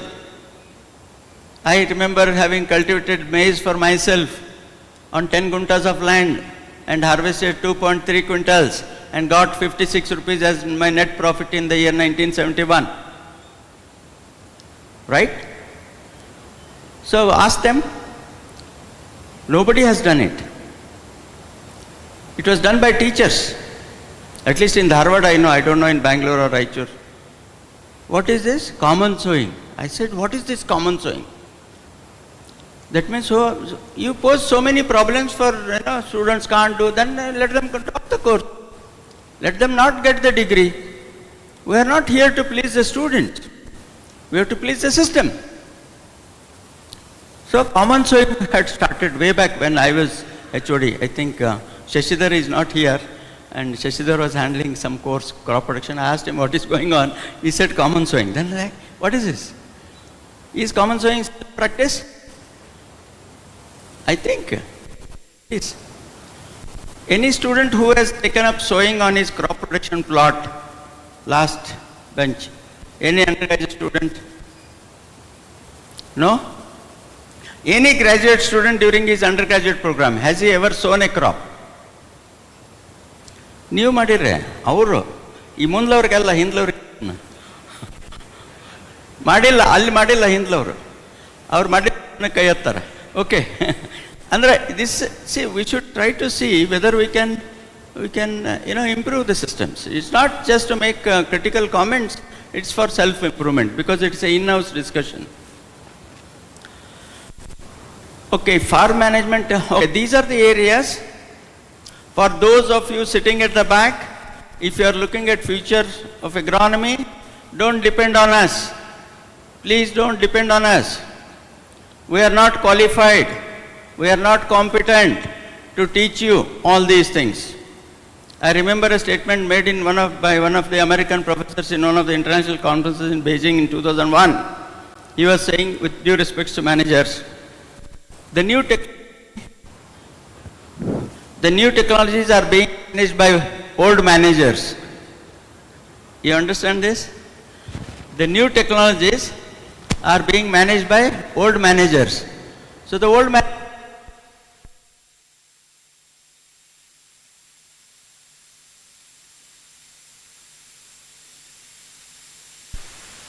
Hello? Yes. So the old managers are handling new technologies. So he cannot handle. He does not know what is the technology. So where the technology will go? When the manager does not know why these crop protection courses are meant for, there is a philosophy behind it.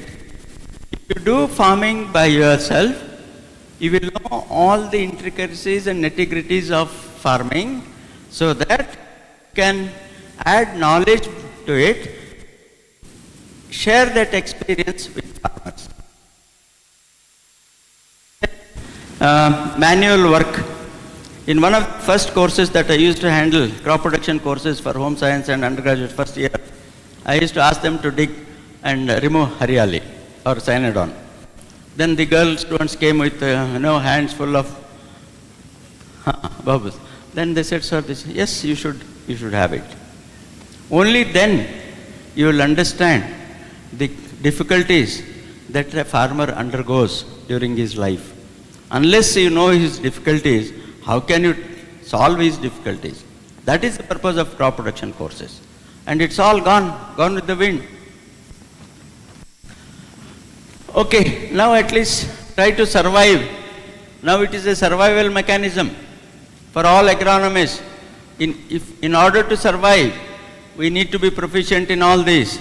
Anybody who does not imbibe these technologies within himself and the required skill sets and expertise will go out of business. So sensors,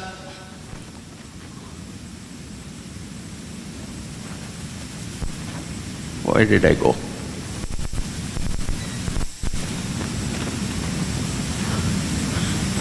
Okay, technology leverage and forward integration. We should be focusing more on the market issues.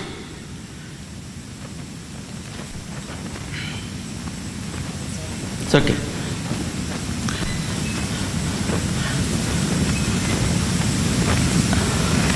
So the markets, how far are we from the markets?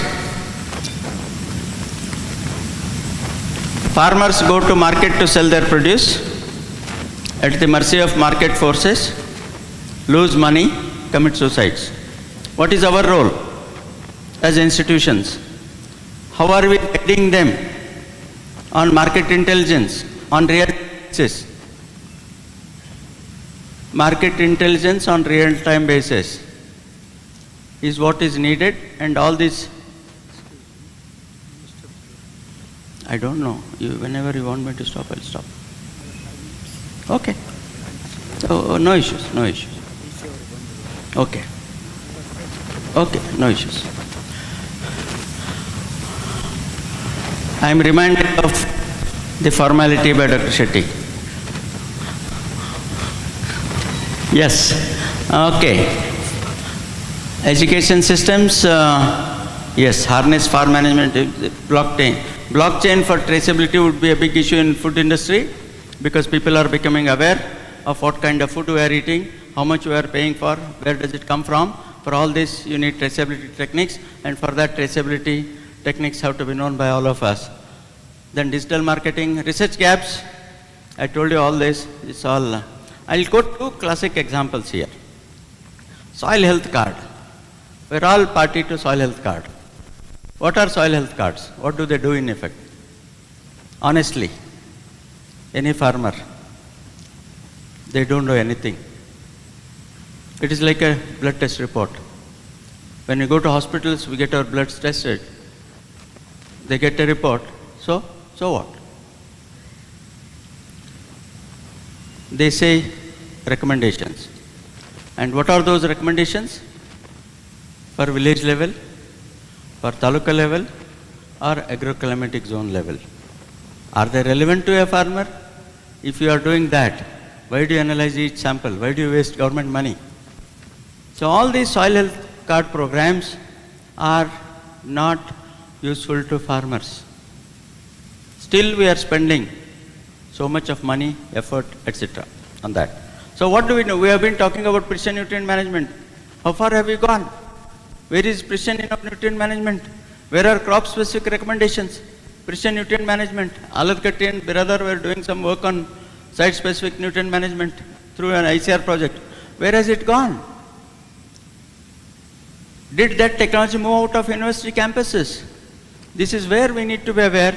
Unless we are in the market along with our private sector friends, no. We will have to be at the mercy of governments for funds, at the mercy of private sector for funds. We should be able to develop profitable business models, products, processes, patenting of processes, then survive on that. I remember one, I'm sorry, I think I've been given 5 minutes time to wind up. There was one Dr. Rao who visited Hebeli farm in 80s, Ramanujara Rao from Delhi University. He said, made a statement, Patil, if only you were to patent Varalakshmi, your university would have survived for ages. So we are not patenting our technologies, we are just giving free. Saying that, oh, we are a public institutions, funded by governments, A.B. Patil would raise an objection if I charge a farmer about money. Why? Because we don't have money, we'll have to do it, we have to survive. So these reforms have to be brought into the administrative setup of the governments and the universities. Only then universities will be able to sustain financially. If we are not financially independent, we are slaves of the government and the private sector. Okay, research solutions, I think maybe I can take some Q&A session, maybe in the panel discussion, because it will take too much of time. And this is what we have to, I mentioned briefly about our research experiment. Do we know any other method? Do we adopt any other method in agronomy other than field experiments? Maybe pot culture here and there. There ends our research. It is not relevant. So we need to focus on case studies and surveys. That time when I was in the department, Madam Sudha had to go to farmers to survey and try to identify the problem. Problem identification should begin on and not in the agronomy professor's room.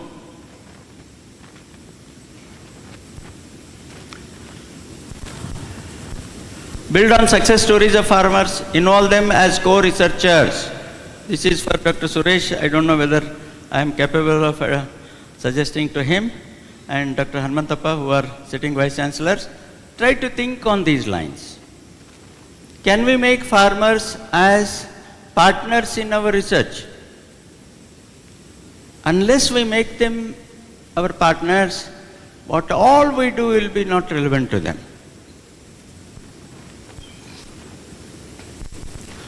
Innovative, then these are the three issues that are emerging: energy, environment, and human health. Energy is going to rule the globe, and I think 5 minutes I won't be able to cover everything. I'll just close by saying that you know what Elon Musk is trying to do? He's trying to put up AI data centers in the space. Investing $50 billion, he's valued at $1.5 trillion. So he's going to control the whole AI systems in next few years. So he doesn't need to depend on power, solar or whatever, wired or unwired. He'll say he'll be sitting near the sun, using sun's energy for powering his AI, centers. AI data centers will be the big guzzlers of energy, and we will not be able to meet the energy needs of AI data centers. And that's why Google has come to India, having a tie-up with Varaha company for some few years agreement for giving all our resources to them. So we are selling our energy to Google. Varaha is selling energy to Google. Carbon credit money is being eaten away by Google. So they say that we are not polluting. So if I am polluting, I am taking from Reddy his carbon credits. Okay, I am climate compliant. This is what developed countries are doing. And we can't be selling our energy, carbon credits to them at the cost of our farmers' interests. So there are so many issues. I think I may need more time. We'll wind up. You're all ready for lunch. We'll meet after lunch if possible. Thank you all.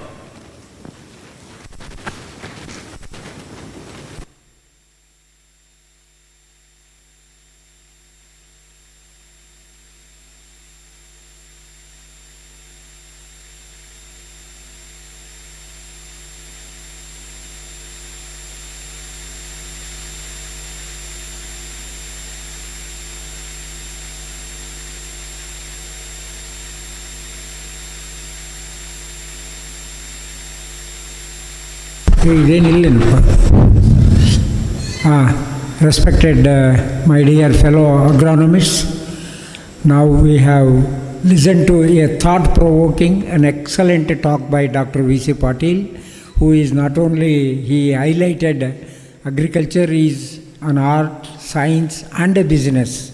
So he is an embodiment of all the three angles.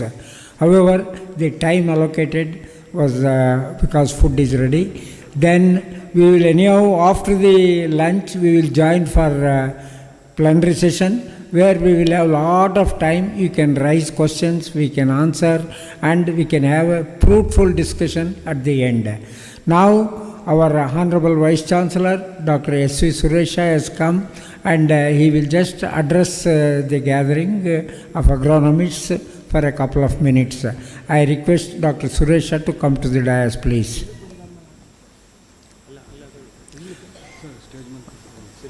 On the similar lines, Dr. A.B. Patil, OSD for Minister for Agriculture, has also come. I request him also to join. Please come, sir. Dr. A.B. Patil, please.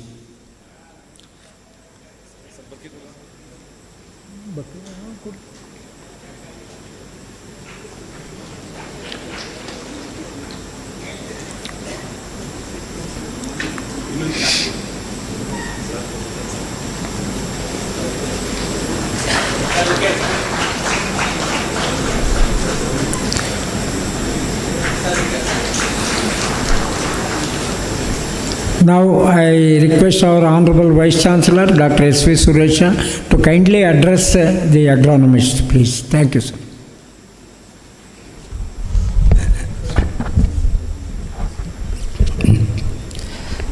ಎಲ್ರಿಗೂ ನಮಸ್ಕಾರ. Good afternoon. Respected delegates or participants of this agronomist meet, and most of you are my teachers also here, under whom I was trained, and other agronomists who are working and retired. So probably I am standing between you and your lunch now. It's already 2:15, and most of you are very seniors, and I was little bit surprised how the lunch break was not given at 12:30 to 12:45. But anyway, I am sorry I was not able to attend this program in the morning because of some preoccupation, and now again I have to go back. In another 10 minutes I have to be for the budget meeting with the CM sir. So, and after seeing this crowd, I was little bit surprised also, because the biggest department drawn the biggest crowd for this meet. Even when we were students, agronomy and plant breeding was the biggest disciplines where we had a lot of people or the faculty, and it has been reduced, but gradually it is picking up. That is the healthy sign. And where agronomy, we feel that it is the basic of most of the things in agriculture. But the same old agronomy doesn't apply right now. It has taken a lot of metamorphosis, and now it requires a lot of additions and new thinking into it. Now whenever we speak about this agronomy, the most common word or terminology that we use is sustainable agriculture, which is almost synonym with agronomy. The sustainable agriculture requires a lot of changes in light of the climate change or the climate hazards that are creating havoc in agriculture. You have seen the rainfall pattern. You have seen the rainfall amount. Then the sowing time has changed, and last year you all have observed in the month of May itself there was heavy rain, and gradually it has declined, but it has taken height in the month of October and November. So in the light of this, the responsibility of agronomists is increasing now. What to do in case if there is some changes in the climate? How to adapt to it? Or what kind of research that is required for us? So anyway, we have a large group of seniors who have worked for a long time in the system and who have contributed for the development of this university also, where agronomy was considered as a pillar of this university once a time. But now the university is in a good shape, and people need not have to work towards the infrastructure of the university, but you people have faced a lot of problems, and also you have faced a lot of difficulties in developing this university, but we are comfortably placed with everything except with the kind of quality research that we expect. Now what the requirement for us is, it is not publishable research, but it is the transformative research or the adaptable research which is more required at present. And as the earlier speaker was mentioning, the research should be farmers friendly. The requirement or the needs of the farmers has to be assessed now. It's not that we need to formulate the research problems, but we need to get it from the farmers, then immediately it's our responsibility to address at a time. So that kind of adaptive research or the transformative research instead of publishable research is order of the day.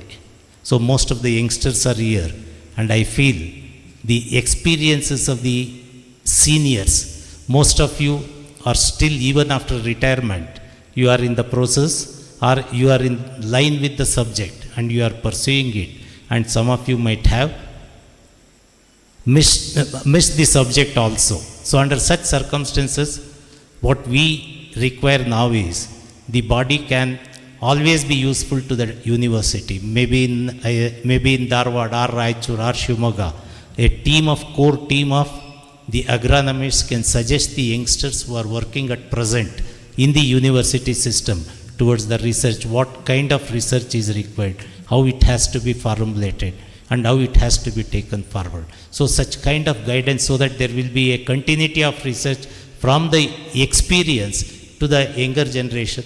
So which I request all of you to kindly help the university and the retired persons who have already retired a long back.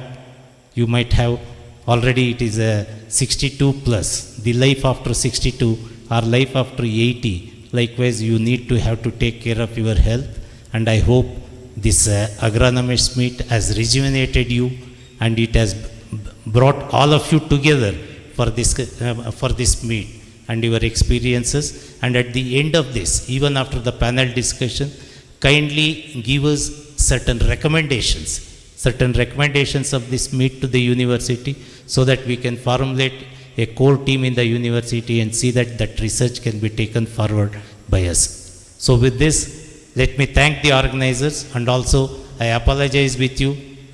I have taken already a lot of time to attend this program. So in the light of it, I wish you all the best, even for your retired life and also the continued professional life after this retirement. Thank you all.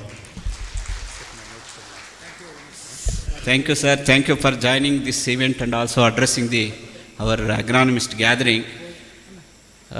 Because of some preoccupation, sir is leaving.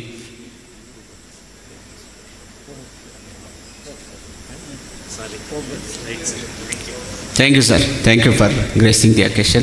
Now, Dr. A. Patil, sir, want to address for a very short time, because most of his teachers and some of the students are there. So now I request, without taking much time, sir to address the gathering.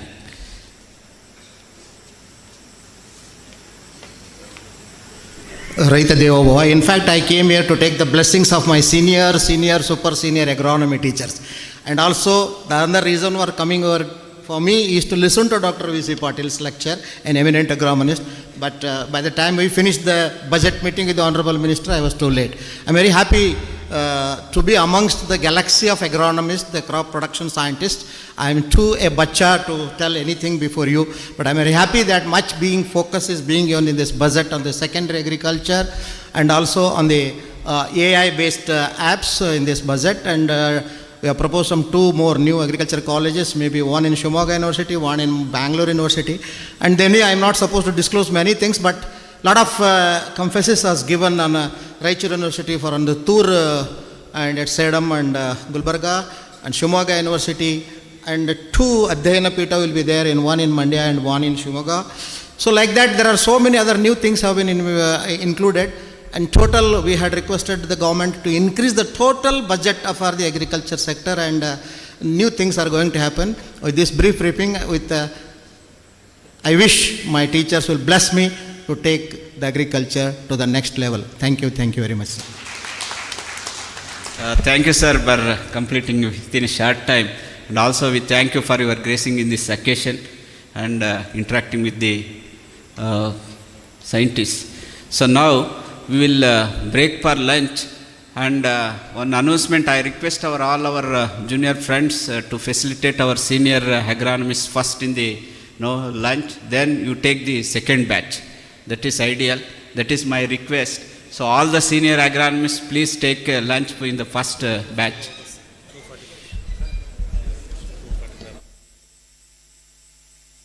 We will reassemble after 1 hour.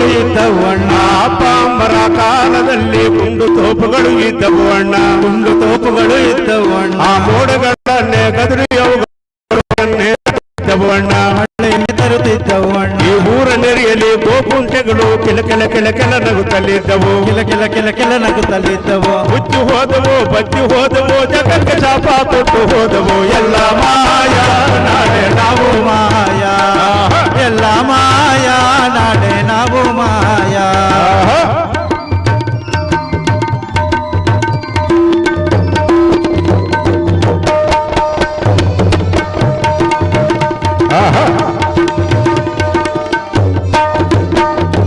ಎಣಿಸಲಾಗದ ಎಷ್ಟೋ ಗಿಡಗಳು ಎಣಿಸಲು ಕೂಡ ಇಲ್ಲವಾದವು. ಎಣಿಸಲು ಕೂಡ ಇಲ್ಲವಾದವು. ಎಣಿಸಲಾಗದ ಎಷ್ಟೋ ಗಿಡಗಳು ಎಣಿಸಲು ಕೂಡ ಇಲ್ಲವಾದವು. ಎಣಿಸಲು ಕೂಡ ಇಲ್ಲವಾದವು. ಆ ಗುಡುಗು ಮಿಂಚಿನ ಮಳೆಯ ಹಣಗಳು ಇಣಿಕಿ ನೋಡದೆ ಎಲ್ಲಿ ಹೋದವು. ಇಣಿಕಿ ನೋಡದೆ ಎಲ್ಲಿ ಹೋದವು. ಕಾಡು ಕಣಿವೆಗಳು ಕಾಣದಾದವು. ಗಿಡ ಮರ ಬಳ್ಳಿ ಇಲ್ಲವಾದವು. ಎಲ್ಲ ಮಾಯ ನಾಳೆ ನಾವು ಮಾಯ.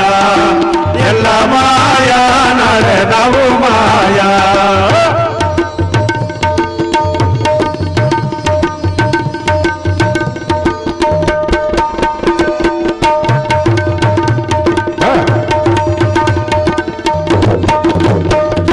ಟಿಂಗ್ ಟಿಂಗ್ ಟಿಂಗ್ ಟಿಂಗ್ ತಂಬೂರು ಇಲ್ಲ. ಜಗನಕ ಜಗನಕ ತಮಟೆಗಳಿಲ್ಲ.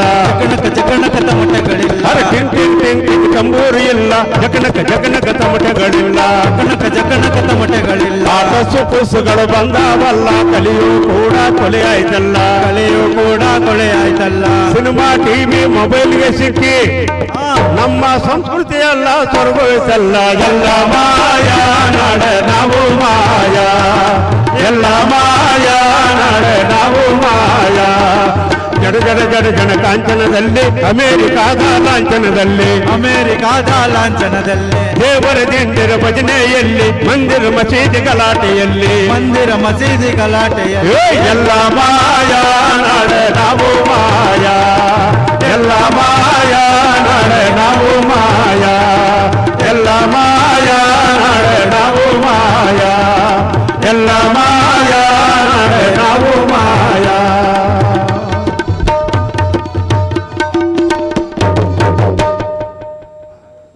ಧನ್ಯವಾದಗಳು ಸರ್. ಇಲ್ಲಿವರೆಗೂ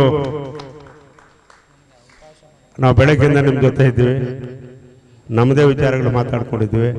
ಇಡೀ ರಾಜ್ಯದ ಎಲ್ಲ ತಜ್ಞರನ್ನ ನೋಡುವ ಒಂದು ಅವಕಾಶ ಈ GKV ಕಾರ್ಯಕ್ರಮಕ್ಕೆ ಬಂದಿದ್ದಕ್ಕೆ ನಮ್ಗೆ ಅನುಕೂಲ ಆಯಿತು.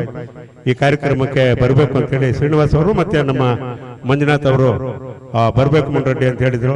ನಮ್ಗೆ ಅವಕಾಶ ಸಿಕ್ಕಿದಷ್ಟು ನಿಮ್ಮ ಮುಂದೆ ನಾವು ನಮ್ಮ ವಿಚಾರಗಳನ್ನು ಹಾಡಿದ್ದೀವಿ ಸರ್.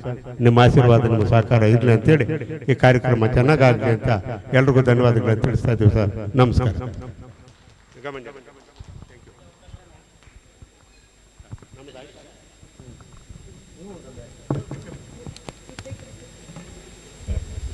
ಸೊ ನಿಜವಾಗ್ಲೂ ಸಹ ಮುನ್ರೆಡ್ಡಿ ಮತ್ತು ತಂಡದವರಿಗೆ ನಾವು ವಿಶೇಷವಾದ ಅಭಿನಂದನೆಗಳನ್ನು ಸಲ್ಲಿಸಬೇಕಾಗುತ್ತೆ. ಅವರು ಮತ್ತು ನಮ್ಮ ಒಂದು ಸಂಬಂಧ ಕಳೆದ 10 ವರ್ಷಗಳಿಂದ ಇದೆ. ನಾವು ಇಲಾಖೆಯಲ್ಲಿ ಏನಾದರೂ ಒಂದು ಕಾರ್ಯಕ್ರಮ ಮಾಡಿದ್ರೆ ಖಂಡಿತವಾಗ್ಲೂ ಸಹ ಅವರನ್ನ ಪ್ರತಿ ಒಂದು, ಯಾಕೆಂದ್ರೆ ಈ ಒಂದು ಗ್ಯಾಪ್ ಫಿಲ್ಲಿಂಗ್ ಅಲ್ಲಿ ಕೆಲವರು ಒಟ್ಬಿಡ್ತಾರೆ. ಅದನ್ನ ನಾವು ಖಂಡಿತವಾಗ್ಲೂ ಅವರು ನಮಗೆ ಒಳ್ಳೆ ಸುಗಮ ಸಂಗೀತದಲ್ಲಿ ಮನರಂಜನೆಯನ್ನು ಕೊಡ್ತಾರೆ. ಜೊತೆಗೆ ಅವರು ರಾಜ್ಯ ಮಟ್ಟದ ಜಾನಪದ ಅಕಾಡೆಮಿಯ ಪ್ರಶಸ್ತಿ ವಿಜೇತರು. ಮತ್ತೆ ಬಾಗೇಪಲ್ಲಿಯಲ್ಲಿ ಸಂಕ್ರಾಂತಿ ಹಬ್ಬಕ್ಕೆ ಅವರಿಗೆ ವಿಶೇಷವಾಗಿ ಸನ್ಮಾನ ಮಾಡಿದ್ದಾರೆ. ಮತ್ತೆ ಜಾನಪದ ಲೋಕದಿಂದ ಸಹ ನಮ್ಮ ರಾಮನಗರದಲ್ಲಿರೋ ಅಲ್ಲಿಂದನೂ ಸಹ ಅವರಿಗೆ ಸುಮಾರು ಪ್ರಶಸ್ತಿಗಳು ಬಂದಿದ್ದಾವೆ. ನಿಜವಾಗ್ಲೂ ಸಹ ನಮ್ಮ ಮಧ್ಯೆ ಇರುವ ಒಬ್ಬ ಹೆಮ್ಮೆಯ ಜಾನಪದ ಕಲಾ ತಜ್ಞ ಅಂತ ಹೇಳಿದ್ರೆ ತಪ್ಪಾಗ್ಲಾರ್ದು. ಸೊ ಮುನ್ರೆಡ್ಡಿ ಅವರು ನಮ್ಮ ಒಂದು ಕರೆಗೆ ಹೋಗೊಟ್ಟು ಅವ್ರು ಏನು ಡಿಮ್ಯಾಂಡ್ ಮಾಡಲ್ಲ. ಪ್ರೋಗ್ರಾಮ್ ಮೀದ ಸರ್ ಆಯ್ತಾ వచ్చేస్తాం ಸರ್ ಅಷ್ಟೇ ಅವ್ರು ಹೇಳೋದು, ನಮ್ಮ ಅವರ ಒಂದು ಇದು. ಸೊ ಹಂಗಾಗಿ ಅವರಿಗೆ ನಾನು ಈ ಸಂದರ್ಭದಲ್ಲಿ ನಿಜವಾಗ್ಲೂ ನಮ್ಮ ಎಲ್ಲರ ಬೇಸಾಯ ಶಾಸ್ತ್ರಜ್ಞರ ಪರವಾಗಿ, ನಮ್ಮ ವಿಶ್ವವಿದ್ಯಾಲಯದ ಪರವಾಗಿ ನನಗೆ ಅವರಿಗೆ, ಅವರು ಮತ್ತು ಅವರ ತಂಡಕ್ಕೆ ನಾವು ವಿಶೇಷವಾದ ಧನ್ಯವಾದಗಳನ್ನ ಈ ಸಂದರ್ಭದಲ್ಲಿ ಸಲ್ಲಿಸೋದಕ್ಕೆ ಇಷ್ಟಪಡ್ತೇನೆ. ಸೊ ಈಗ ಮುಂದಿನ ಕಾರ್ಯಕ್ರಮ ಪ್ಯಾನಲ್ ಡಿಸ್ಕಷನ್. ಈಗಾಗಲೇ ಕೀನೋಟ್ ಸ್ಪೀಕರ್ ಆದ ನಮ್ಮ ವಿ ಸಿ ಪಾಟೀಲ್ ಸಾಹೇಬರು ಮಾತಾಡಿದ್ದಾರೆ. ಅವರು ಸಹ ಈಗ ನಮ್ಮ ಜೊತೆ ಸೇರ್ಕೋಬೇಕು.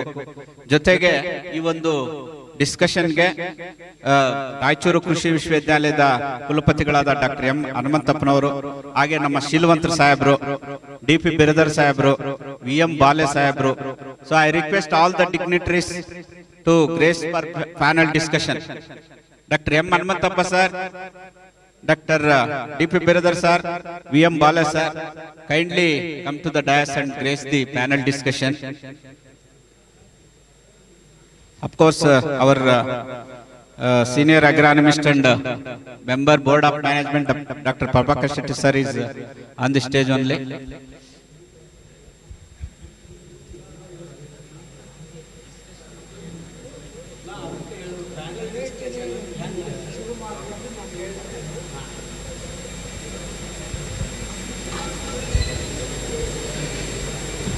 ಎಲ್ರಿಗೂ ಮತ್ತೊಮ್ಮೆ ಈ ಒಂದು ಮಧ್ಯಾಹ್ನದ ಸಮಾವೇಶಕ್ಕೆ ನಾನು ಸ್ವಾಗತವನ್ನು ಕೋರ್ತಾ ಇದ್ದೇನೆ. ಸಾಕಷ್ಟು sir V C Patil sir, sir ಬನ್ನಿ sir, sir please sir.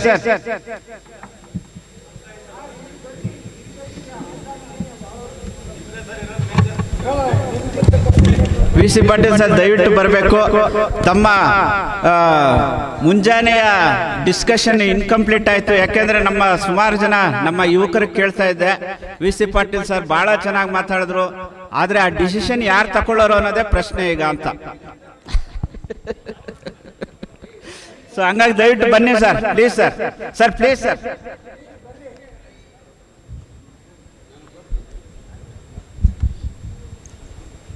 So ಈ ಒಂದು ಪ್ಯಾನೆಲ್ ಡಿಸ್ಕಷನ್ಗೆ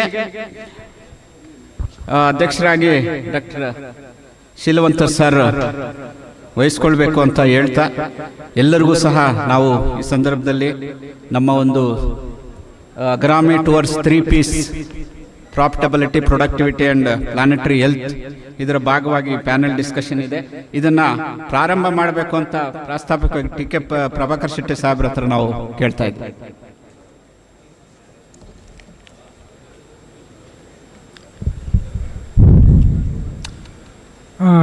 ನನ್ನ ಆತ್ಮೀಯ ಬೇಸಾಯ ಕೃಷಿ ತಜ್ಞರೇ, ಈಗ ಮಧ್ಯಾಹ್ನದ ಕಾರ್ಯಕ್ರಮ ಇದನ್ನು ನಾವು 1 ಗಂಟೆಗೆ ಅಂತ ಯೋಚನೆ ಮಾಡಿದ್ವಿ, 2:30 4 ಗಂಟೆವರೆಗೂ ಅಂತ. ಬಟ್ ಕೆಲವರು ತಮಗೆ ಗೊತ್ತಿರುವಂಥ ಕಾರಣಗಳಿಂದ ತಡವಾಗಿದೆ. ಆದರೂ ಸಹ ಇದನ್ನು ಈಗ ಪ್ರಾರಂಭ ಮಾಡ್ತಾ ಇದ್ದೀವಿ.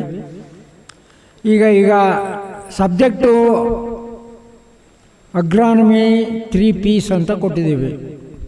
ಇದ್ರ ಜೊತೆಯಲ್ಲಿ ನಮ್ಮ ಸ್ನೇಹಿತರಾದ ಡಾಕ್ಟರ್ ವಿ ಸಿ ಪಾಟೀಲ್ರು ಒಂದು ಟಾಕ್ ಕೊಟ್ಟರು, ಬ್ರೈನ್ ಸ್ಟಾರ್ಮಿಂಗ್ ಟಾಕ್. ಸೊ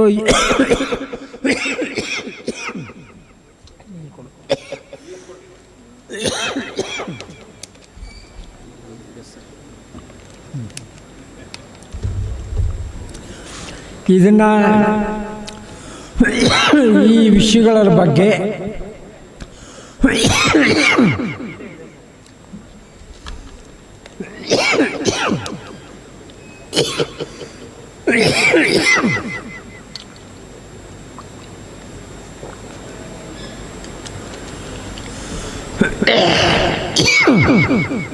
ಚರ್ಚೆ ಮಾಡಲಿಕ್ಕೆ, ತಮ್ಮ ಅಭಿಪ್ರಾಯಗಳನ್ನು ಮಂಡಿಸಲಿಕ್ಕೆ ನಾನು ಆಧಾರಪೂರ್ವಕವಾಗಿ ಬರ್ಮಾಡ್ಕೊಳ್ತೇನೆ. ಇಲಾಖೆ ವತಿಯಿಂದ ನಮ್ಮ ಡಾಕ್ಟರ್ HV ರೆಡ್ಡಿ ಅವರು ಅವರ ಒಂದು ವಿಷಯ ಮಂಡನೆ ಮಾಡಿದ ನಂತರ ಬೇರೆಯವರಿಗೆ ಯಾವ ಪ್ರಶ್ನೆಗಳನ್ನು ಕೇಳಬೇಕು ಯಾವುದು ಅಂತೇಳಿ ಬೇಸ್ಡ್ ಆನ್ ಈಗ 3 ಕಾನ್ಸೆಪ್ಟ್ ಇರೋದ್ರಿಂದ ಮೊದಲು ಪ್ರೊಡಕ್ಟಿವಿಟಿ ಬಗ್ಗೆ ಡಿಸ್ಕಸ್ ಮಾಡೋಣ ಒಂದು 15 ನಿಮಿಷ, ಆಮೇಲೆ ಪ್ರಾಫಿಟ್ ಬಗ್ಗೆ ಡಿಸ್ಕಸ್ ಮಾಡೋಣ, ಆಮೇಲಿಂದ ಪ್ಲಾನೆಟರಿ ಹೆಲ್ತ್ ಬಗ್ಗೆ. ಆ 3 ವಿಷಯಗಳನ್ನು 15 ನಿಮಿಷ ಮಾತಾಡಿ, ಕೊನೆಯ 15 ನಿಮಿಷ ನಮ್ಮ ಸ್ನೇಹಿತರು ಡಾಕ್ಟರ್ ವಿ ಸಿ ಪಾಟೀಲ್ರು ಮಾತಾಡಿದ್ದಕ್ಕಂಥ ಆ ವಿಷಯದ ಬಗ್ಗೆನೂ ಪ್ರಸ್ತಾಪ ಮಾಡಿ, ಅವುಗಳ ಬಗ್ಗೆ ಸೂಕ್ತ ನಮ್ಮ ತಜ್ಞರಿದ್ದಾರೆ ಅದರ ವಿಷಯದ ಬಗ್ಗೆ ನಾವು ಮಾಹಿತಿಯನ್ನು ಹಂಚ್ಕೊತೀವಿ. ಮೊದಲನೇದಾಗಿ ಡಾಕ್ಟರ್ HV ರೆಡ್ಡಿ ಅವರು ದಯವಿಟ್ಟು ಬರಬೇಕು.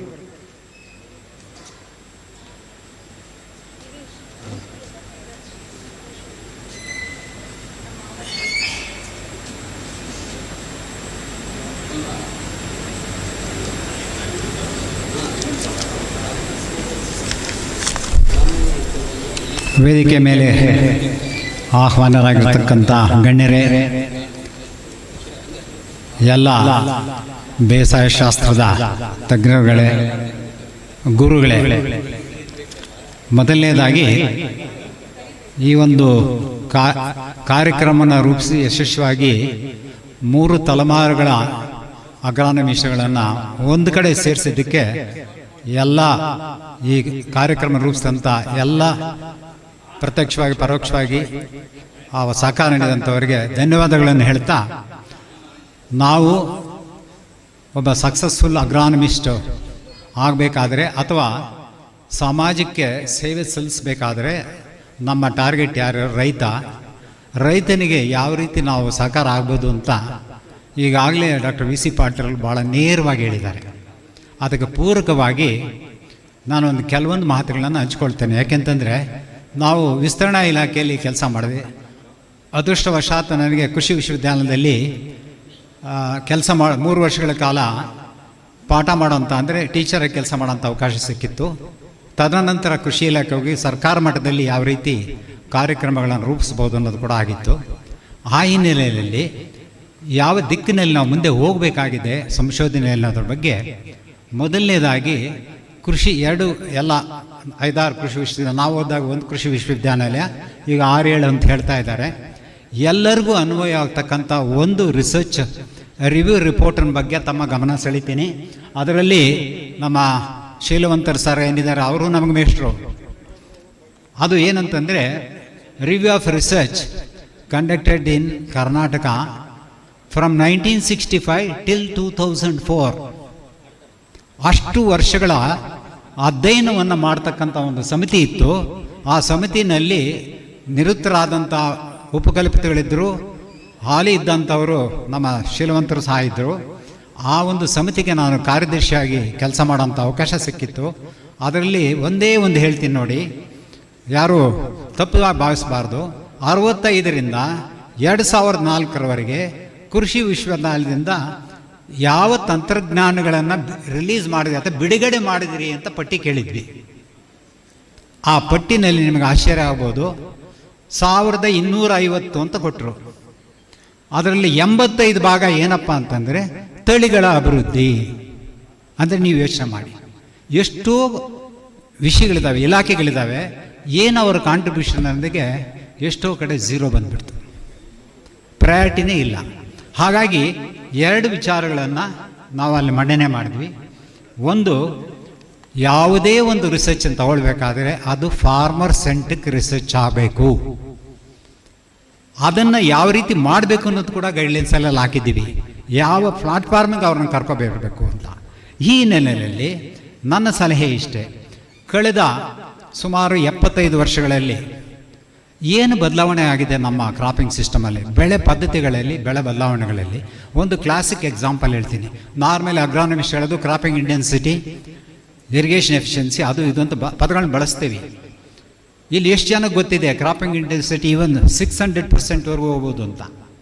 ನಮ್ಮ ಏರಿಯಾದಲ್ಲಿ ಬನ್ನಿ, ಮಾಲೂರು ತಾಲೂಕಿಗೆ 6 ಬೆಳೆ 7 ಬೆಳೆ ತೆಗಿತಾರೆ. ಹೆಂಗೆ? What is that crop rotation?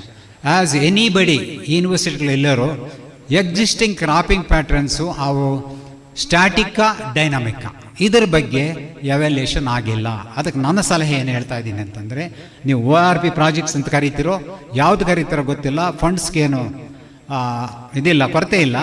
ಆದ್ದರಿಂದ 5600 ಗ್ರಾಮ ಪಂಚಾಯತಿಗಳಿದ್ದಾವೆ ನಮ್ಮ ರಾಜ್ಯದಲ್ಲಿ. ಪ್ರತಿಯೊಂದು ಗ್ರಾಮ ಪಂಚಾಯಿತಿ ಆಧಾರಿತ ಎಕ್ಸಿಸ್ಟಿಂಗ್ ಕ್ರಾಪಿಂಗ್ ಸಿಸ್ಟಮ್ಸ್ ಏನಿದೆ, ಬದಲಾವಣೆಗಳು ಯಾಕೆ ಆಗ್ತಾ ಇದ್ದಾವೆ? Is it because of the marketing forces, ಬೆಳೆ ಇದರಲ್ಲಿ ಇದರಲ್ಲಿ ಅಗ್ರಿಕಲ್ಮೆಟಿಕ್ ಝೋನ್ಸಿಂದ ಏನಾದರೂ ಹೆಚ್ಚು ಕಮ್ಮಿ ಆಯಿತಾ? ಯಾವ ಕಾರಣದಿಂದ ಕ್ರಾಪಿಂಗ್ ಸಿಸ್ಟಮ್ಸ್ ಬದಲಾವಾಗ್ತಾ ಇದ್ದಾವೆ?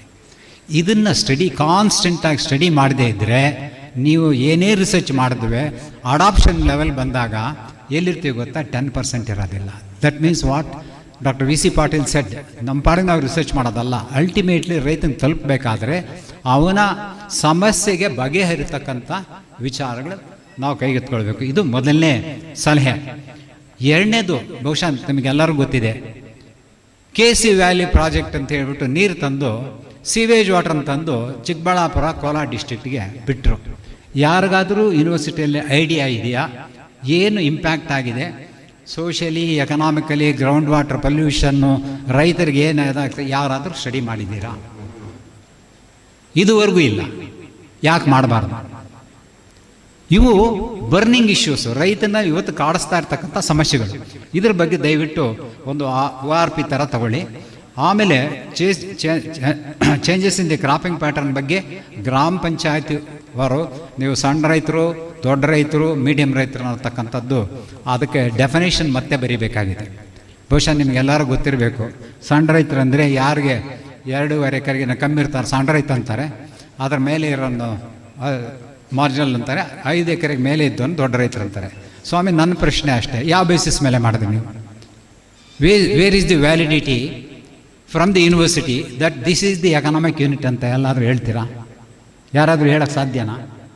ಅಂದರೆ ನಾನು ಏನು ಹೇಳಕ್ಕೆ ಅಂದರೆ, 2 ಎಕರೆ ನೀರಾವರಿ ಇರೋನು ಒಂದೇ, 2.5 ಎಕರೆ ಡ್ರೈಲ್ಯಾಂಡ್ ಇರೋನು ಒಂದೇ ಸಣ್ಣ ರೈತ ಅಂತ ಕರೆದ್ರೆ ಅವನ ಸಮಸ್ಯೆ ಏನು ಇವನ ಸಮಸ್ಯೆ ಅಂತ ಏನಾದರೂ ಅರ್ಥ ಇದೆಯಾ? ದಯವಿಟ್ಟು ಯೋಚನೆ ಮಾಡಿ. These are the new areas where our agronomy should focus more on farmer oriented research. Next ನನಗೆ ಇವರಲ್ಲಿ ನನಗೆ ಕೃಷ್ಣಮೂರ್ತಿಯವರು ನನಗೆ MSನಲ್ಲಿ KK ಅಂತ ಕರಿತಿದ್ವಲ್ಲ, ಅವರು ನನ್ನ ಗೈಡು. ಡಾಕ್ಟರ್ ಬೊಮ್ಮೇಗೌಡರು ನನಗೆ PhDನಲ್ಲಿ ಗೈಡ್ ಆಗಿದ್ದಾರೆ. ಅದರಿಂದ ಆ ಮೇಸ್ಟ್ರಗಳನ್ನ ಇವತ್ತು ನೋಡೋಂಥ ಅವಕಾಶ ನನಗೆ ಸಿಕ್ತು, ಅದಕ್ಕೆ ಧನ್ಯವಾದಗಳು. ಇನ್ನು ಒಂದೇ ಲಾಸ್ಟ್ ಒಂದು ಐಟಮ್ ಏನಪ್ಪ ಅಂತಂತಂದರೆ, ಏನು ಕಾಂಪೋಸಿಟ್ ಫಾರ್ಮಿಂಗ್ ಅಂತೇನು ಹೇಳ್ತೀರಿ, ಅದಿಲ್ಲದ ಹೊರತು ಯಾವ ರೈತನೂ ಸಸ್ಟೈನಬಲ್ ಆಗೋಕ್ಕೆ ಸಾಧ್ಯ ಇಲ್ಲ. ಮಾನೋ ಕ್ರಾಪಿಂಗ್ ಅನ್ನೋ ಪ್ರಶ್ನೆನೇ ಇಲ್ಲ. ಕಾಂಪೋಸಿಟ್ ಫಾರ್ಮಿಂಗ್ ಬಗ್ಗೆ ಎವ್ಯಾಲ್ಯೂಷನ್ ಎಕ್ಸಿಸ್ಟಿಂಗ್ ಸಿಸ್ಟಮನ್ನು ಫಸ್ಟು ನಮ್ಮ MSc PhD ಹುಡುಗರನ್ನ ಎವ್ಯಾಲ್ಯೂಯೇಷನ್ ಸ್ಟಡೀಸ್ ಮಾಡೋಕ್ಕೆ ದಯವಿಟ್ಟು ಎಕ್ಸಿಸ್ಟಿಂಗ್ ಸಿಸ್ಟಮ್ಸ್ ಎವ್ಯಾಲ್ಯೂಯೇಟ್ ಮಾಡಿ, should there be need for intervention ಅದನ್ನ ಎವ್ಯಾಲ್ಯೂ ಮಾಡಿ. ಅದನ್ನು ಎವ್ಯಾಲ್ಯೂಯೇಟ್ ಮಾಡು ಎವ್ರಿ ಇಯರು 365 days ಒಂದಂತ ತಿಳ್ಕೊಳ್ಳಿ. This is one profession where 24/7 365 days attention of the farmer is required, unlike any other profession. ಆದ್ದರಿಂದ ಈ ಕ್ರಿಕೆಟ್ ಲ್ಯಾಂಗ್ವೇಜಲ್ಲಿ ಹೇಳ್ಬೇಕಂತಂದರೆ ಅಗ್ರಾನಿಸ್ಟ್ ರೋಲ್ ಏನಂತಂದರೆ the best allrounder. The best allrounder in a cricket team is the agronomist. ಎಲ್ಲ ವಿಚಾರಗಳ ಮಧ್ಯದಲ್ಲಿ ಇದ್ದರೂ ಸಹ ಅವನ ಸುತ್ತಾನೇ ಇರ್ತವೆ ಎಲ್ಲ. ಆದ್ದರಿಂದ ಅಗ್ರಾನಿಸ್ಟು ಈಗೇನು ಹುಡುಗರಿದ್ದೀರಿ, ನಮ್ಮ VC ಪಾಟೀಲ್ ಹೇಳ್ದಂಗೆ ನಮಗೆ experiment technique in agriculture research ಅಂತ ಒಂದು ಕೋರ್ಸ್ ಇತ್ತು. ಅದ್ರ ಜೊತೆಗೆ ಕ್ರಾಪ್ ಪ್ರೊಡಕ್ಷನ್ 10 ಗಂಟೆ ಕೊಡ್ತಾಯಿದ್ರು. ಅಲ್ಲಿ ಕಲಿಸೋದು ನಮಗೆ ಪ್ಲ್ಯಾಂಟಿಂಗು. ಅದು ಬಂದಂಥ ಅದು A to Z ಎಕ್ಸ್ಪೋಷರು ಪರಿಪೂರ್ಣವಾಗಿ ಸಿಕ್ತಿತ್ತು ನಮಗೆ. ಈಗ ಯಾಕೆಲ್ಲ ಬಿಟ್ಟಿದ್ದಾರೋ ನನಗಂತೂ ಗೊತ್ತಿಲ್ಲ. ಇದು ಮತ್ತೆ ವಾಪಸ್ ಬಂದರೆ ಒಳ್ಳೇದು. ಇಲ್ಲ ಅಂತಂದರೆ ಕಳೆಕಾಯಿ ಎಲ್ಲಿ ಬಿಡುತ್ತೆ ಅಂತ ನಮಗೆ ಒಬ್ಬ ಸೆಕ್ರೆಟ್ರಿ ಇದ್ದರು. ಹೆಂಗೆ ಮಾಡೋ, ನಮ್ಮ ದುರಾದೃಷ್ಟ, ಹೆಸರು ಬೇಡ, ಹಿಂಗೆ ರಿವ್ಯೂ ಮಾಡೋ ಹೇಳ್ತಾ ಇದ್ರು. ರಾಗಿ ಬಗ್ಗೆ ಮಾತಾಡೋಕ್ಕೆ ರಾಗಿನೇ ಮರನಾ ಗಿಡನಾ ಅಂತ ಕೇಳಿದ್ರು. ಅಂಥವ್ರು ಬರ್ತಾರೆ ಅಡ್ಮಿನಿಸ್ಟ್ರೇಟರ್ಸ್ ಆಗಿ. ಆ ಪರಿಸ್ಥಿತಿಗೆ ನಮ್ಮ ಅಗ್ರಾನಮಿಸ್ಟ್ ಯಾರು ಆಗೋದು ಬೇಡ. ಪರಿಪೂರ್ಣವಾಗಿ ಭೂಮಿಗೆ ಸಂಬಂಧಪಟ್ಟಂಥ ವಿಚಾರಗಳು ಅವೆಲ್ಲನೂ ಅರ್ಥ ಮಾಡ್ಕೊಳ್ಬೇಕಾದ್ರೆ ಆ ಬೆಳೆ ಬೆಳೆಯತಕ್ಕಂಥ ಒಂದು ಪರಿಪಕ್ವವಾದಂಥ ಇರಬೇಕು. ನಾನು ಕೇವಲ ಓದಿದ್ದೇ ಅಲ್ಲ, ವಾಸ್ತವವಾಗಿ ನಾನು ಮಾಡಿದಂಥ ಮೊದಲನೇ ಕೆಲಸ which has become almost an example ನಮ್ಮ ಏರಿಯಾದಲ್ಲಿ. ನಾನು ಮೊದಲಿಗೆ ಯೂನಿವರ್ಸಿಟಿಯಲ್ಲಿ ಸ್ಯಾಲ್ರಿ ತಗೊಂಡಾಗ 1976 I got my first salary in the university. The first thing I did was I purchased 20 coconut seedlings planted in my farm. 76 ಅಲ್ಲಿ. Till this year I have planted more than 25,000 trees. In the last 50 years, anybody can come. Of course, ours is a giant family. Therefore, I had the opportunity of taking my brothers into confidence. I was able to develop. You name agroforestry, you have forestry, you have horticulture, you have agriculture, everything. What I learned, I translated that into a practical thing. Now it is sustainable. ಡ್ರೈಲ್ಯಾಂಡಲ್ಲಿ coconut without irrigation ಬೆಳಿಬೋದನ್ನು ಸಹ ನನ್ನ ಫಾರಮಲ್ಲಿ ತೋರಿಸ್ದೆ. You can come and see. Therefore if you become a practical agronomist, you can challenge, and agronomist is the only answer to address the problems of farmers around which all other subjects revolve. Thank you very much for giving me this opportunity.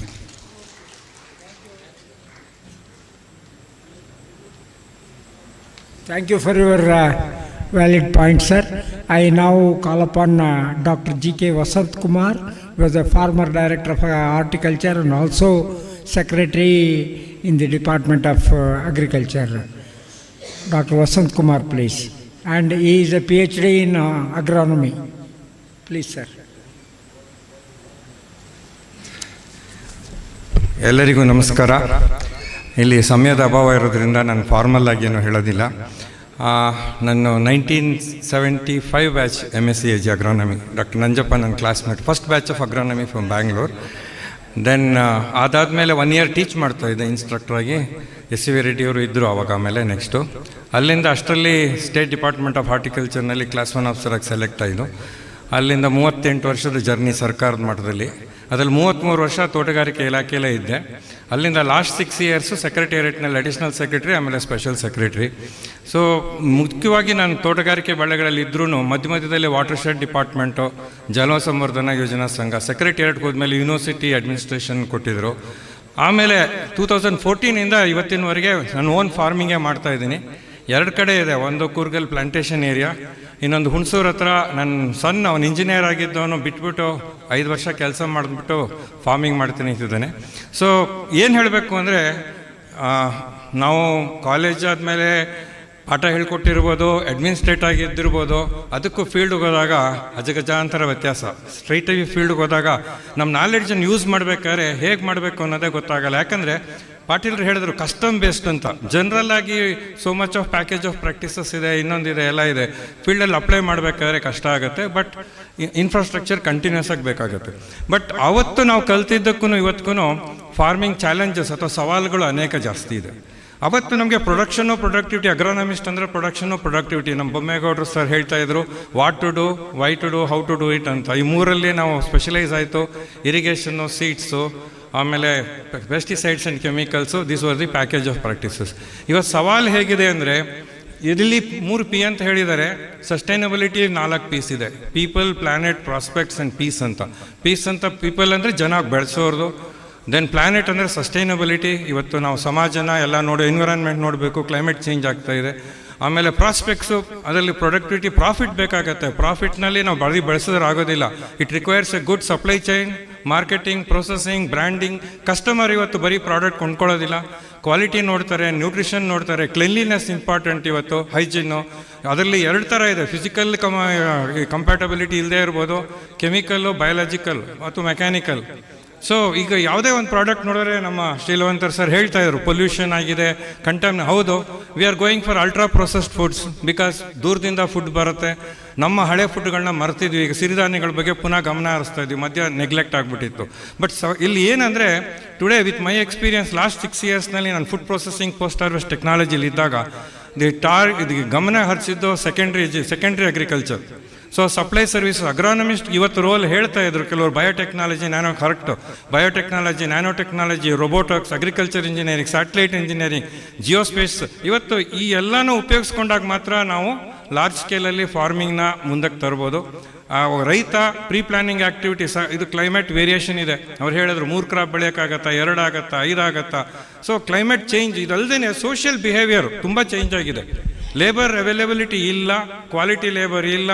ಫಾರ್ಮಿಂಗ್ನಲ್ಲಿ 6 days 7 days 6 days ಕೆಲಸ ಮಾಡೋರು ಇಲ್ಲ. So ಲೇಬರ್ನ ನಾವು because just technology ಇದೆ ಅಂತ ನಾವು continue ಮಾಡೋಕ್ಕಾಗಲ್ಲ. Even today I am struggling in my own coffee plantation. ಯಾವ labour ಓಡೋಗ್ತಾರೆ ಗೊತ್ತಿಲ್ಲ. ಹಾರ್ವೆಸ್ಟಿಂಗ್ ಸೀಸನಲ್ಲಿ even if you go double 3 ಆಗ್ತಿಲ್ಲ. ದೆನ್ ನಾರ್ಮಲ್ ವೇಜ್ ಬೇರೆ, ಸ್ಪೆಷಲೈಸ್ಡ್ ವೇಜ್ 1500-2000 ತನಕ ಹೋಗುತ್ತೆ. Can you sustain with that kind of wages for a specialised labour? Then farmer do not only fertiliser, chemicals ಅಲ್ಲ, ಈ requires so many things. When irrigation is automated, how will you control irrigation problem, pressure regulation, transformer problems, electricity problems? There is no end for these things. When uncertainty comes, you need to be prepared for that. Then electricity admele, then farmer requires, ಈಗ ನಾವು ಇಷ್ಟೆಲ್ಲ what do you does he for his living? His living standards are more. Prabhakar Shetty ನಮ್ಮ senior ಹೇಳ್ತಾ ಇದ್ರು, ಹೆಣ್ಣು ಕೊಡೋದಿಲ್ಲ ಅಂತ. Correct. ಶಿವಮೊಗ್ಗದಲ್ಲಿ ಅಡಿಕೆ ಕ್ರಾಪ್ ಹಾಕಿಲ್ಲ ಅಂದರೆ ಹೆಣ್ಣು ಕೊಡೋದಿಲ್ಲ. They are looking for some kind of stability in farming. Facilities, ನೀರಿಲ್ಲ ಅಂದರೆ ಮನೆಗೆ ಹೆಣ್ಣು ಕೊಡೋದಿಲ್ಲ. So many. That means rural ಏರಿಯಾದಲ್ಲಿ housing is very important.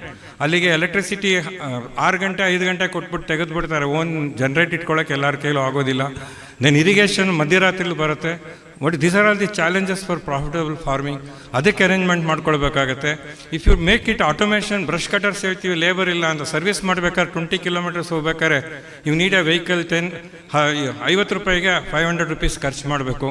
Then when it comes to the inputs, that is department or KVKs thing, longer ರೇಂಜಲ್ಲಿ ಸಿಕ್ಕಲ್ಲ, ಬೆಂಗಳೂರು ಸುತ್ತಮುತ್ತ ಇರ್ಬೋದು. I am talking simple things like ಇವತ್ತು ಬಯೋ ಏಜೆಂಟ್ಸ್ ಬಗ್ಗೆ ಮಾತಾಡ್ತಿದ್ವಿ, natural farming ಬಗ್ಗೆ ಮಾತಾಡ್ತಿದ್ವಿ, ಆರ್ಗ್ಯಾನಿಕ್ ಇನ್ಪುಟ್ಸ್ ಬಗ್ಗೆ ಮಾತಾಡ್ತಿದ್ವಿ. ಕಮರ್ಷಿಯಲ್ ಸೇಲ್ಸ್ ಇದೆ, ಕ್ವಾಲಿಟಿ ಕಂಟ್ರೋಲ್ ಇಲ್ಲ. I couldn't get worm casting and worm compost for a long time with my contracts. ಎಲ್ಲೋ ಹೋಗಿ ಕೊನೆಯಲ್ಲಿ ಹುಡ್ಕೊಂಡು ಬರಬೇಕಾಯಿತು. ರೆಗ್ಯುಲರ್ ಸಪ್ಲೈಸ್ ಇಲ್ಲ. ಬಯೋ ಏಜೆಂಟ್ಸ್ ತುಂಬ ಬಂದಿದೆ. There are very progressive farmers are doing on their own 8 or 9. It's not only trichoderma, azotobacter ಇರ್ಬೋದು, VAM ಇರ್ಬೋದು. It's all listed for different things. Definitely these things play a very important role in controlling the diseases. ಈಗ ನಾವು natural supposing input cost ಕಡಿಮೆ ಮಾಡಬೇಕು, climate sustainability ಮಾಡಬೇಕು, disease resistance ಬರಬೇಕು ಅಂದರೆ organic inputs are required. ಹೇಳ್ತಾರೆ organic ಮಾಡಿ ಅಂತ. Go and test the soil. 0.5-0.6% ಮಾಡೋಕ್ಕಾಗತ್ತಾ? ಬೇಸಿಕ್ ಟೆಕ್ನಾಲಜಿ ನಮ್ಗೆ ಗೊತ್ತಿಲ್ಲ, ಹಾಕ್ಕೊಡ್ರೆ ಆಗುತ್ತಾ? 2-3% ಆಯಿಲ್ ಆರ್ಗ್ಯಾನಿಕ್ ಕಾರ್ಬನ್ ಆರ್ಗ್ಯಾನಿಕ್ ಇತ್ತು ಅಂದರೆ ಯು ಕ್ಯಾನ್ ಡೂ ಇಟ್. 1.25ಗಿಂತ ಕಮ್ಮಿ ಇದ್ರೆ it's not fertile. How many people are going for that? Sales ಮಾಡ್ತಾರೆ ಆ ಬಯೋ ಏಜೆಂಟ್ನ ಡ್ರೈ ಕಂಡೀಷನ್ಸಲ್ಲಿ. ಅದಕ್ಕೆ ಯಾವ ಎನ್ವಿರಾನ್ಮೆಂಟಲ್ಲಿ ಹಾಕಬೇಕು ಅಂತ ಹೇಳೋದಿಲ್ಲ. It's only purely sales oriented. So of course one point is very clear, farmer oriented research ಮಾಡಬೇಕು ಅಂತ. For that we need to go to the farmer as often as possible and take the feedback. ಅವತ್ತು 75ರಲ್ಲಿ MSc ಮಾಡಿದ್ಕೊಳ್ಳಿ ಎಲ್ಲ ಗೊತ್ತಿದ್ದು ಅಂದರೆ ಇವತ್ತು today I am feeling still there is so much to learn. So much in combination farming ಇರಬೇಕು, mixed farming ಇರ್ಬೋದು. Everything plays a roll. Climate ಬಗ್ಗೆ ನಾವು ಯೋಚನೆ ಮಾಡ್ತಿಲ್ಲ. Honey bees play a role, we are destroying it. So many birds are needed for insect control, we are destroying it. Snakes ಕಂಡ ತಕ್ಷಣ ಸಾಯಿಸೋದೇ ಆಗಿದೆ ಎಲ್ಲ ಕಡೆಗೆ. That is required, though we have to control. Do we have a foolproof methods for this? Do you have an economical method, or is still only in research or something? ಹೇಳಿದ್ರು ಕೃಷಿ ಮೇಳದಲ್ಲಿ commercial forums have taken advantage. See, wood chipper is a very important thing for farming. ನಮ್ಮ ತೆಂಗಿನ ಗರಿ ಇರ್ಬೋದು, ಅಡಿಕೆ ಗರಿ ಇರ್ಬೋದು, ಮರ ಇರ್ಬೋದು, ಕಟ್ ಮಾಡಬೇಕು. ಎಲ್ಲ ರೀತಿ 3 HP ಟೈವಾನಿಂದ ಬಂದಿದ್ದಂಥ ಚೈನಾಯಿಂದ ಬಂದಿರ್ತಾರೆ, ಏನಕ್ಕೂ ಆಗಲ್ಲ. ಅದು ಬೋಗನ್ವಿಲ್ಲ ಕಡ್ಡಿನೂ ಕಟ್ ಮಾಡೋಕ್ಕಾಗಲ್ಲ. You need 5 to 7 point HP, high RPM. ಅದಕ್ಕೆ ವೋಲ್ಟೇಜು, ಕಂಡೆನ್ಸ್ ಏನಿಲ್ಲ, ಇದಕ್ಕಿದ್ದಂಗೆ ಕೆಟ್ಟೋಗುತ್ತೆ. It costs 30% of the expenditure. Who is going to give guidelines on such things, which is very important in farming today? One side ease of the farming ಅಂತೀವಿ, then there are so much of technology, renewable energy ಇರ್ಬೋದು, biogas ಇರ್ಬೋದು, solar energy, but everything to implement is expensive. Infrastructure cost, ನಿಮ್ಗೆ ಏನು profit ಬರುತ್ತೋ you are spending it on upgradation infrastructure, which is because technology is going outdated. ಎಲ್ಲನೂ ಹೇಳ್ತಾರೆ today. How do we have a good cloth, we have some tailor, can we stitch into a beautiful suit so that the farming is beautiful? Status symbol ಕಮ್ಮಿ ಆಗ್ತಾ ಇದೆ. ಯಾರೋ ಕೆಲವು 1% ಯೂಟ್ಯೂಬ್ನಲ್ಲಿ ಹಾಕೋದೇ ಜಾಸ್ತಿ ಆಗ್ತಾಯಿದೆ. Where is the authenticity for that? We are promoting that YouTube culture of the agriculture and horticulture, whatever it is, without authentication. ಎಲ್ಲ 10 ಲಕ್ಷ ಬರುತ್ತೆ, 1 ಕೋಟಿ ಬರುತ್ತೆ ಅಂತ ಮಾತಾಡ್ತಾರೆ. ಎಲ್ಲಿಗೆ, ಯಾವ ಸ್ಕ್ವೇರ್ ಫೀಟಲ್ಲಿ ಮಾಡ್ತಾರಾ, ಸ್ಕ್ವೇರ್ ಮೀಟ್ರಲ್ಲಿ ಮಾಡ್ತಾರಾ?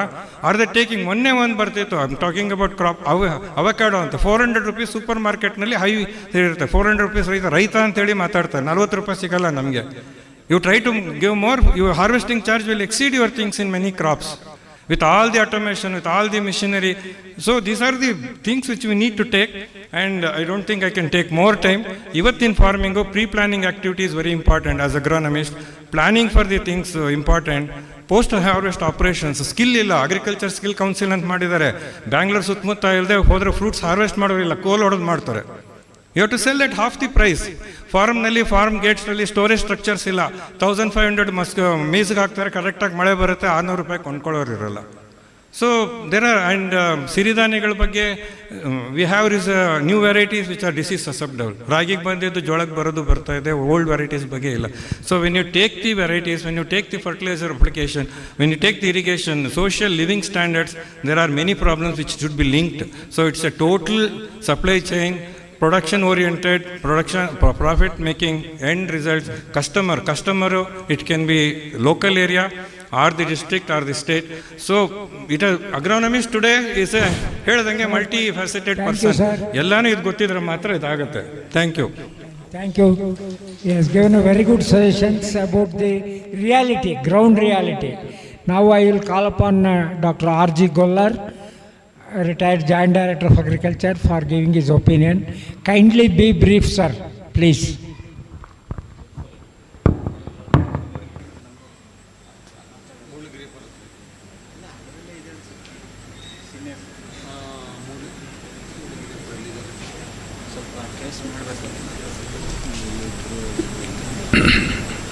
ವೇದಿಕೆ ಮೇಲೆ ಆಸೀನರಾದ ಗಣ್ಯರೇ, ಗುರುಗಳೇ, ಯಾವತ್ತು ಕೃಷಿ ಶಾಸ್ತ್ರಜ್ಞ ಬಂಧುಗಳೇ,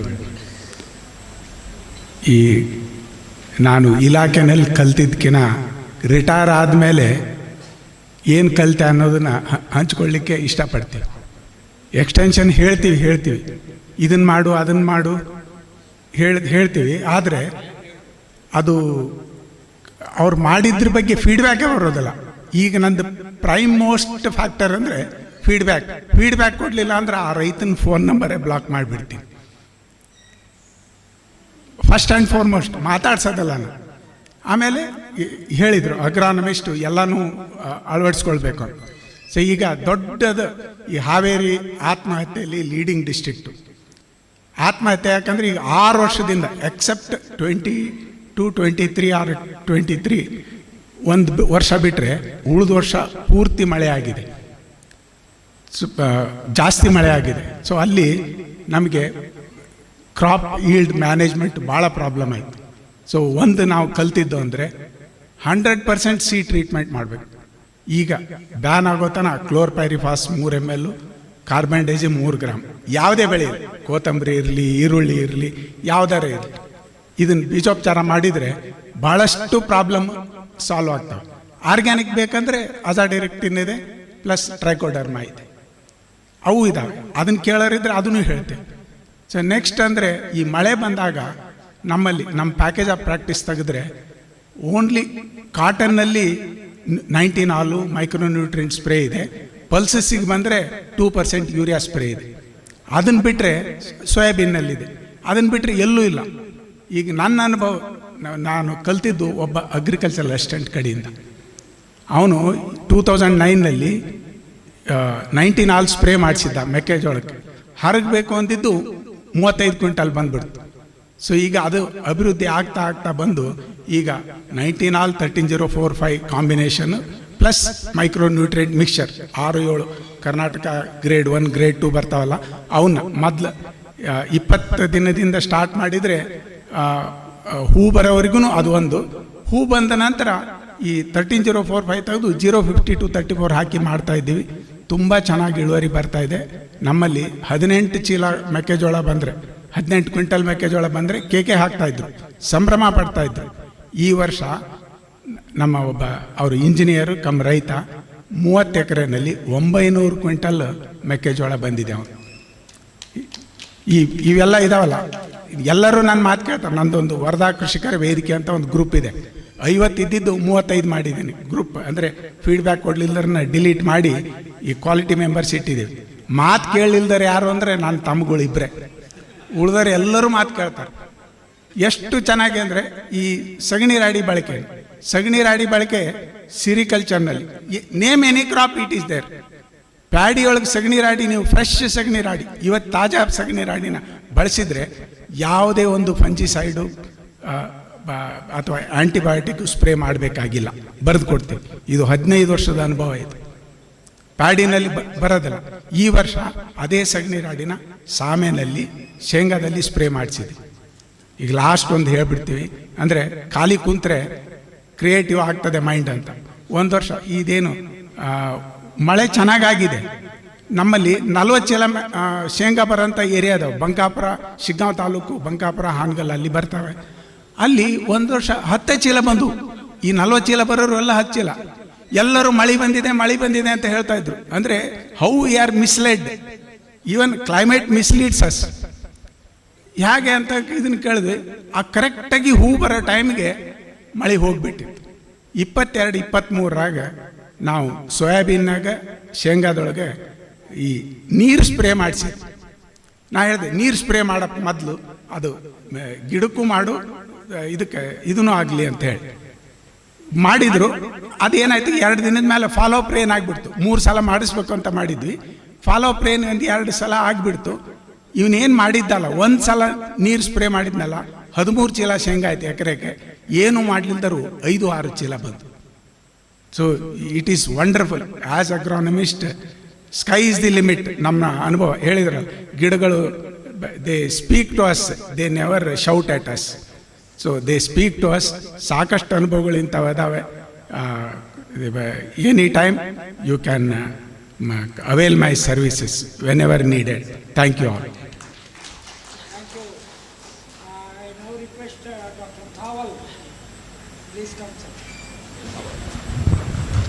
Kindly be brief, sir. Please.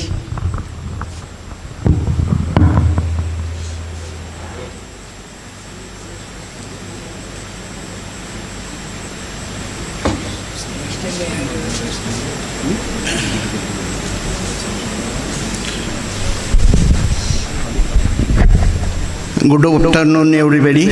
Respected dais, myself, Dr. D.W. Thawar. I did my PhD at US Dharwad, 93 to 96 batch. Today, the agronomy towards the 3 P's, that is productivity, profitability, and planetary health. These 3 points are very important farmer's point of view and agronomist point of view. Looking to the modern agronomy must be balanced, higher crop production, second farmer's income, and third one is environmental protection. These 3 approaches are called as a 3 P's of sustainable agriculture. Number 1 is productivity. The goal is to increase the crop production per hectare.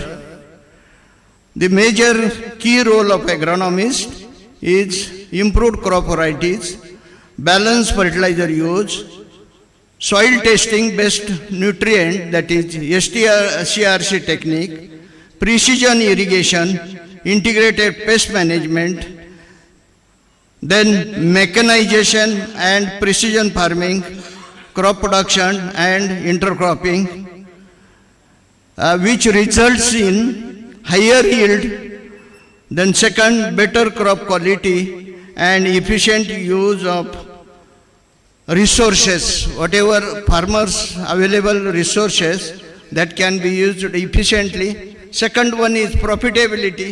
The goal is to increase the farmer's income while reducing the cost of cultivation. The key practices: reduce the input cost through precision farming. Second, water and fertilizer saving.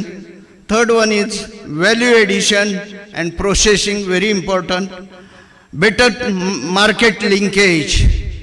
The production to market, producer to consumers, better market linkage is important.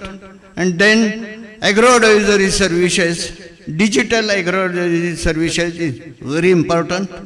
And then crop diversification is very important, which may result in higher net income, lower production cost, reduction in risk. And then third one is planetary health. The goal is protect the soil, water, climate, and biodiversity. These are the very important points. The key practices: reduce the chemical overuse, organic matter improvement, soil carbon sequestration is very important. Nowadays, day by day, the soil carbon content is reducing. Then efficient use of water management, crop residue management is also very important. Reduce the greenhouse gases emission, renewable energy use, and biodiversity conservation is very important, so that which result in healthy soil, clean water, then climate resilience and sustainable farming. The future agronomy direction, future agriculture must be shift from higher input farming to smart, precise and sustainable farming. Finally, to achieve the goal, more crop per drop, then more income per acre, and finally less damage to earth. This is in short about 3 P's, very important agronomic point of view. Thank you. Thank you, sir. Any other agronomist who wants to share their thoughts or plans and ideas? Barri Korikantimat Sahabro, Bani, please.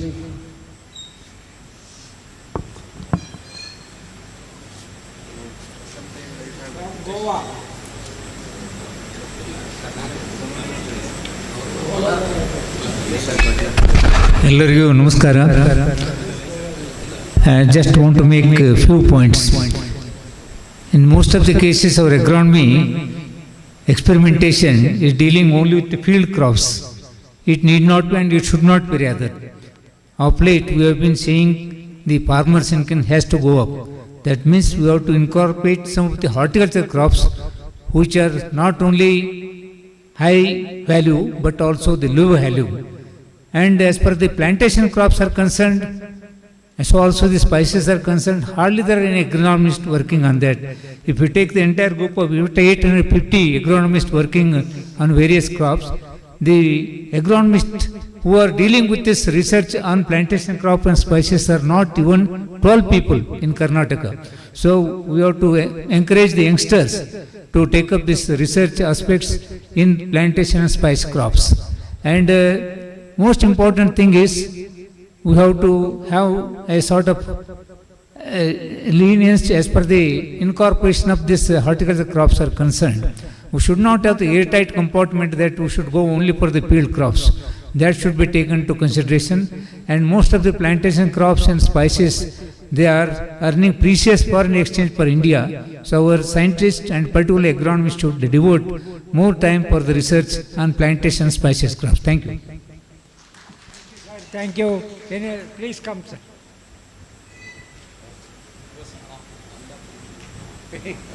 Chanbasana, Bani, Dr. Chanbasana.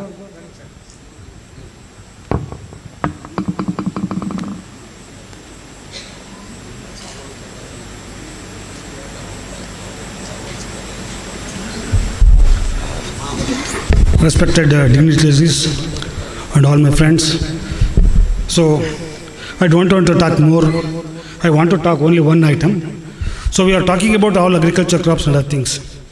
So I think that there are many, they are staying in Bangalore or cities. So why can't they think of terrace farming? So this is one of the aspects nobody is talking about. After my retirement, I'm doing some of the terrace farming management, and I have got about 60 to 70 pots on my terrace. And I am doing many of the crops I have taken, particularly flower crops that gives flowers throughout the year. So every day I am getting flowers. Apart from that, I have grown some of the even brinjal is there, curry leaf is there, coriander, and even nimbu I have planted. So many of these crops. So every day I am getting flowers and also fruits. Even nimbu. It is about more than 1,000. Just 1 year plant, it has given more than 1,000 nimbu it has given, and also brinjal. And so this is one aspect, because in many of the in Bangalore, many of them they having their houses, and the terrace is free. Nothing is when that's vacant. And here we can recycle the terrace farming. So we can harvest the water from the terrace, and we know that in Bangalore it is compulsory to have water storage. So instead of leaving that water to go or run on the road, it can be collected, it can be recycled. So I am doing that also. Some of the terrace water getting, I am recycling. And many of the one municipality, they have came to my house, and they have recorded also. So we can see that this whatever house waste we get, that will be just will go and we just throw here and there. Instead of that, whatever I am getting, all the household waste, everything I am collecting and recycling. So no, you can use fertilizer also, but this whatever you get household waste, that can easily be recycled. So here in Bangalore, many of the people, particularly engineers, they are doing. This is my surprisingly, I am seeing that even no agronomists or agriculture people they are doing. So many of the agriculture, engineering, software engineering engineers are doing, practicing this. And I am in Mahalakshmi Layout area, and there I can see that 2 or 3 farmer engineers they are doing this. And the most of them they are taking perennials. So even that can be done. And also what I can say that perennial as well as the short duration crops also we can take. And this will be giving very good aesthetic value, and it gives very happy. And per day I think I am spending about 1 to 2 hours on my terrace itself, and gives very happiness.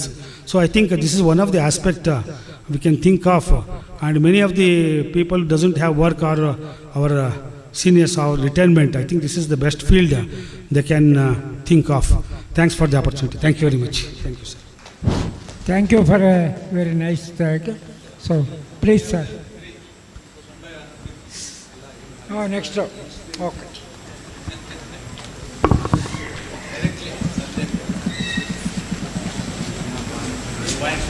With your kind permission, I take only 2 minutes. I am Dr. Mahabaleshwara MS, former MD and CEO of Karnataka Bank. In the past, I had a couple of occasions to come over here. Especially, I still remember the foundation day here. When Dr. Rajendra Prasad was the VC, he had invited me to deliver the foundation day address. It was quite memorable. And my good friends Sudhakar Babu and Dhanpal, they are all here. That is the reason why I am here today.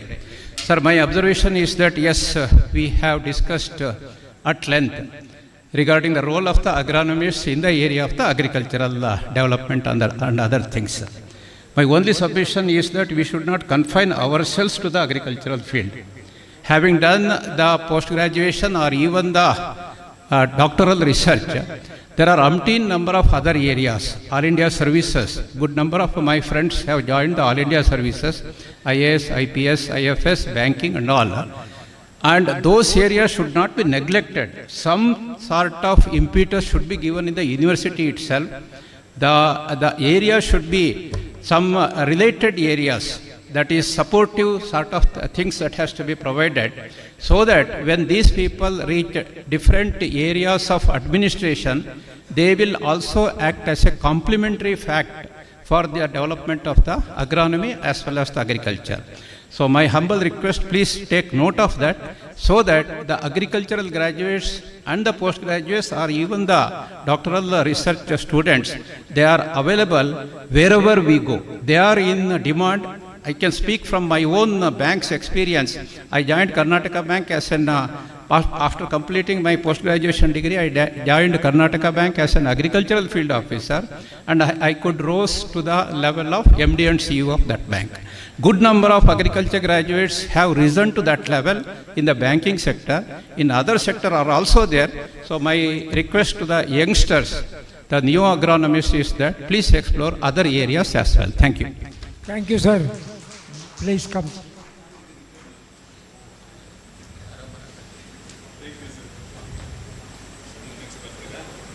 ಅವರು ಜಯಕುಮಾರ್, ಇವರು ಬನ್ನಿ sir, please come. ಎಲ್ಲರಿಗೂ ನಮಸ್ಕಾರ. ನನ್ನ ಹೆಸರು ಅಣ್ಣಯ್ಯ ಅಂತೇಳಿ. ನಾನು BSc 73-77 ಮಾಡಿ ನಂತರ MSc ಈ ಬೇಸಾಯ ಶಾಸ್ತ್ರದಲ್ಲಿ ಇದ್ದದ್ದು. ಆಗ ಡಾಕ್ಟರ್ KK ಅವರು ಏನಿದ್ರು, ಅವರು ಪ್ರತಿಯೊಬ್ಬ MSc ಸ್ಟೂಡೆಂಟ್ಸ್ಗೆ ಒಂದು ಸ್ಕಾಲರ್ಶಿಪ್ ಬರುವಾಗ ಮಾಡೋರು. ನಂಜಪ್ಪನವರಿದ್ದರು, SV ರೆಡ್ಡಿ ಅವರಿದ್ದರು, JKV ಎಲ್ಲ ಇತ್ತು, ವಸಂತ್ ಕುಮಾರ್ JKV ಅಂತ ಹೇಳಿದ್ರೆ.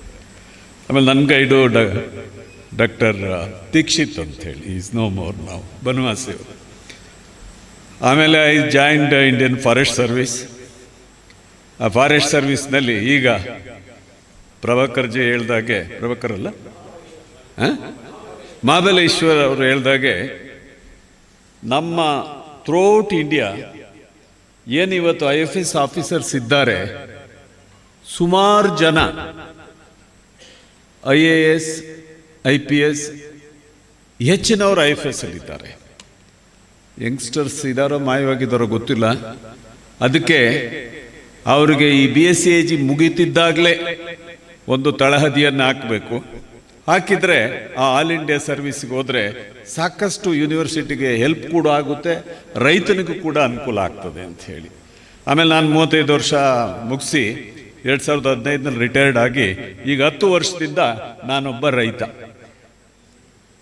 ಮಂಡ್ಯದಲ್ಲಿ VC ಫಾರಮ್ ಹತ್ರ ಇದೆ. ಅಗ್ರಿಕಲ್ಚರ್ ಕ್ರಾಪ್ಸ್ ಎಲ್ಲ ತೆಗೆದುಬಿಟ್ಟು ಇದು ಎಂಥದ್ದು ಹಾರ್ಟಿಕಲ್ಚರ್ ಕ್ರಾಪ್ಸ್ ಹಾಕಿದ್ದೀವಿ ಈಗ. ಅರೆಕನಟ್ಟು ಮತ್ತು ಕೋಕೋನಟ್, ಆಮೇಲೆ ಪ್ಲಾಂಟೇಶನ್ ಅಂದರೆ ನಮ್ಮ ಸಿಲ್ವಿಕಲ್ಚರ್ ಕ್ರಾಪ್ಸ್, ಟೀಕ್. ಆದರೂ ಸಮಸ್ಯೆಗಳಿವೆ, ಆದರೆ ಸಂತೋಷ ಆಗ್ತದೆ ಅದ್ರ ಜೊತೆ ಓಡಾಡ್ತಿದ್ದಾಗ, ನೋಡ್ತಿದ್ದಾಗ, ಮಾಡ್ತಿದ್ದಾಗ. ಇದ್ರ ಜೊತೆಗೆ ನಾವು ಬರೇ ಈ ಫುಡ್ ಕ್ರಾಪ್ಸು ಅಥವಾ ನಮ್ಮ pulses, oil seeds, commercial crops ಇವನ್ನೇ ನೆಚ್ಕೊಂಡು ಕೂತ್ಕೊಂಡ್ರೂ ಆಗಲ್ಲ. ಈಗ ತಾನೇ ನಾನು ಪ್ರಿವಿಯಸ್ ಸ್ಪೀಕರ್ಸ್ ಮಾತಾಡಿದಾಗೆ ಬೇರೆ ಒಂದು ಸಪೋರ್ಟಿಂಗ್ ಕ್ರಾಪ್ ಕೂಡ ಇರಬೇಕು. ಡ್ರೌಟ್ ಬಂದಾಗ ಯಾವ ಸ್ಥಿತಿ ಆಯಿತು ಅಂಥೇಳಿ. ಅದಕ್ಕೆ ಅಗ್ರೋ ಫಾರೆಸ್ಟ್ರಿ, ನಮ್ಮಲ್ಲಿ ಎಲ್ಲ ಫಾರೆಸ್ಟ್ರಿ ಪಾಲಿಸೀಸ್ ಇದೆ, ನಂತರ ಅಗ್ರಿಕಲ್ಚರ್ ಪಾಲಿಸಿ ಇದೆ, ಈಗ ಅಗ್ರೋ ಫಾರೆಸ್ಟ್ರಿ ಪಾಲಿಸಿ ಕೂಡ ಬರ್ತಾ ಇದೆ. ಅದರಿಂದ ಈ ಅಗ್ರಾನಮಿ ಆ್ಯಂಡ್ ಅಗ್ರಿಕಲ್ಚರ್ ಸೈನ್ಸಸ್ ಜೊತೆಗೆ ಅಗ್ರೋ ಫಾರೆಸ್ಟ್ರಿ ಕ್ರಾಪ್ಸ್ ಇದ್ದರೆ, ಫಾರ್ ಎಕ್ಸಾಂಪಲ್ ನಾವು ನೀಮ್ ಕೇಕ್ ಬಗ್ಗೆ ಮಾತಾಡ್ತೀವಿ, ಹೊಂಗೆ ಕೇಕ್ ಬಗ್ಗೆ ಮಾತಾಡ್ತೀವಿ. ನೀವು ಹೊಂಗೆ ಮರ, ಬೇವಿನ ಮರನ ಬದುನಲ್ಲಿ ಯಾಕೆ ಬೆಳಿಬಾರ್ದು? ಮತ್ತು along with agriculture crops horticulture ಇರ್ಬೋದು, ಅದು ಕೋಕೋನಟ್ ಇರ್ಬೋದು, ಮತ್ತು ಇನ್ನೊಂದು ಕ್ರಾಪ್ ಇರ್ಬೋದು. ಇವಕ್ಕೆ ಎನ್ಕರೇಜ್ ಮಾಡಬೇಕು. ಮತ್ತು ಇವುಗಳ ಕಲ್ಟಿವೇಷನ್ ಪ್ರಾಕ್ಟೀಸಸ್ ಬಗ್ಗೆ, ಅದು ಸಿಲ್ವಿಕಲ್ಚರ್ ಇರಲಿ, ಕ್ರಾಪ್ ಹಸ್ಬೆಂಡ್ರಿ ಇರಲಿ, ಇವುಗಳ ಬಗ್ಗೆ ಹೆಚ್ಚು ಒತ್ತು ಕೊಟ್ಟರೆ ಅನುಕೂಲ ಅಂತ ಹೇಳ್ತಕ್ಕಂಥದ್ದು. ಸಮಯದ ಅಭಾವದಿಂದ ನಾನು ಹೆಚ್ಚಿಗೆ ಮಾತಾಡ್ಲಿಕ್ಕೆ ಹೋಗೋದಿಲ್ಲ. ಇಷ್ಟು ಹೇಳಿ ಮಾತು ಮುಗಿಸ್ತೀನಿ. Jayakumar.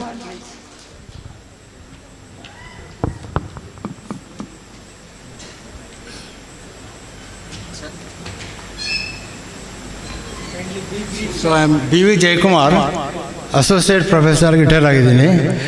I have recently considered a duplex house about 8 years back. I got 2 terraces for terrace cultivation. Just now the speaker told about terrace cultivation.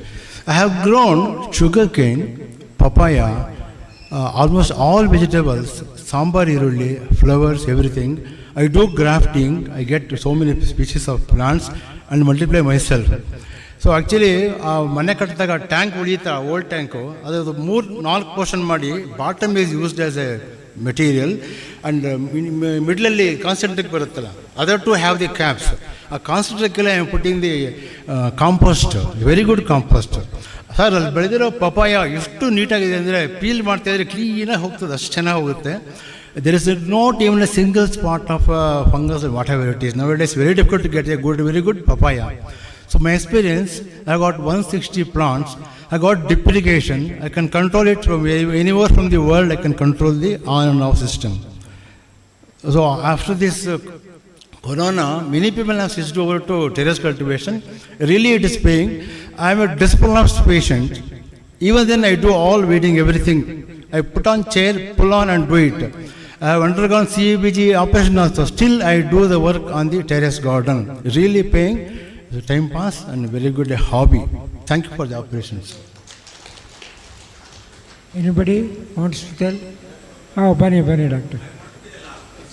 Okay, use Nam Sahib there, Shilwantar Sahib.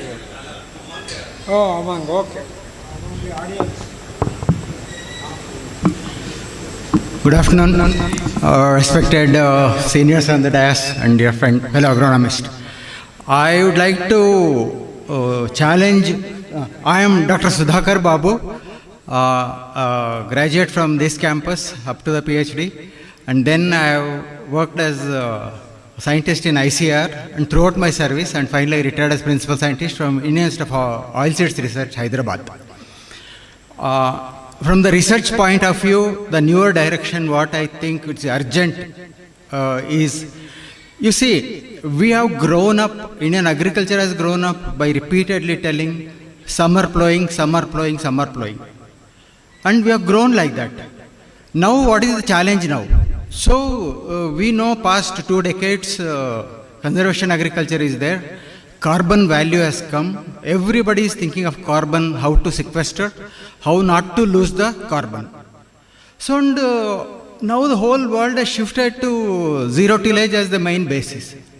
So now in India also we have a very classical successes in the Indo-Gangetic Plain region, in the rice wheat cropping system. It was a huge success, but again, there the soil is alluvial soil, very loose soil and easy growing.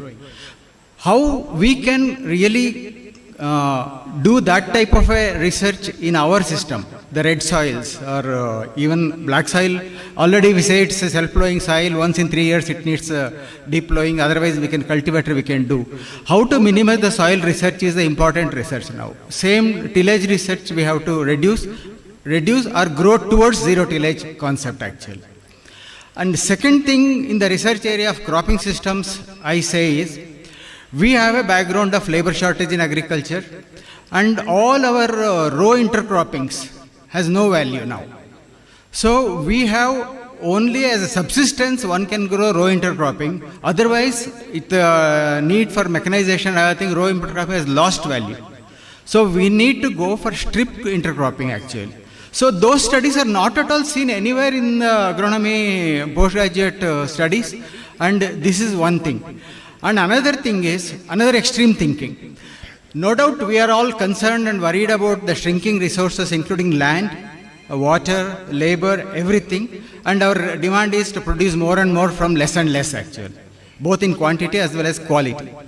Now we are seeing so many things coming up, soil-less agriculture, hydroponics or aeroponics. So why can't we do such things? So we have to graduate ourselves to those areas of research and how to standardize the concept where we have a higher efficiency of resources, more than 95% recyclability, and then input use efficiency is very highest, and high value crops are even, nowadays we can go for even paddy is being perfectly grown on drip irrigation. So when such examples are there, success stories are there, we need to do more and more in terms of research and come out with operational aspects. These are a few points I'd like to share with you, sir. Thank you so much. Thank you, Doctor. Dr. Nanjappa, please. Oh, Bandi ಅವರು ಬಂದ್ರಾ? Sorry, Dr. Bandi. Dr. A.G. Bandi, please. My senior professor, ನನ್ನ ಗುರುಗಳು ಹಾಗೂ ಅನೇಕ ಜನ ನನ್ನ students, my colleagues. ನಾನಿಲ್ಲಿ professor of agronomy ಅಂತ retire ಆದೆ. I was in teaching. Then 4 ವರ್ಷ I did my farming in my field. ನಾನು ಬಾಳೆ ಬೆಳೆದೆ, ದ್ರಾಕ್ಷಿ ಬೆಳೆದೆ, ಎಲ್ಲ ಕ್ರಾಪ್ ಬೆಳೆದೆ. Under only rainfed situation 10 acres ಸಜ್ಜೆ 1 ಎಕರಿಗೆ 20 ಕ್ವಿಂಟಲ್ ಅಂತ ಬೆಳೆದೆ. 10 acres, entire village people had come to see that. One cannot go from this side to that side. ಬಾಳೆನೂ ಅದೇ ಥರ ಇದ್ದು, ಬಟ್ ನಾನು ಅಲ್ಲಿಗೆ ಬಿಟ್ಟೆ, ಯಾಕಂದ್ರೆ ನನಗೆ ಸ್ವಲ್ಪ ಕೋಆಪ್ರೇಷನ್ ಸಿಗಲ್ಲ. ಬಂದ ಕೂಡಲೇ ಜೈನ್ ಇರಿಗೇಷನ್ಗೆ ನನಗೆ ಡ್ರಿಪ್ ಇರಿಗೇಷನ್ ಪ್ರಾಜೆಕ್ಟ್ ಗೌರ್ಮೆಂಟ್ ಇದ್ದು, ಅದು around 1000 crores, 60,000 acres free of cost ಇದೆಲ್ಲ ಕೊಡ್ತಾರೆ ಫಾರ್ಮರ್ಸ್ಗೆ, ಎಷ್ಟನೇ ಏರಿಯಾ ಇರಲಿ. ಅದೇ ಥರ ಇಲ್ಲಿ ಮಳವಳ್ಳಿಯಲ್ಲಿ 25,000 acres ಈಗ ನಡೆದಿದೆ, ಅದನ್ನು ಕೂಡ 800 crores. ಅಲ್ಲಿ ನಾನು 6-7 ವರ್ಷ ಕೆಲಸ ಮಾಡಿದೆ. ಆಮೇಲೆ ಡ್ರಿಪ್ಪು, ಆಮೇಲೆ ಇಲ್ಲಿ ಮಾಡ್ತಾಯಿದ್ದೀನಿ. ಈಗ 6 ತಿಂಗಳಾದ ಬಿಟ್ಟು ಬಂದೀನಿ. ನಮ್ಮ ಫಾರ್ಮರ್ ಹೆಂಗದಾರ ಅಂದ್ರೆ, ಇಲ್ಲಿ ಇರೋದು ಮ್ಯಾಕ್ಸಿಮಮ್ ಅಂತಂದ್ರೆ 1/2 acre ಏರಿಯಾ ಲ್ಯಾಂಡ್. ಅವರಿಗೆ ಇರೋದು 1/2 acre, ಮ್ಯಾಕ್ಸಿಮಮ್ ಅಂದರೆ 2 ಎಕರೆ. ಅವರು ಡ್ರೈಲ್ಯಾಂಡ್, ರಾಗಿ ಗೊತ್ತಲ್ಲ, ಯಾವಾಗನ ಡ್ರೈಲ್ಯಾಂಡ್ನಾಗೆ ಸುಮ್ಮನೆ ಮಳೆ ಬಂದಾಗ ಹಿಂಗೆ ಉಗ್ತಾರೆ, ಆಯಿತು ಬೇರೆ ಕೆಲಸಕ್ಕೆ ಹೋಗ್ತಾರೆ, 500 ರೂಪಾಯಿ ಕೊಡ್ತಾರೆ, ಸಾಯಂಕಾಲ ಬಂದು ಕುಡಿದು ಕಟ್ಟಿ ಕುಂತ್ಬಿಡ್ತಾರೆ. ಅದು ಮತ್ತೆ ಮಳೆ ಬಂದಾಗ ಹಾರ್ವೆಸ್ಟಿಗೆ ಬಂದಾಗ ಹೋಗಿ ಕೊಯ್ಕೊಂಬಂದು ರೋಡ್ ಮೇಲೆ ಹಾಕೋದು, ಗಾಡಿಗಳೆಲ್ಲ ಹೋದ್ಮೇಲೆ ಹಾರ್ವೆಸ್ಟ್ ಮಾಡ್ಕೊಳ್ಳೋದು. ಇಷ್ಟು ಸಿಚುವೇಶನ್ ಇದೆ. ಅವ್ರಿಗೆ ಗೌರ್ಮೆಂಟ್ನವರು drip irrigation and sprinkler irrigation free of cost, which includes high technology like fertigation, all the entire 25,000 acres. Look at the farmer condition, his knowledge, how difficult it is to convince them and carry on. This is one thing. And how to follow this 25,000 acres within 14 hours in a day, 24 hours. Every half an hour, field to field, it is going, automatic control. These are the so many things. And crops, Not like what we are telling this, that, no. Separate crops are some of the important crops. Spacing is different. And the condition, on what condition drip and sprinkler is given. Soil conditions, very poor soil, sandy loam soils. This is the situation facing now, 7th year. Now we have to introduce these crops. I have sown 20 acres drip irrigation, that is demonstration. I have told I will give money for cost of cultivation, everything. ನಾನು ಹೇಳಿದಂತೆ ಮಾಡಿ ಅದರಲ್ಲಿ ಬಂದಿದ್ದರಲ್ಲಿ ನಾನು cost ಅಷ್ಟೇ ತಕ್ಕೊತೀನಿ, profit ನಿಮಗೆ ಕೊಡ್ತೀನಿ, ಮಾರಾಟ ನಾವು ಮಾಡಿಸ್ತೀವಿ. ದೊಡ್ಡ ದೊಡ್ಡ ಬಿಗ ಇವರು ಮಾರ್ಕೆಟಿಂಗ್ ಏಜೆನ್ಸಿ ಕರೆದು ಹ್ಞೂ ರೀ ಸರ್ ಬಂದರು. ಯಾರೂ ಇಲ್ಲ, ನಾನೇ ಫ್ಲೋ ಮಾಡ್ತಿದ್ದೆ, ನಾನೇ ಸೋಯಿಂಗ್ ಮಾಡಿದೆ. ವೀಡಿಂಗ್ ಮಾಡಬೇಕು, ಪಕ್ಕದಲ್ಲಿ ಮನೆಗಳು ಒಬ್ಬರು ಬರೋದಿಲ್ಲ.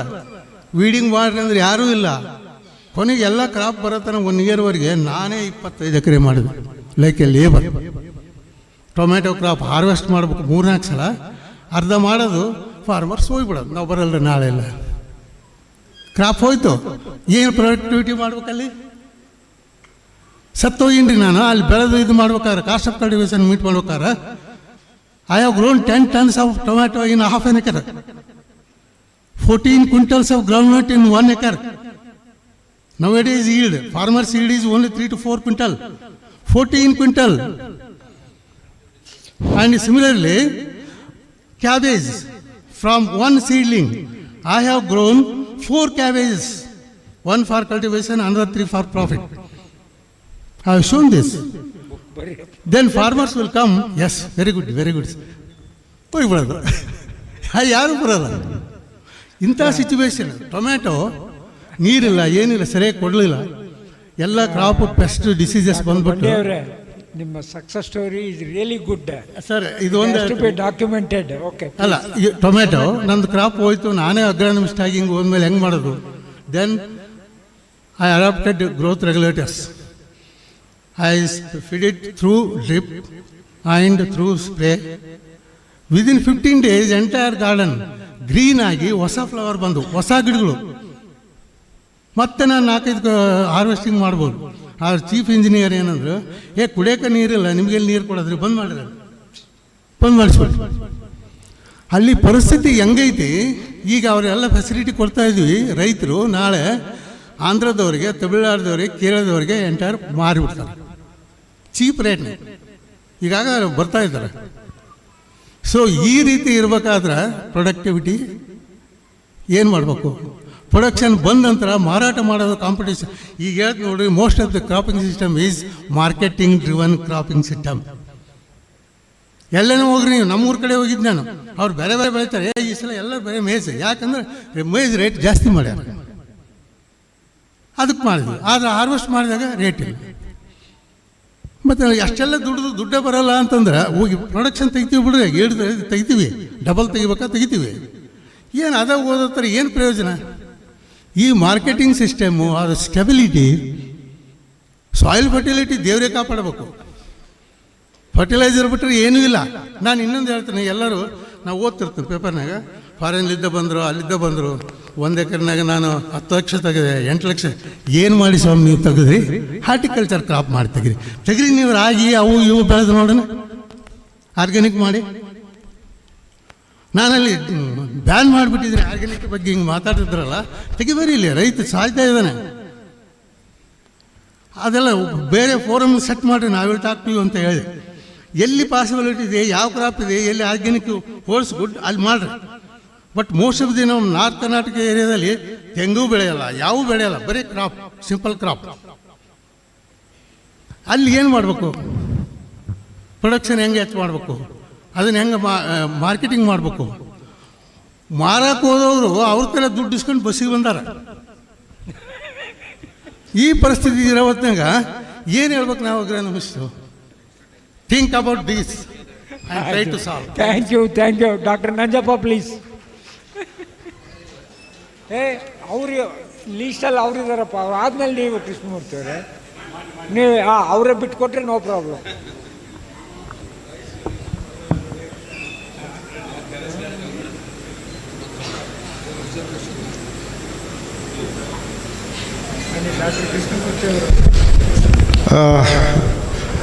Sir, good afternoon.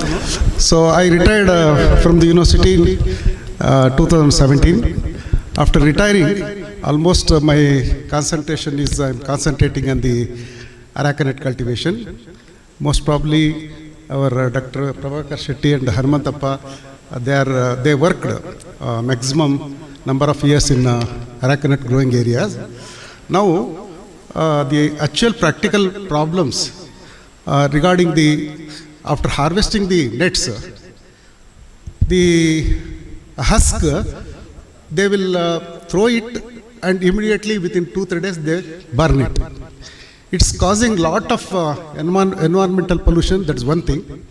Then the second thing is, that can be, the compost can be done, that research is almost, it's done, the work has been done, carried out at Shumaga Agriculture University, but it's not came into the practical level. Farmers are not, still they are not adapting. They have identified some culture just to decompose and it. But in the farmers level, even today, being I'm almost 5-6 years, just like a farmer, I'm in the field. So what I have done after harvesting our paddy Aracanate husk, I have done it. This time I have done the composting by using that consortia developed by the Agriculture Shumaga University.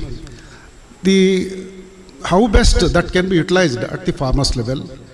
What is the practical adaptability and any problems by the farmers? That has to be carried out by the agronomy in large scale. Particularly in a command area, most of the paddy growing area is reducing year by year. Nearly 60-70% of paddy almost it is converted to Aracanate cultivation. So this is a very urgent, the research concentration by the agronomist at the farmers level has to be done. How best that can be used for different crops, and how best that can be converted into best compost. That is my suggestion. Thank you, sir.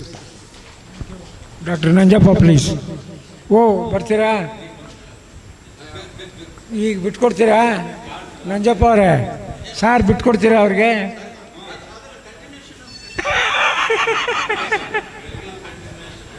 ಇಲ್ಲ, Krishnamurthy. Last month I was attending a meeting of MAMCO's directors in Shumaga.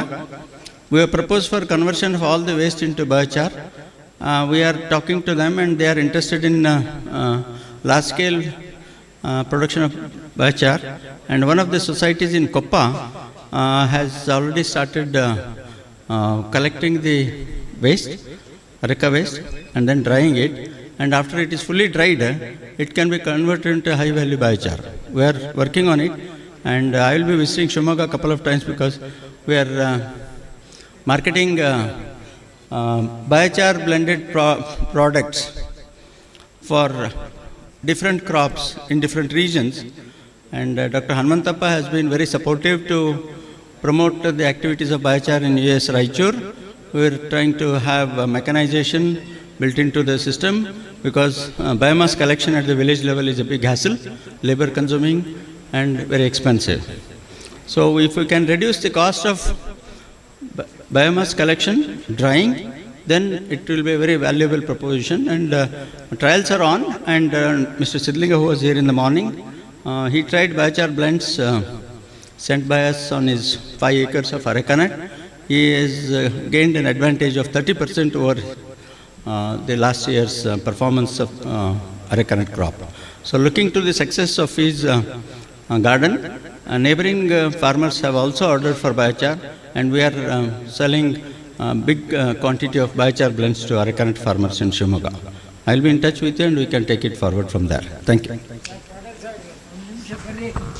Sir, Patil sir. ಒಂದೇ ಒಂದು ನಿಮಿಷ.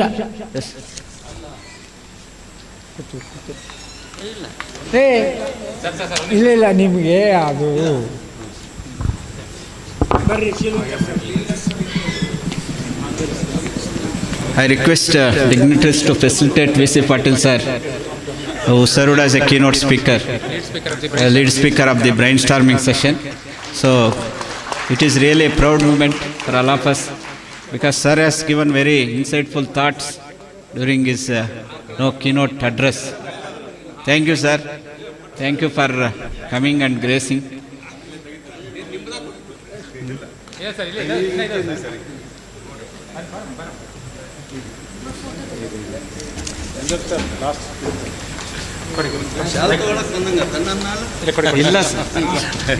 I request Dr. Nanjappa, please.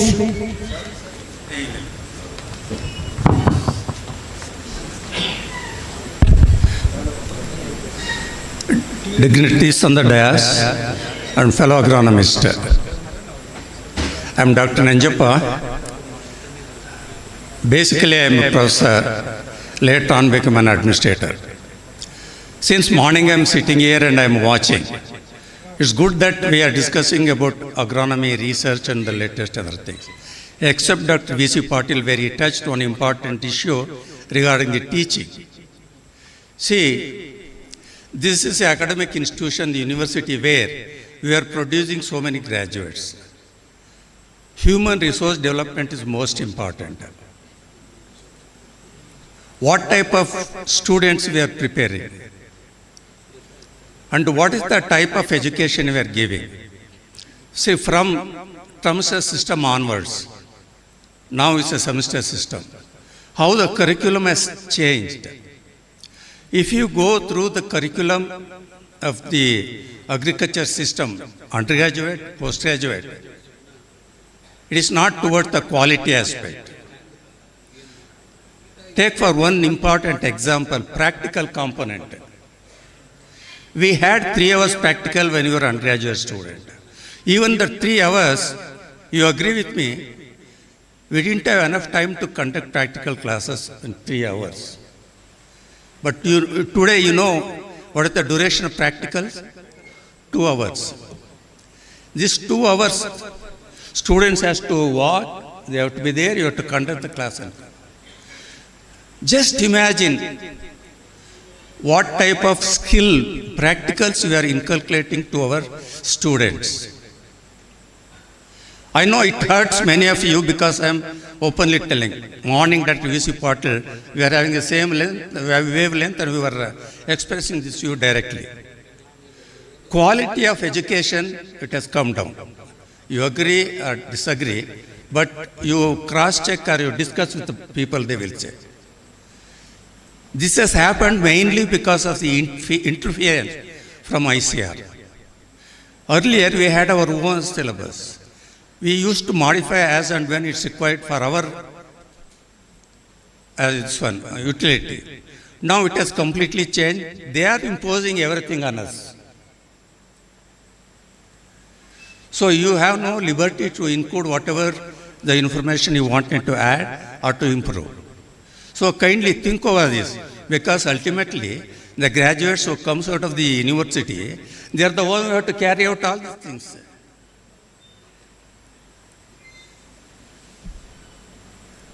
If you are producing a quality students, it's good. But are we doing that? With this background, with this our curriculum and our academic activities. This is one important issue I wanted to raise. Since I worked in teaching for a long time, I thought that it is my duty to bring this point to your audience. Thank you very much. Good. ಅಲ್ಲೇ ಹೇಳ್ಬಿಡಿ sir. Sir mic.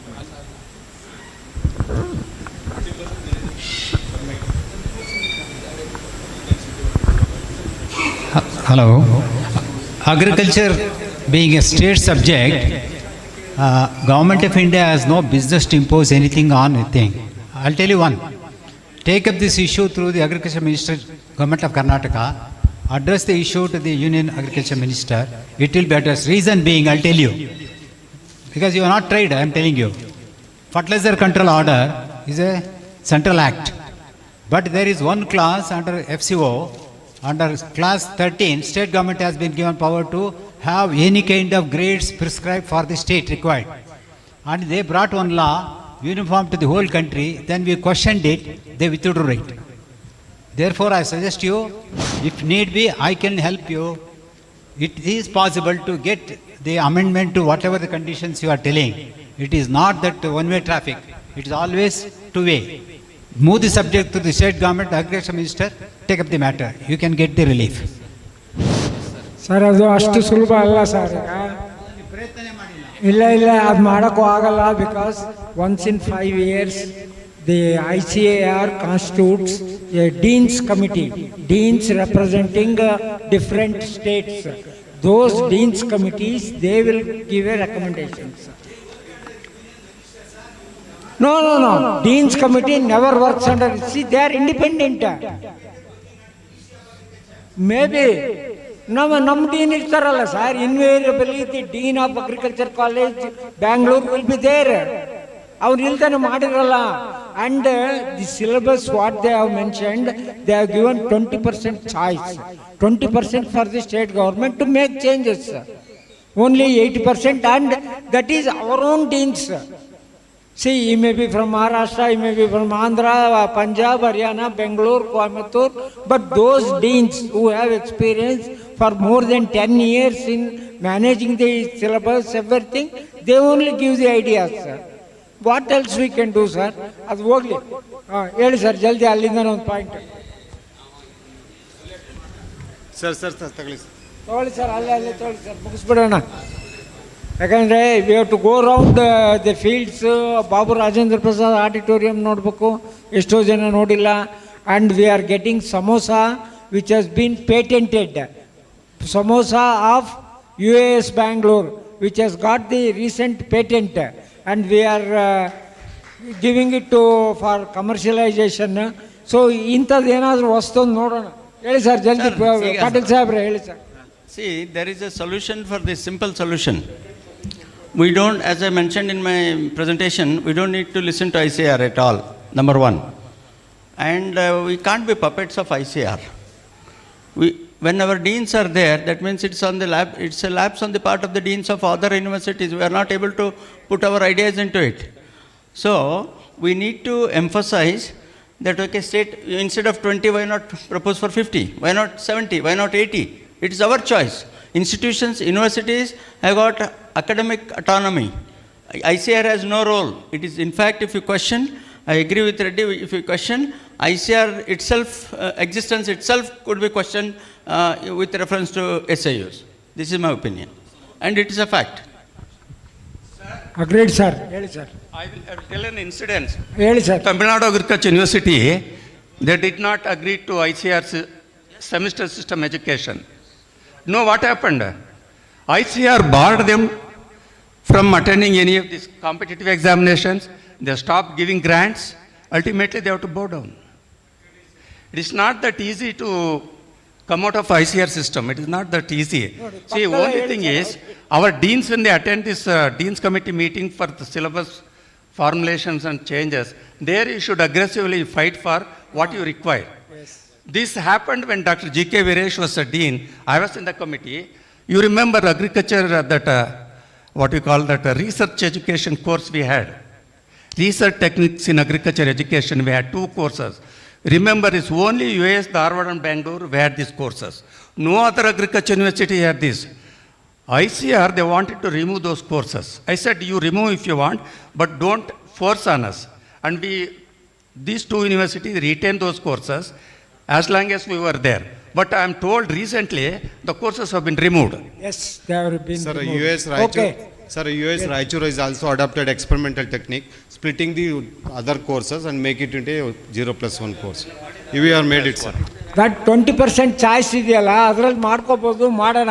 So, we are now running short of time. I request Dr. M.N. Sheelwantar sir to give his ideas for about 5 minutes. Please, sir.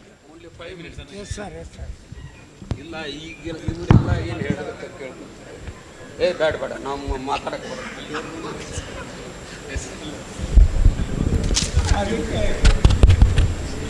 So I silently heard many of the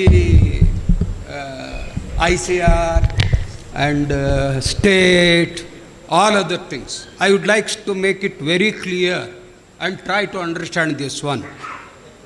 Education is a state subject first. Yes. Agriculture is also state subject. You please think over.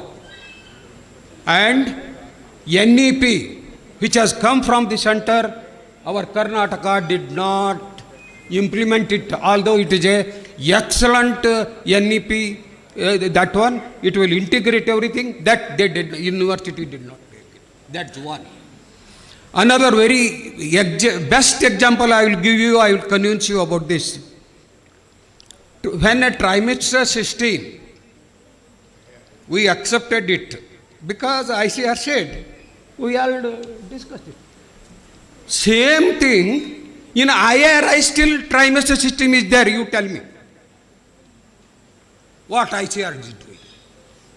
See, we know how Dean's Committee will come, how they come, and how our Deans will also go there. See, some very, very mature person should be there. And also another thing I am telling to you, you people will be minor there. Delhi Walas will overtake everything. I am telling to you. In fact, I am telling to you, if all of you just hear this one, it will be a very shame on our part. ICR itself is a society. ICR itself is a society. And I don't know how government will pour all the money for the agriculture to that society. I too have got a foundation, S.U. Patil Foundation. Let them give it to me. See, if you go legally, there are many things. Because everyone will think that there are two things in there. ICR do not have any teeth at all, I am telling to you. See, there was one college which was illegally conducting the agriculture course, P.V. Rai case. I was made as a chairman. And then we have to close it. That was a system. And government people were, ನನ್ನ ಮಾಡಿದ್ರಿ ಆದ್ರೆ ಅಲ್ಲಿ ಒಳಗೆ ಹೋಗಾಕನ ಅವ್ರಿಗೆ ಯಾರಿಗೆ ಸಿಸ್ಟಮ್ನ ಒಳಗೆ ನಾನು ಬಿಡುವಲ್ರು ಕಡಿಕೆ. I took police and I went. See, I am not telling this one.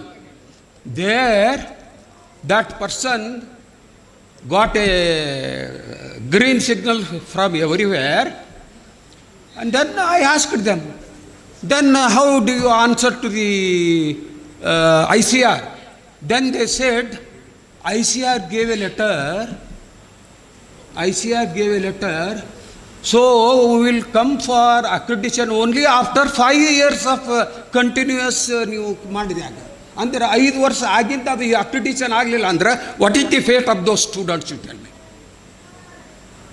Is it a right way? You tell me. See, you say ICR everything. Here there is a teach for education, and where is the say for either establishment of a college, establishment of a university, where there is a teeth, you tell me, ICR.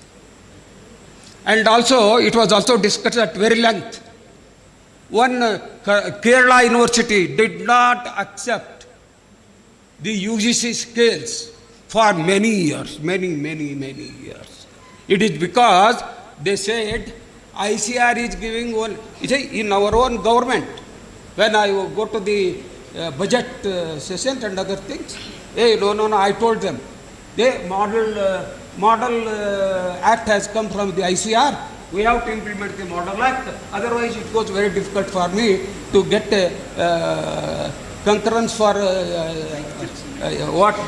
review team. So, can you just how we have to answer to that one? See, and he told us, see, ಏನು ಮಾಡಲ್ act ನೀವು ಹೇಳ್ತೀರಿ, ಅವ್ರಂದ್ರು state is our subject, ನಾವೇನು ಮಾಡ್ಕೊಂತೀವಿ. ಆಮ್ಯಾಕೆ ಅವರು grant ಕೊಡೋದ್ರಿ, ಎಷ್ಟು grant ಕೊಡ್ತಾರೆ ಅಲ್ರಿ? 20% ಕೊಡೋದು ಗ್ರ್ಯಾಂಟ್ ಅವರು, 80% ನಾವು. ಆಮೇಲೆ ಅವ್ರು ಹೇಳಿದ್ದೆಲ್ಲ ಕೇಳೋದ್ರಿ, ಯಾಕೆ ಕೇಳೋಕ್ಕಾಕತ್ರಿ ಸ್ವಾಮಿ? ನಿಮ್ಮದು ನೋಡ್ರಿ ಒಂದಿಷ್ಟು.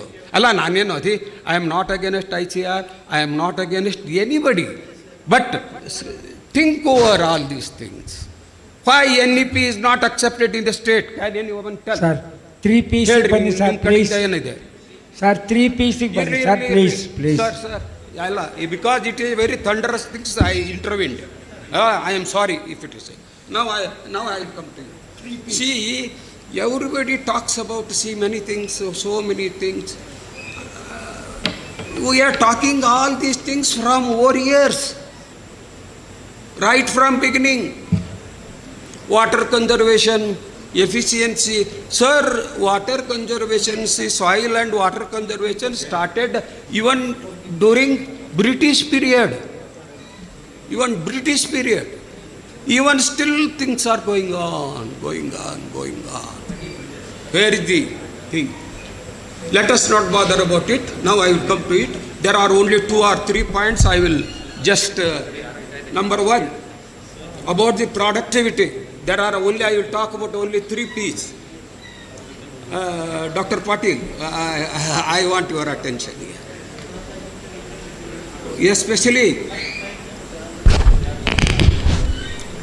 Especially number 1 problem which is going unnoticed and bypassed by all the farmers also.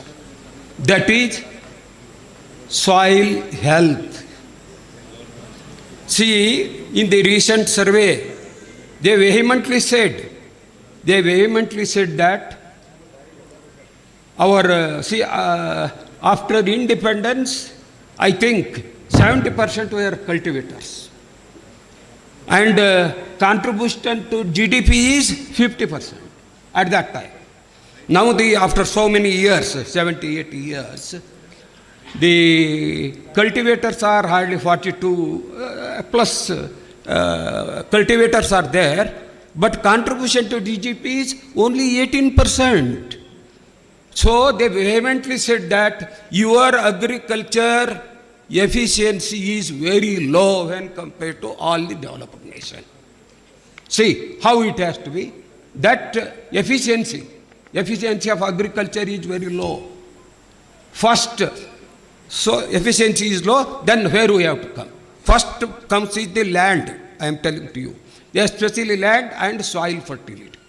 That soil fertility, when come to it, it is soil carbon. There is nothing. I am telling to you, if the soil structure is fine, it will respire. Oxygen will go and carbon dioxide will come. For that reason, some people say that soil is also live. Now there is no oxygen going in, no oxygen coming out, because there is no any recycle of crop residues in this country. See, all the grains are used by the human beings, and stocks are taken for the animals, and even stubbles and other things are burnt. There is no any recycling of carbon in this soil in so many years. For that reason, I will give an example. There was a field in my own Dharwad Agriculture University. When we were student, our productivity of maize is 80 quintals per acre we have got it. Even at that time, it was higher than the USA production. Now, after 35-40 years, now we are getting hardly 40 or 45 quintals per acre. So, you seriously think over the soil structure, soil and breathing, and although we say, what you have done, you tell me. There is no FIM, there is no compost available. Even for 1 acre of land, you can't put 1 cartload of FIM. You tell me. In the sense, although it is so serious, Dr. Patil, he could convince me about the use of a biochar. Biochar, perhaps if people won't, he could not make it very clear or not. The biochar will remain for 100 years in the soil. Am I right? 100 in the soil. And that biochar will not degrade at all. our humus, okay, fine. I am little bit slow. Okay. See, things are, there are certain ways. You tell me, whole biochar, agreed. That also you agreed, and we have to promote it, and we have to, otherwise there is no any way. You tell us where there is earlier we used to grow sanam in our field only. Now, no sanam, where is there, you tell me.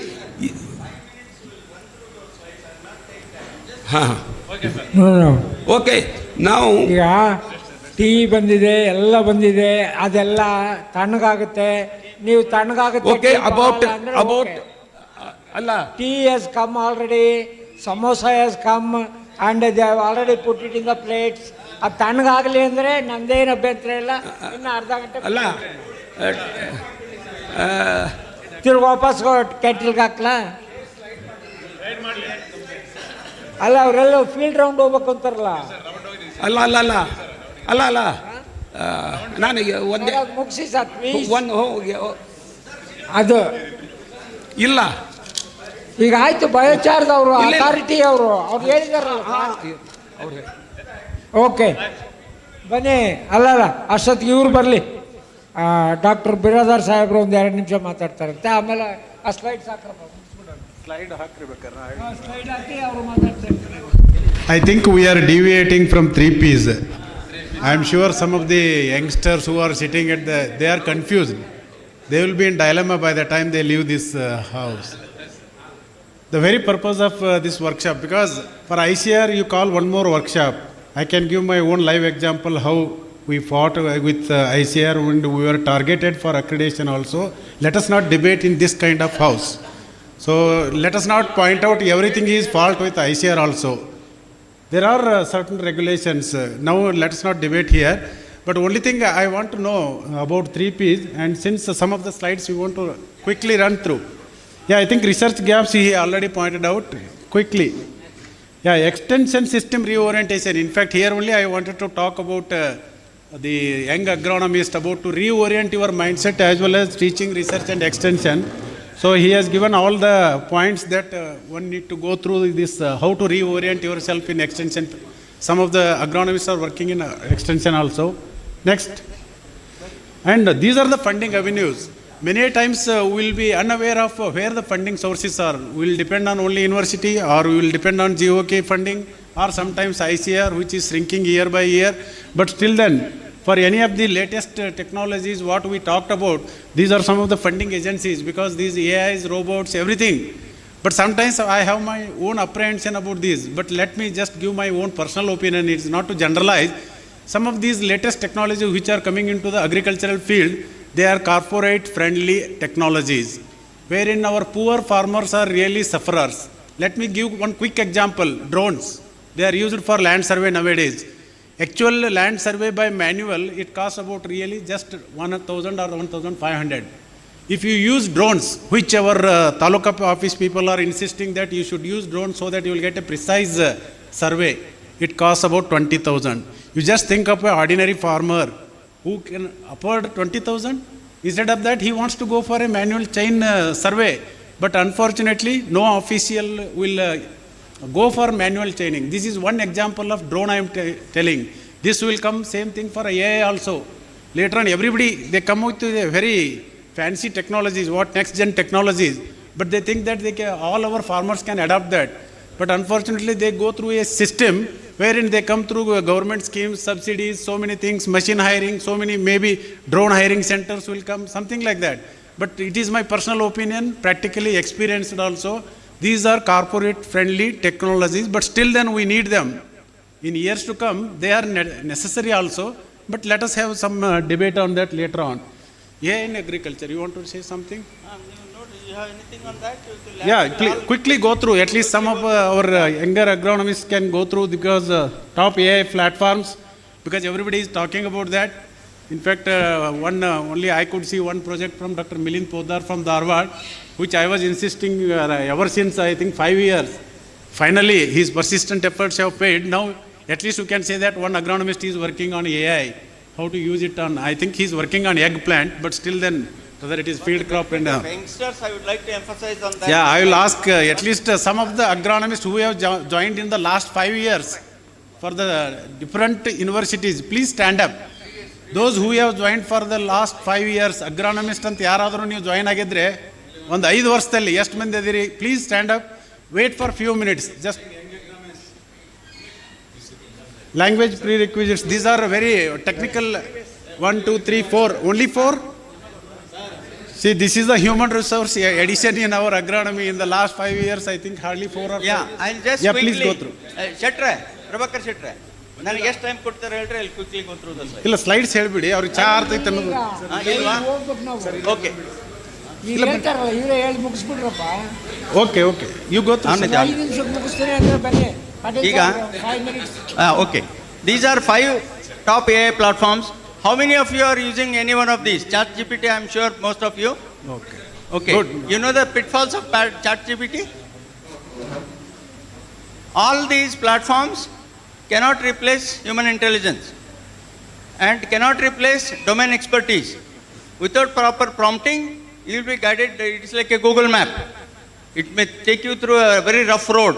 It may show it as a short route, but you will end up somewhere nowhere. So, let us not rely heavily on these technologies. We can certainly make use of them. They are very useful technologies. In fact, I use Perplexity, which is the best platform for research. I use it on a daily basis for my operations on the farm and for all my planning and everything. So, most of you who are into ChatGPT, Arvind Kumar is here, professor, they were saying ChatGPT. ChatGPT is a general purpose. This is where, next. Okay. 1 second. Okay, since we do not have any expertise in the university, private people are in. Cropin is a dominant player in the market, which is Bangalore based, led by technocrats, and technology people are guiding domain people as to how to do agriculture. Do we accept? Can I tell a computer engineer as to how to code? The reverse is happening, and we are accepting it. And you know the cost of Cropin services? Look at the bracket, $2,000 per year. Brother, yeah. Can you imagine? $2,000.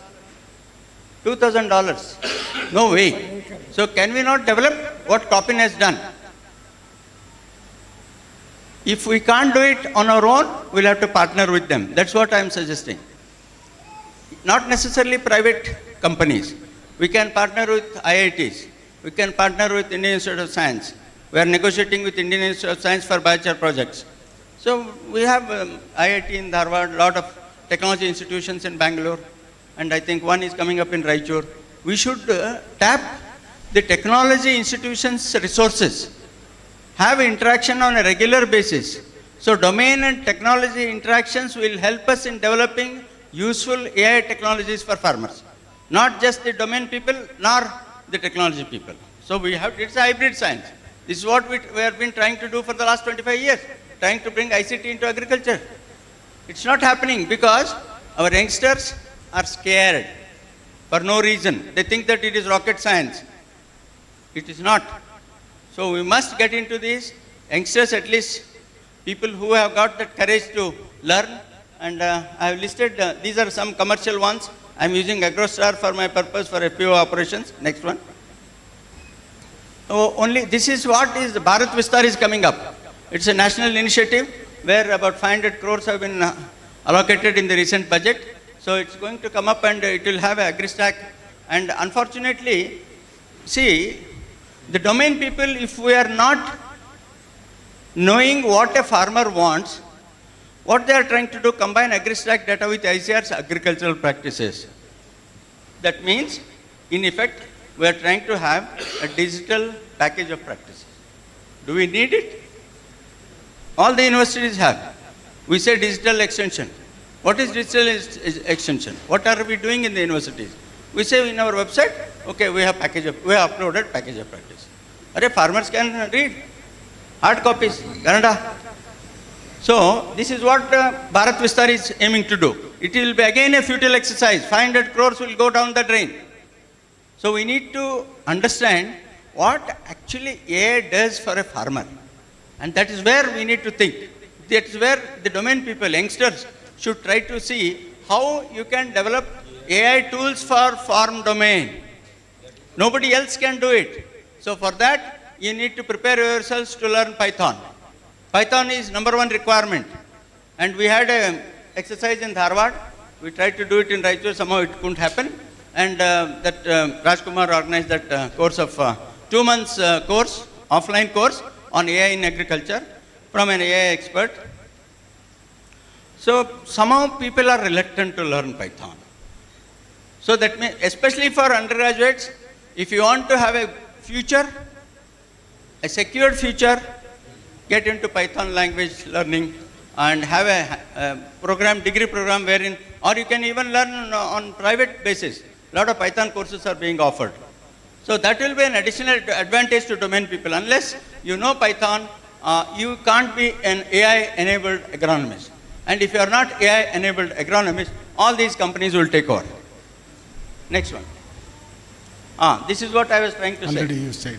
Deploy million satellites for data centers in space, investing more than $50 billion. Next one. Okay, carbon farming. Biradar and Shilwantar sir were. I think okay. We did touch about that. Yeah. But the only thing I want to appeal to all the youngsters to change your mindset for be a student lifelong.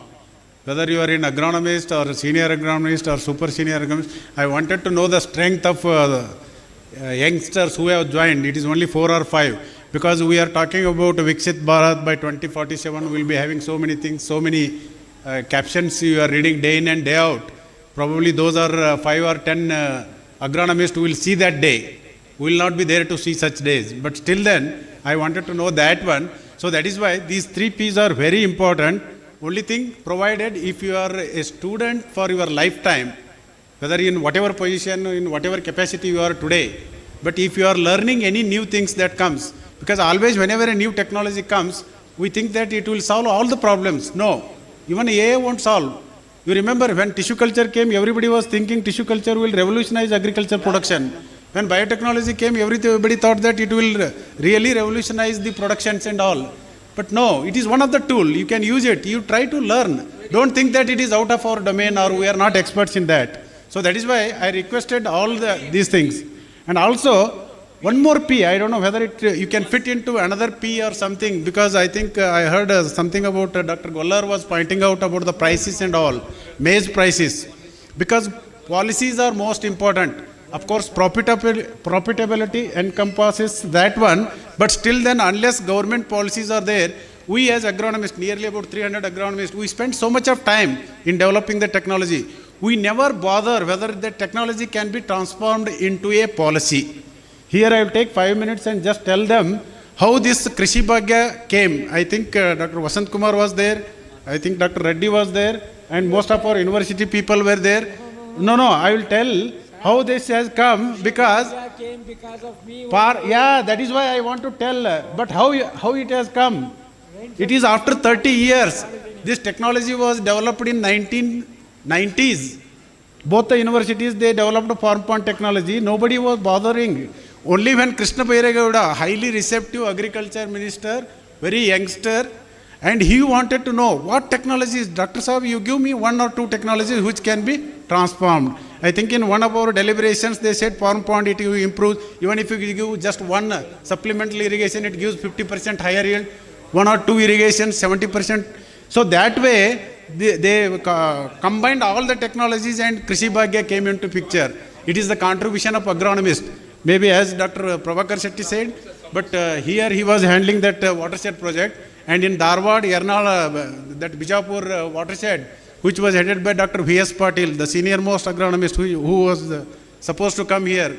But he is the one, and another 2-3 agronomists, Dr. Reddy, Dr. Hitnal, they were all the stalwarts. Along you in south, and that Yarnal watershed, that became. But just I want to highlight, it took nearly 30-35 years to come into a policy of that farm pond technology. That is what I wanted to highlight. That is the reason why you people don't think that policy is not our botheration. Just I will do research and maybe publish 1 or 2 papers and leave it. Because earlier slogan was publish perish, publish or perish, something like that. But nowadays even ICAR is thinking seriously to bring that quality aspects into that. Number is not anymore relevant. It will come into H index or citations. So once H index is introduced, already ICAR is introducing H index in your RMP positions. So later on you will also start thinking, but it is a slow process. So that is why these things are there, policy, including politics also. So these are the things, but concentrate on 3 Ps and be a learner for your lifetime. I am sure agronomy is still a relevant place, relevant science in agriculture. For having joined agronomy, you all of you feel proud that you have a bright future, even with all the changing next generation technologies which are going to come in years to come. Thank you very much. Yes, sir. We'll conclude, sir. So thank you, sir. We have come to end of this program itself. Before going to close the program, I have few announcements. The number one is immediately after this program, we have a tea break with patented samosa that you please release. And the second one is we have a campus rounds and the vehicles have been arranged outside. So anybody interested, you please proceed. And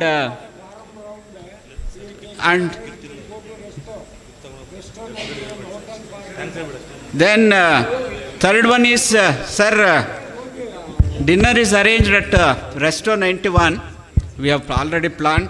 And again, the vehicles will leave from 6:15 from Kuvempu Auditorium itself for the grand dinner. Convention, okay. We'll shift convention center. We have arranged the vehicles. Please join for the grand dinner.